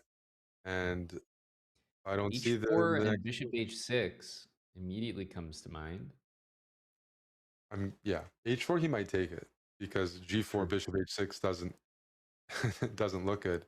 And queen on A2, you know, the point of H4 that I think makes a lot of sense is maybe the queen on A2 is a bit out of play, and Wesley might look to open things up on the king side. Now, there is one idea as well for White, by the way, with queen A2 is to play B4, B5. It kicks this bishop back. The bishop can move back, but it also softens up the E5 square. And then there's some positions where White will try to place a knight on C6 or win some light squares. Don't think it's enough, but it's a way of trying to gain some space. There's the final piece for Wesley. Yes, G7 is a great square, but because the knight on F6 has to stay on F6 to guard D5, bishop on G7, the presence is not fully felt, whereas bishop H6, you feel that, you know, maybe Black can improve the queen. Queen D6, King G7, but Black's almost fully there. H4 and just the pressure in the position. I like what Wesley's doing, but Yu Yang Yi trying to create another weakness. A takes B6, Queen B3, and you feel like you're kind of maximizing with White. Yeah, I agree with that. Remember, the right exchange for Black is generally not getting rid of this bishop unless you really weaken White's position, because the weakness on D5 is on a light square, which helps White's bishop. Meanwhile, D4 can't be targeted by Black's bishop. So we're setting it up, right? Yeah. Queen D6 sets up that exchange on E3. And G3 is loose. Wesley playing very well right now, making sure White's initiative isn't too dangerous. Okay, this move sets it up on, but I wonder, will Wesley play, sorry, Yu Yang move like knight C2 and offer a rook exchange? He's got pressure here. Yeah, I would say so. Because he wants to push, but not take too much risk. He's a solid player, and if it goes to Armageddon, that's not the end of the world. I'm just saying, like a draw, he doesn't have to win this game. If he can contain Wesley, make him find a few tough moves, that's kind of all you can expect against someone so Knight solid. F3, Knight E5. That old idea, the knight could be on E3, but the other plan was to put it on E5, and that is still available in this position. Knight D3 to E5. Knight D3 also controls the F4 square and heads to B4, where you could also just put total pressure on D5. So even though the squares, dark squares, are a little bit weak around White's king, I feel like the pressure is more on Wesley to find something that justifies the current position, because the targets are a bit obvious for White, B6 and D5. Yeah, I have to give credit. That A4, A5 move, it didn't do too much, but the fact that Black has to invest a bit of time to always look over this restricts the queen from maybe taking advantage of the weak dark squares. You'd love to bring the queen into the game or come up with something on the dark squares, but B6 might be too costly to give up. And just having that minute on the clock, Yu Yang Yi, a little bit of pressure here. I mean, just imagine that there was a pawn on A3 and A7. then black would play queen f4. Like you said, black would probably be playing for a win easily. So that a-pawn advance, not to be underestimated. Knight d3, I think King makes f1. perfect sense. Bishop back to d6. Mm-hmm. Does that drop a pawn, actually? Am I dropping a pawn on d5? You and Wesley, maybe? The knight on d3 covers c1. So Wesley is losing the pawn. This is always White's game plan. And if he's counting on bringing the queen in for counterplay, let's say you trade everything on d5, queen c2, White can defend that knight. It's a light square. Like queen f3 and Yu Yang Yi. He's achieved something here, Amon. A little bit. Definitely. Queen c2, knight e1. Well, yeah, there's knight e1, there's queen f3, there's queen b5, knight e1. Nice. Because, like you know, this knight e1 and pawn is b3. weak. Yeah. Put everything on light squares. Yeah. This is problematic. No, this feels very correct. Knight There is e1, queen b3, knight b5. f3. I think he's thinking about queen b5. No, queen b5 looks good, but the queen is so well placed on d5. It truly covers everything. So I think your move is great. Knight e1, b3, knight f3. h4 is loose. It can even be cut off with g5. The bishop's always hanging. And this is so unpleasant because the dark squared bishop is really bad in these positions because it can't harass any of White's pieces. So the move knight e1 is also, for lack of a better word, a little bit obvious because the d6 bishop is hanging. Yes. So you just black is forced to play queen c7. Any move you can make that completely undoes your opponent's last turn is like the first move you consider. This looks close to losing. Like, so unpleasant. If we play the move knight e1, queen here, let's say knight f3, with our king on g2. We can play b3 whenever. Yeah, There's exactly. no counterplay here. No, this and is you're threatening this. terrible. The endgames are bad. Yu and Yi close. Oh my goodness. Eric, I can't believe that we didn't see knight e1. This is like a backwards knight move that's just not registering for these strong players because Wesley for sure saw it. He was shaking his head. I'm shocked at the move queen takes d6 and potentially a draw here. Wow. No, Amon, that was like close to winning, and he has to spot that move. This all of a sudden is much trickier because your extra pawn is a d pawn. You'd like to obviously queen it. You'd rather have the knight, there's no doubt. In order to queen it, you need your queen to support it, but you're constantly watching over your f2 pawn.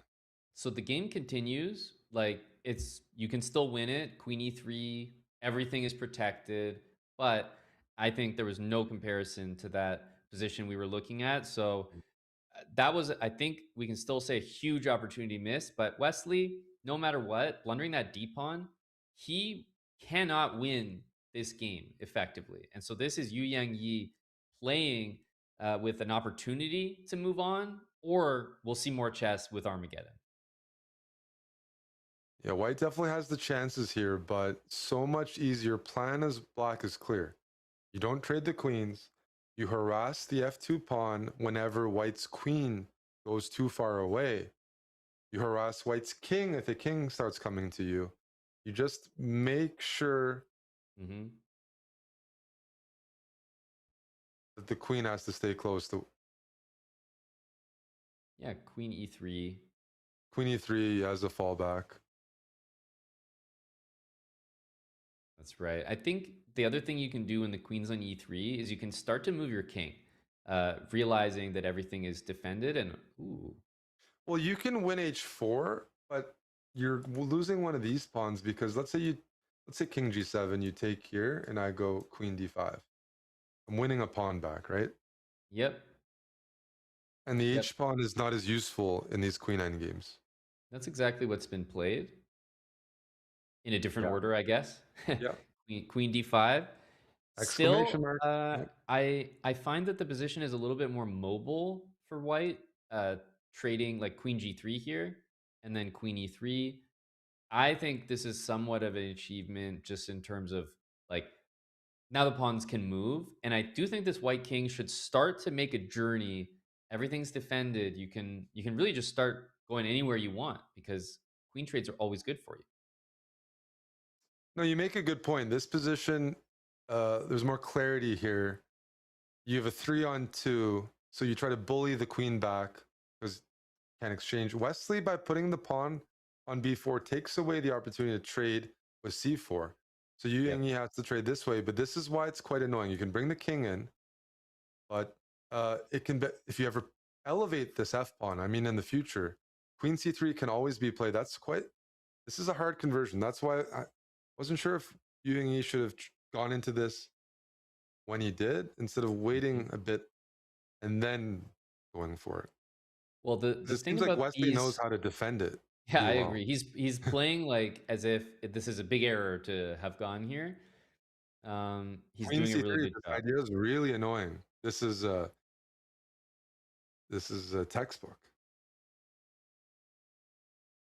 Yeah, there is king g3, queen c3 with the king on h7. I think would be threefold repetition, this exact position. So not that the players are keeping that exactly in mind, but for example, queen e3, king h7, king g3, I think would be 3.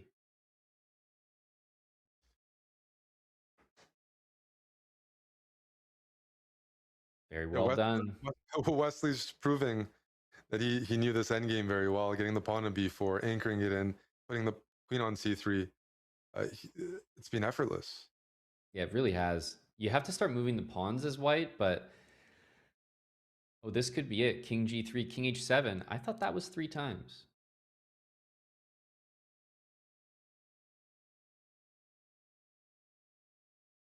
Okay, h5 played. There's a pawn move.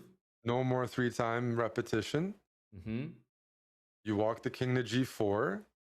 You walk the king to g5, f4, all the way over. Yeah, you can also put this queen on d5. d5, yeah. Well, then check the king and then queen d5, so it's not Yes. defended. Okay. Yu Yang making progress, doing a good job of avoiding that 3-time, unless Wesley missed a chance. Trying to set up a discover check. That's a little ambitious. I want the queen on d5 at some point, but what about needs to h6? stop on the clock. h6, you can win the f pawn with check, I think. And that forces the king on a worse square. If you go this king, is very good. Oh, he's making serious progress here. You can't take b3 anymore because there's a mating net. Well, you There's can a play mating even net. queen g5. Can you trade the queens here? That's a With great queen d7? question. That's a great question. Ooh, I thought king h5 was the... I guess there's queen d1 there. You might not be able to trade queens. Wesley has to think now, though, because he could be staring at a lost king and pawn endgame. Yep. f3. F3 This can is be huge played. progress. Covering the check, though. Wow. Oh, no. Oh, no. Wesley spots it him on. Incredible. That's There's amazing. something missed there. I mean, these guys are so good at finding. That's twice now in this I was match gonna that say, Wesley oh has my goodness, the calculated it. exact same thing in both games. Wesley comes out with a calculation at the end to save the game. That's 2 games that Yu Yang can say, truthfully, Eric, maybe he, in each one you could say, oh, but there was Wesley there playing great defense. He should have won one of them, it feels like. Definitely. Wow. And it's 1-1, which means after all of that, remember, 2-game match, short and sweet, but that means we are deciding everything, Eric, with Armageddon. And so we have to remind ourselves and the players and all of you what the format is for Armageddon in the chess.com Open. The players will bid. This is something that we have seen before. The players are going to lock in times that they are willing to take to play with the black pieces. Now, you're trying to bid as low as possible and lower than your opponent. Now, why is everyone trying to play with the black pieces? That's because black wins if the game is a draw. So we're talking about a starting time of 5 minutes. There's no bonus time, okay? There's no increment at all. That means 5 minutes is what white is gonna get no matter what. And the players are just saying, you know what? I'll take 4 minutes to play with black. I'll take 3 minutes to play with black. And the question is, where do you bid in a situation like this, Eric? The players have a familiarity with the bidding process, but maybe not with 5 minutes as the starting time, at least not as much. Yeah, I'm curious. These are two players that I think you'd think would like to play black because they're solid, they can hold.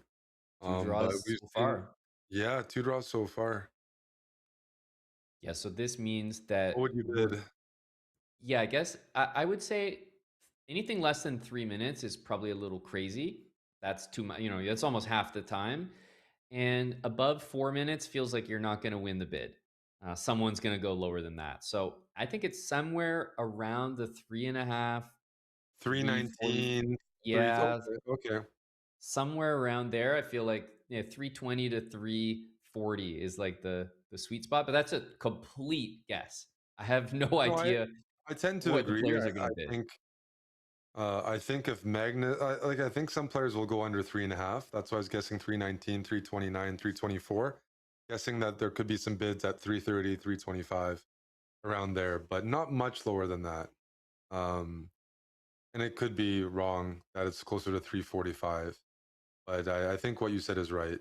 You're not going to win the bid, but sometimes you make a bid, you're okay playing white. I'm just not sure these guys are the ones. No, you have to think about the game so far. There have been chances.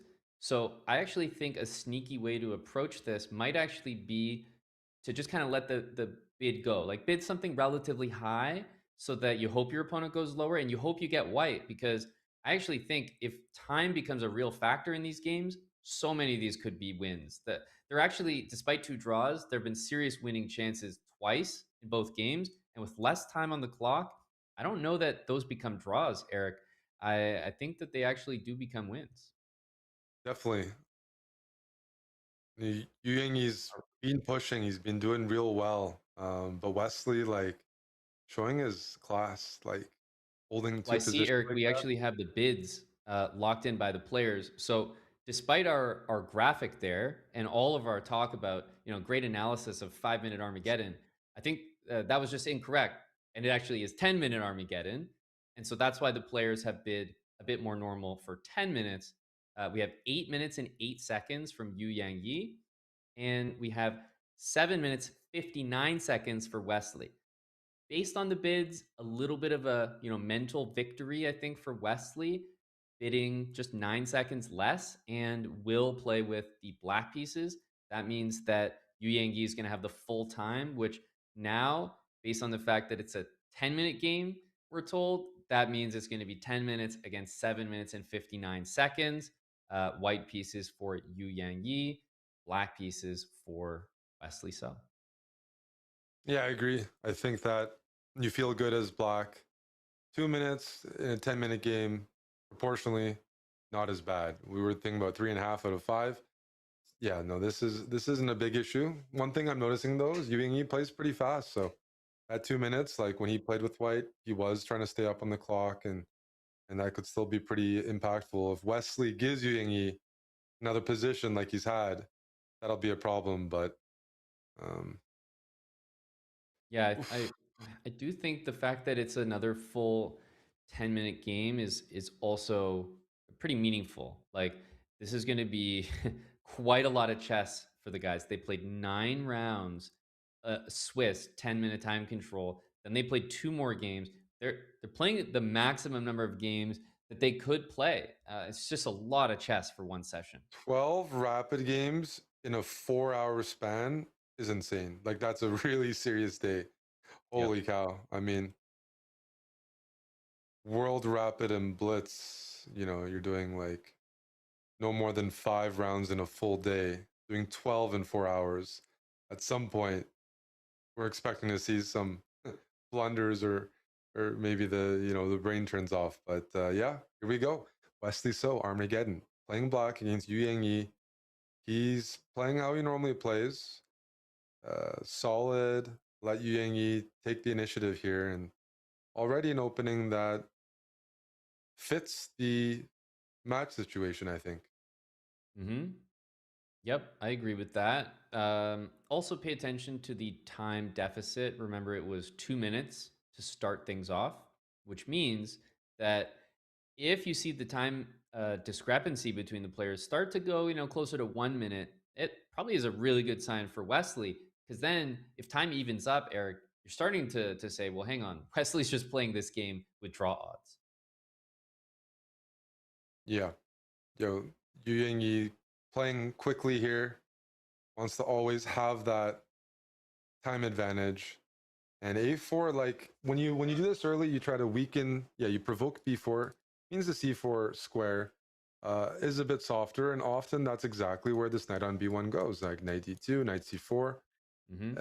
So I'm used to these positions where actually everybody's knight goes to the same square, like d4, d5, c4, c5 get occupied by knights very, very quickly. So I'm curious if we're going to see anything like that. well, the thing here is, yeah, Wesley had to play rook fc8 because the queen and bishop are eyeing this a6 pawn, which means there's a, it's not fully symmetrical with where the pieces are going. That's right. Knight d5. Yeah, this is looking at c3 as well. Yeah, this is a structure commonly seen in the Queen's Gambit accepted. A very solid opening. Look at that. The pressure on a6, right? You just have to take with the bishop. But it is an exchange, right? So it does get Wesley a little closer. Although I won't say it's like drawish or anything. There's all the pieces on the board except that pair of rooks.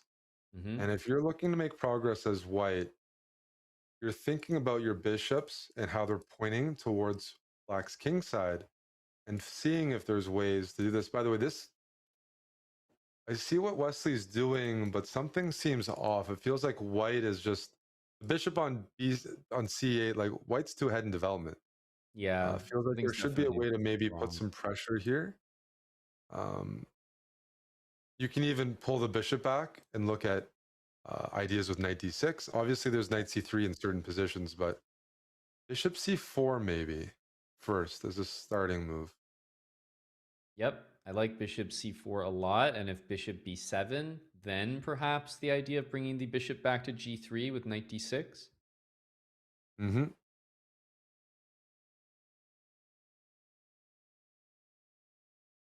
Yeah, you want to watch out for f5. Well, looks like a looking at terrible some crazy move. lines. They look crazy, but bishop here, I was even looking at bishop takes b4. Wow. And trying to get knight d6 in and then queen g4. You get a couple of pawns, but I was seeing, like, I'm just going to demonstrate here that, yeah, okay, like, there's problems. Came out of nowhere. There's problems. There's serious danger here. So we see queen d2. I mean, a very direct threat, we should say, of bishop takes b4. Also, you're starting to get a little concerned about knight c3. So queen d2 is also perhaps a defensive idea. So let's pile up pressure. Bishop c4. I don't mind the move. Yeah, the line I was looking at, I'm not sure, but it looks scary. But there's still problems here. Has to be bishop c4. Bishop c4, what do you do after bishop a6? It's going to try to attack the pawn. I was just like trying to bishop c4, bishop a6. Like, please take this or something. Like, maybe take and knight c5. I actually wonder how that opposite bishop position might be, given the fact that, you can kind of play it on for a little while as well. It's true. But Wesley's the time behind. Advantage here. That's gone, yeah. Bishop c5, knight d6 is an idea, but the thing is, after bishop trade and go knight c3, haven't you made some progress? I think absolutely. Although knight c3, I want to force white off of the d file as much as I can. And then I need to force that knight away from c5 because it's hindering Black's bishop. That's a clever move order, then preparing knight here. Right. I'm not sure I like what Yu Yingyi's done. I think this queen e2 move maybe was a little slow. Unless It does seem a bit slow, but also just we're sort of reluctant to play bishop c4, which has seemed like one of the best moves for a really long time. I mean, rook c1, just get disconnected with knight c3. He's going to go knight e4 here and try to play open position. Knight e4. If everything gets traded off, it's still not an easy position because black's pawns are a bit weak. So smart move by Wesley not to trade, because if you were to trade, little bishop b7 and there's some position like this, queen here, and you're getting in. Not nice at all. So knight back to d5, and I mean queen c2. Yeah, maybe queen c2. Yeah. We're running out of time. Yu Yingyi to like harass Wesley before he gets developed. Yeah, he's like, it feels like he's like 1 or 2 moves away. 1 or 2 moves away. Yeah, time is of the essence here. Rook c8. Sometimes this a5 pawn could be real weak. You can, when the knight vacates, you can start harassing it. These are some concrete moves because I think the knight wants c3. I'm surprised. Rook c8. Is he playing rook c4? How are you unpinning here? This is a very provocative move, but it's after Wesley is fully developed. This is the also type of rook move c4. Is there a draw? Like, you know, knight b6, knight back. That's a disaster for white, who needs to win. Was he expecting bishop d7 here? Is this the idea? Bishop d7? And you take on e6 and you play rook versus 2 pieces? What? That makes sense, right? Bishop there. At least you have a game, like, or not the best, but like you can't. Knight b6 here, Amon. Whoa. Surprising. I thought knight b6 going for the queen, but this is a risky decision because if we sidestep, oh, that's the find. He's found it. With bishop takes d7. Bishop takes d7. Oh, you can go into a pleasant endgame here. Yeah, queen takes e6 check. He's up a pawn. Just queen e6. So queen e6, you take, and then knight takes b5. That's a... What the heck is happening there? I guess knight c7, of course. The knight's on e6 now. Whew. Okay, I thought knight b5 was something, but no, this is just simple. Like, white is much better now. Knight back to d4, defend b3, and then most of the trouble's gone. You can afford to exchange. This knight will not be taken here. Knight d4, and this is terrible because not only is this weak, but if I can get in rook c5 and reposition my bishop, a5 is loose. So we're close to a losing position again for Wesley. In this one, there's less counterplay. He's going to have to pull something out. And he looked like he was in a position with knight b6 where he's repeating, and he went from that to this, down a pawn in an endgame. This looks terrible. You can go bishop d3 and force the rook to a7, which is extremely depressing. You can go for this. Similar ideas. Not sure which was better, to be honest. Like, more pieces or fewer. Wesley will go for counterplay here. Pawn takes, maybe a rook here with some tricks. Yep. Uh-oh. So was he planning on taking here? No, this is with check. It's with check. I was going to say, yeah. I was hoping to push this down the board. E8 or something. Rook d7. But Wesley's about to lose all of his pawns. All of them. And you know what? You can like you can take just about anything. Knight takes a5 also guards b3. Yeah. So this is a big problem. Down on time again after catching up, because now the clock doesn't feel like it matters. It's just about the board, and black's dead lost. Without counterplay. Yeah. Take on f4. Okay, you have to take f4, surely. Okay. This works. You get connected to pawns. Yeah. You'll be up 2 pawns, and a knight and a rook can't do much to white's king. So Wesley will be playing down 2 connected pass pawns.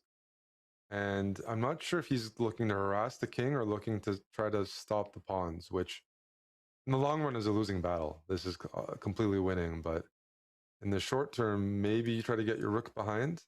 But even that's what I'm saying. A rook and knight can't do anything to this king. You need this pawn all the way to h4. You give it check. You play knight g3. You get a potential mating net. That's a long ways away. That's the main idea, really. But it's the only idea. It's the only idea. Yeah. So you give the check. H4 coming. Yeah, h4 from white. Okay, so and now you can Wesley's play... going to pull his knight back here. But this square is covered. So even knight here, there's no mating net because it's covered for now. But it's just an idea. I think Even still, yeah, putting his rook on a4. the king is running g3, f4. Like, you're never going to mate that white king now. So it's time for a5. And as you mentioned, rook a4. And that's why Wesley's in pure desperation mode. He's not viewing this as like the next move. I think this is lost. And Yeah. He's close to resigning. He's got a couple more tricks left, but there's no mating net. No. If here, you can actually bring the king out if you really want. But he might be like, you just hold until knight g3, and then just don't play king h2 here. That runs into checkmate. That's right. Yeah, king's coming out. We're very close to a Might even go victory. king h5. Might even go king h5. Or king here, and then king here. Walk in and try to mate. Little surprise. Yeah. Rook here or b7. Yeah, e5 is covered. Just going to cut the king off. I would be shocked, Amon, if something happens here. King e2. Okay. I'm not guessing the moves very well. Here's the calculation. Yeah, I mean, everything wins, but I wonder if he gives respect to this knight e1 try. Because even if you win g2, you can't get your h-pawn through in time. There's a couple mating nets for white. One of them is getting the knight to f6 and playing g6, for example. That's like...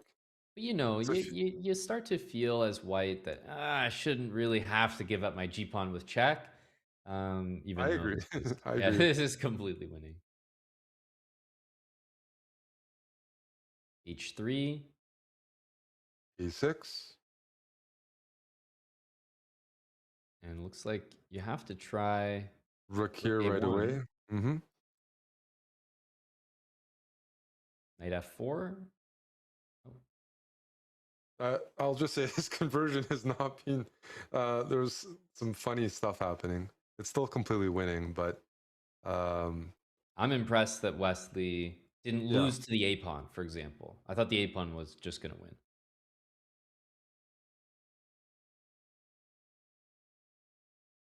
There's no doubt that this is winning for white, but...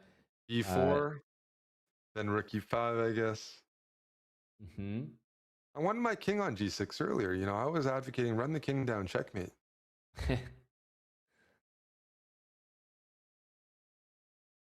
And you cannot trade the knights. This will be a losing endgame, for sure. No, but there's some funny technique going on. I'm telling you. I was going to say rook b5. Rook b5 and just go take that pawn. This is very similar. There's no rook b7. Rook e3. That looks good. Yeah, that's a good move. That's a good move. Yeah, let's not give up any more pawns. Please and thank you. And you could have taken one on the previous turn. Knight takes b3. He didn't want to allow it. You can go b5, right? Yes. Technically. He was worried about knight f6 check. And then rook d4. That's a really good one. I would fall for that. Now, Yu Yangyi in some ways has impressed me maybe with this position and his handling of it, but I don't know that he should have been in this position. So it seemed a bit shaky before, but somehow he's kept good control of that knight. And it's a really nice configuration. Yeah, the knights things look totally really contained. But I think we were earlier a couple moves away from Wesley simply resigning.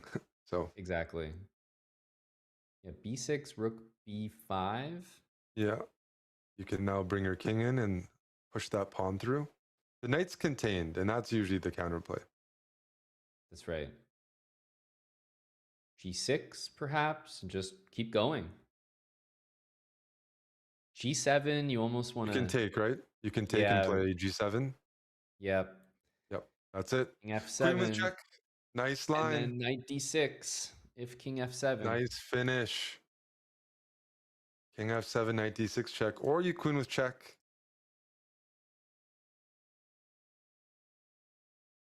Yeah, Took a while, but it was never in doubt. Yu Yang Yi ends up with the white pieces. Even though they bid so similar, it almost looked like he wanted to play black more, but kind of rose to the occasion here. And yes, he will take the victory. And that is unfortunate for Wesley. He's just found himself in this second, third place match twice now in both play-ins and has not found success. But Eric, Yu Yang Yi made his way to 7 points, had the better tie breaks, and then, you know, he was the one with all the chances in this match. So in the end, it kind of felt fitting that he finally got one of those good positions through because he had multiple of them. No, it's impressive. 3 games against Wesley in the tiebreak, and he was pushing all of them. So not someone to underestimate. I mean, he really did deserve it. Went under the radar because there were so many good games to follow this event. But yeah, out of 12 games, he lost just 1 game out of the 12 rapid games That's incredible. That's incredible. And so much chess. The fatigue must be setting in for both of these players, which is why we're going to head to a break right away so that we can bring on Yu Yang Yi.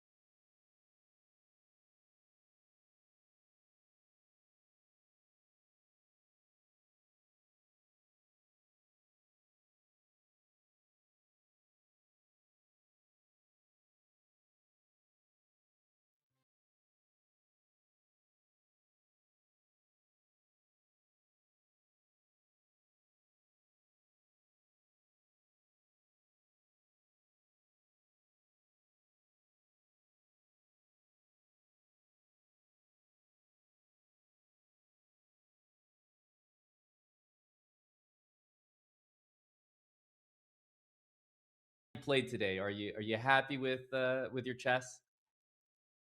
Yes, I'm today I'm so happy, yeah, because I take a second place, yeah. Yep. And How today, was the match against Wesley? yeah, it's difficult match, of course, yes. Uh, I think one in first game maybe my position is better, and the second game I think in Queen's endgame maybe I have some chance. Yeah, I feel. Yeah, Yep. but yeah for last game in Armageddon, yeah, in endgame I play some so bad in yeah. Yeah. Yeah, I That's okay. feel sometimes, yeah, I feel sometimes my opponent some draw chance, yeah, yes, but Yeah, some can't always be yeah, I will perfect, but you yes, you still won yes, the mm, game. The only other thing I mm, wanted to ask was, did you want to actually play with the black pieces? Because your bids were so close together. Were you maybe a bit unhappy you had to play white? yes, um, bec in Armageddon, I want to choose white because I think it's black is difficult, yeah, Fair. difficult to play Armageddon, yes, All right. Well, I mean, amazing result beating a strong player like Wesley, but you've got more strong players ahead. You actually get to choose who your next opponent is going to be, and that can be Magnus, Denis Lazovic, Maxime Vachier-Lagrave, Arjun, or Sindarov. So it's up to you. Who would you like to play next? It's your choice.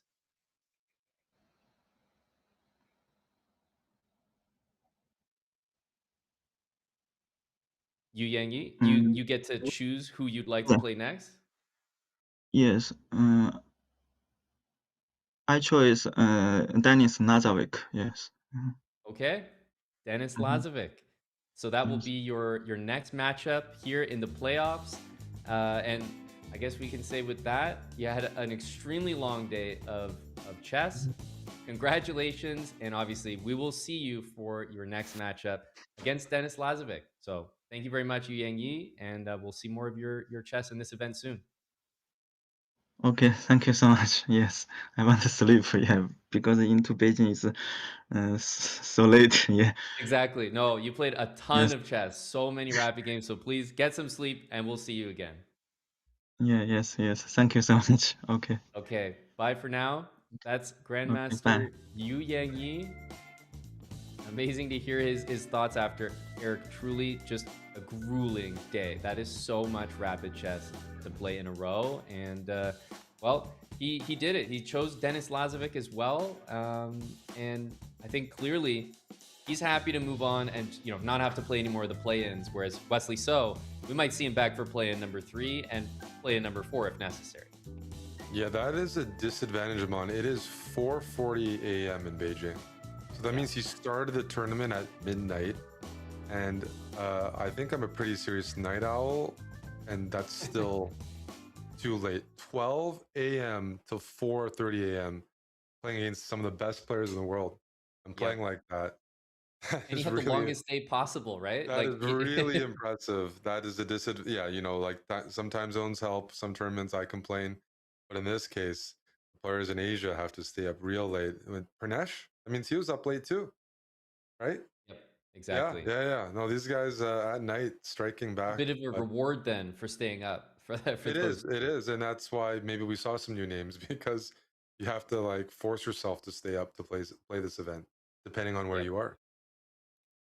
Wow, the next upcoming events are going to be the preliminaries. These are for the non-titled play-ins. That's for them to participate in the next play-ins.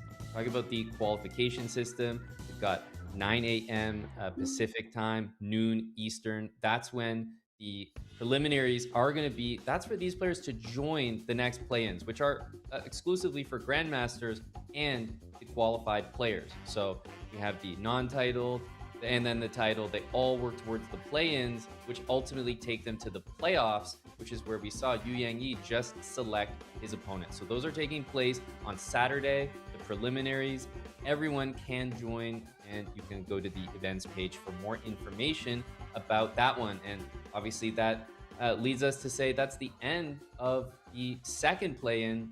The third and fourth are still to come, and we'll be eagerly awaiting who is going to make it through that one. Eric, will we see Wesley finally punch his ticket, and just so many other strong, deserving players? Fabiano has had some tough starts to the tournament, but you feel a strong player like him, he's not going to be held out of the top spots for that long, but that's just the nature of the event. Yeah, I think we're going to see everyone next week, right? Because some players missed it, some players have been trying. Next Monday, next Wednesday, that's the last chance for players to make it through the chess.com Open. That's right. And making it through the chess.com Open ultimately could mean a ticket to the Esports World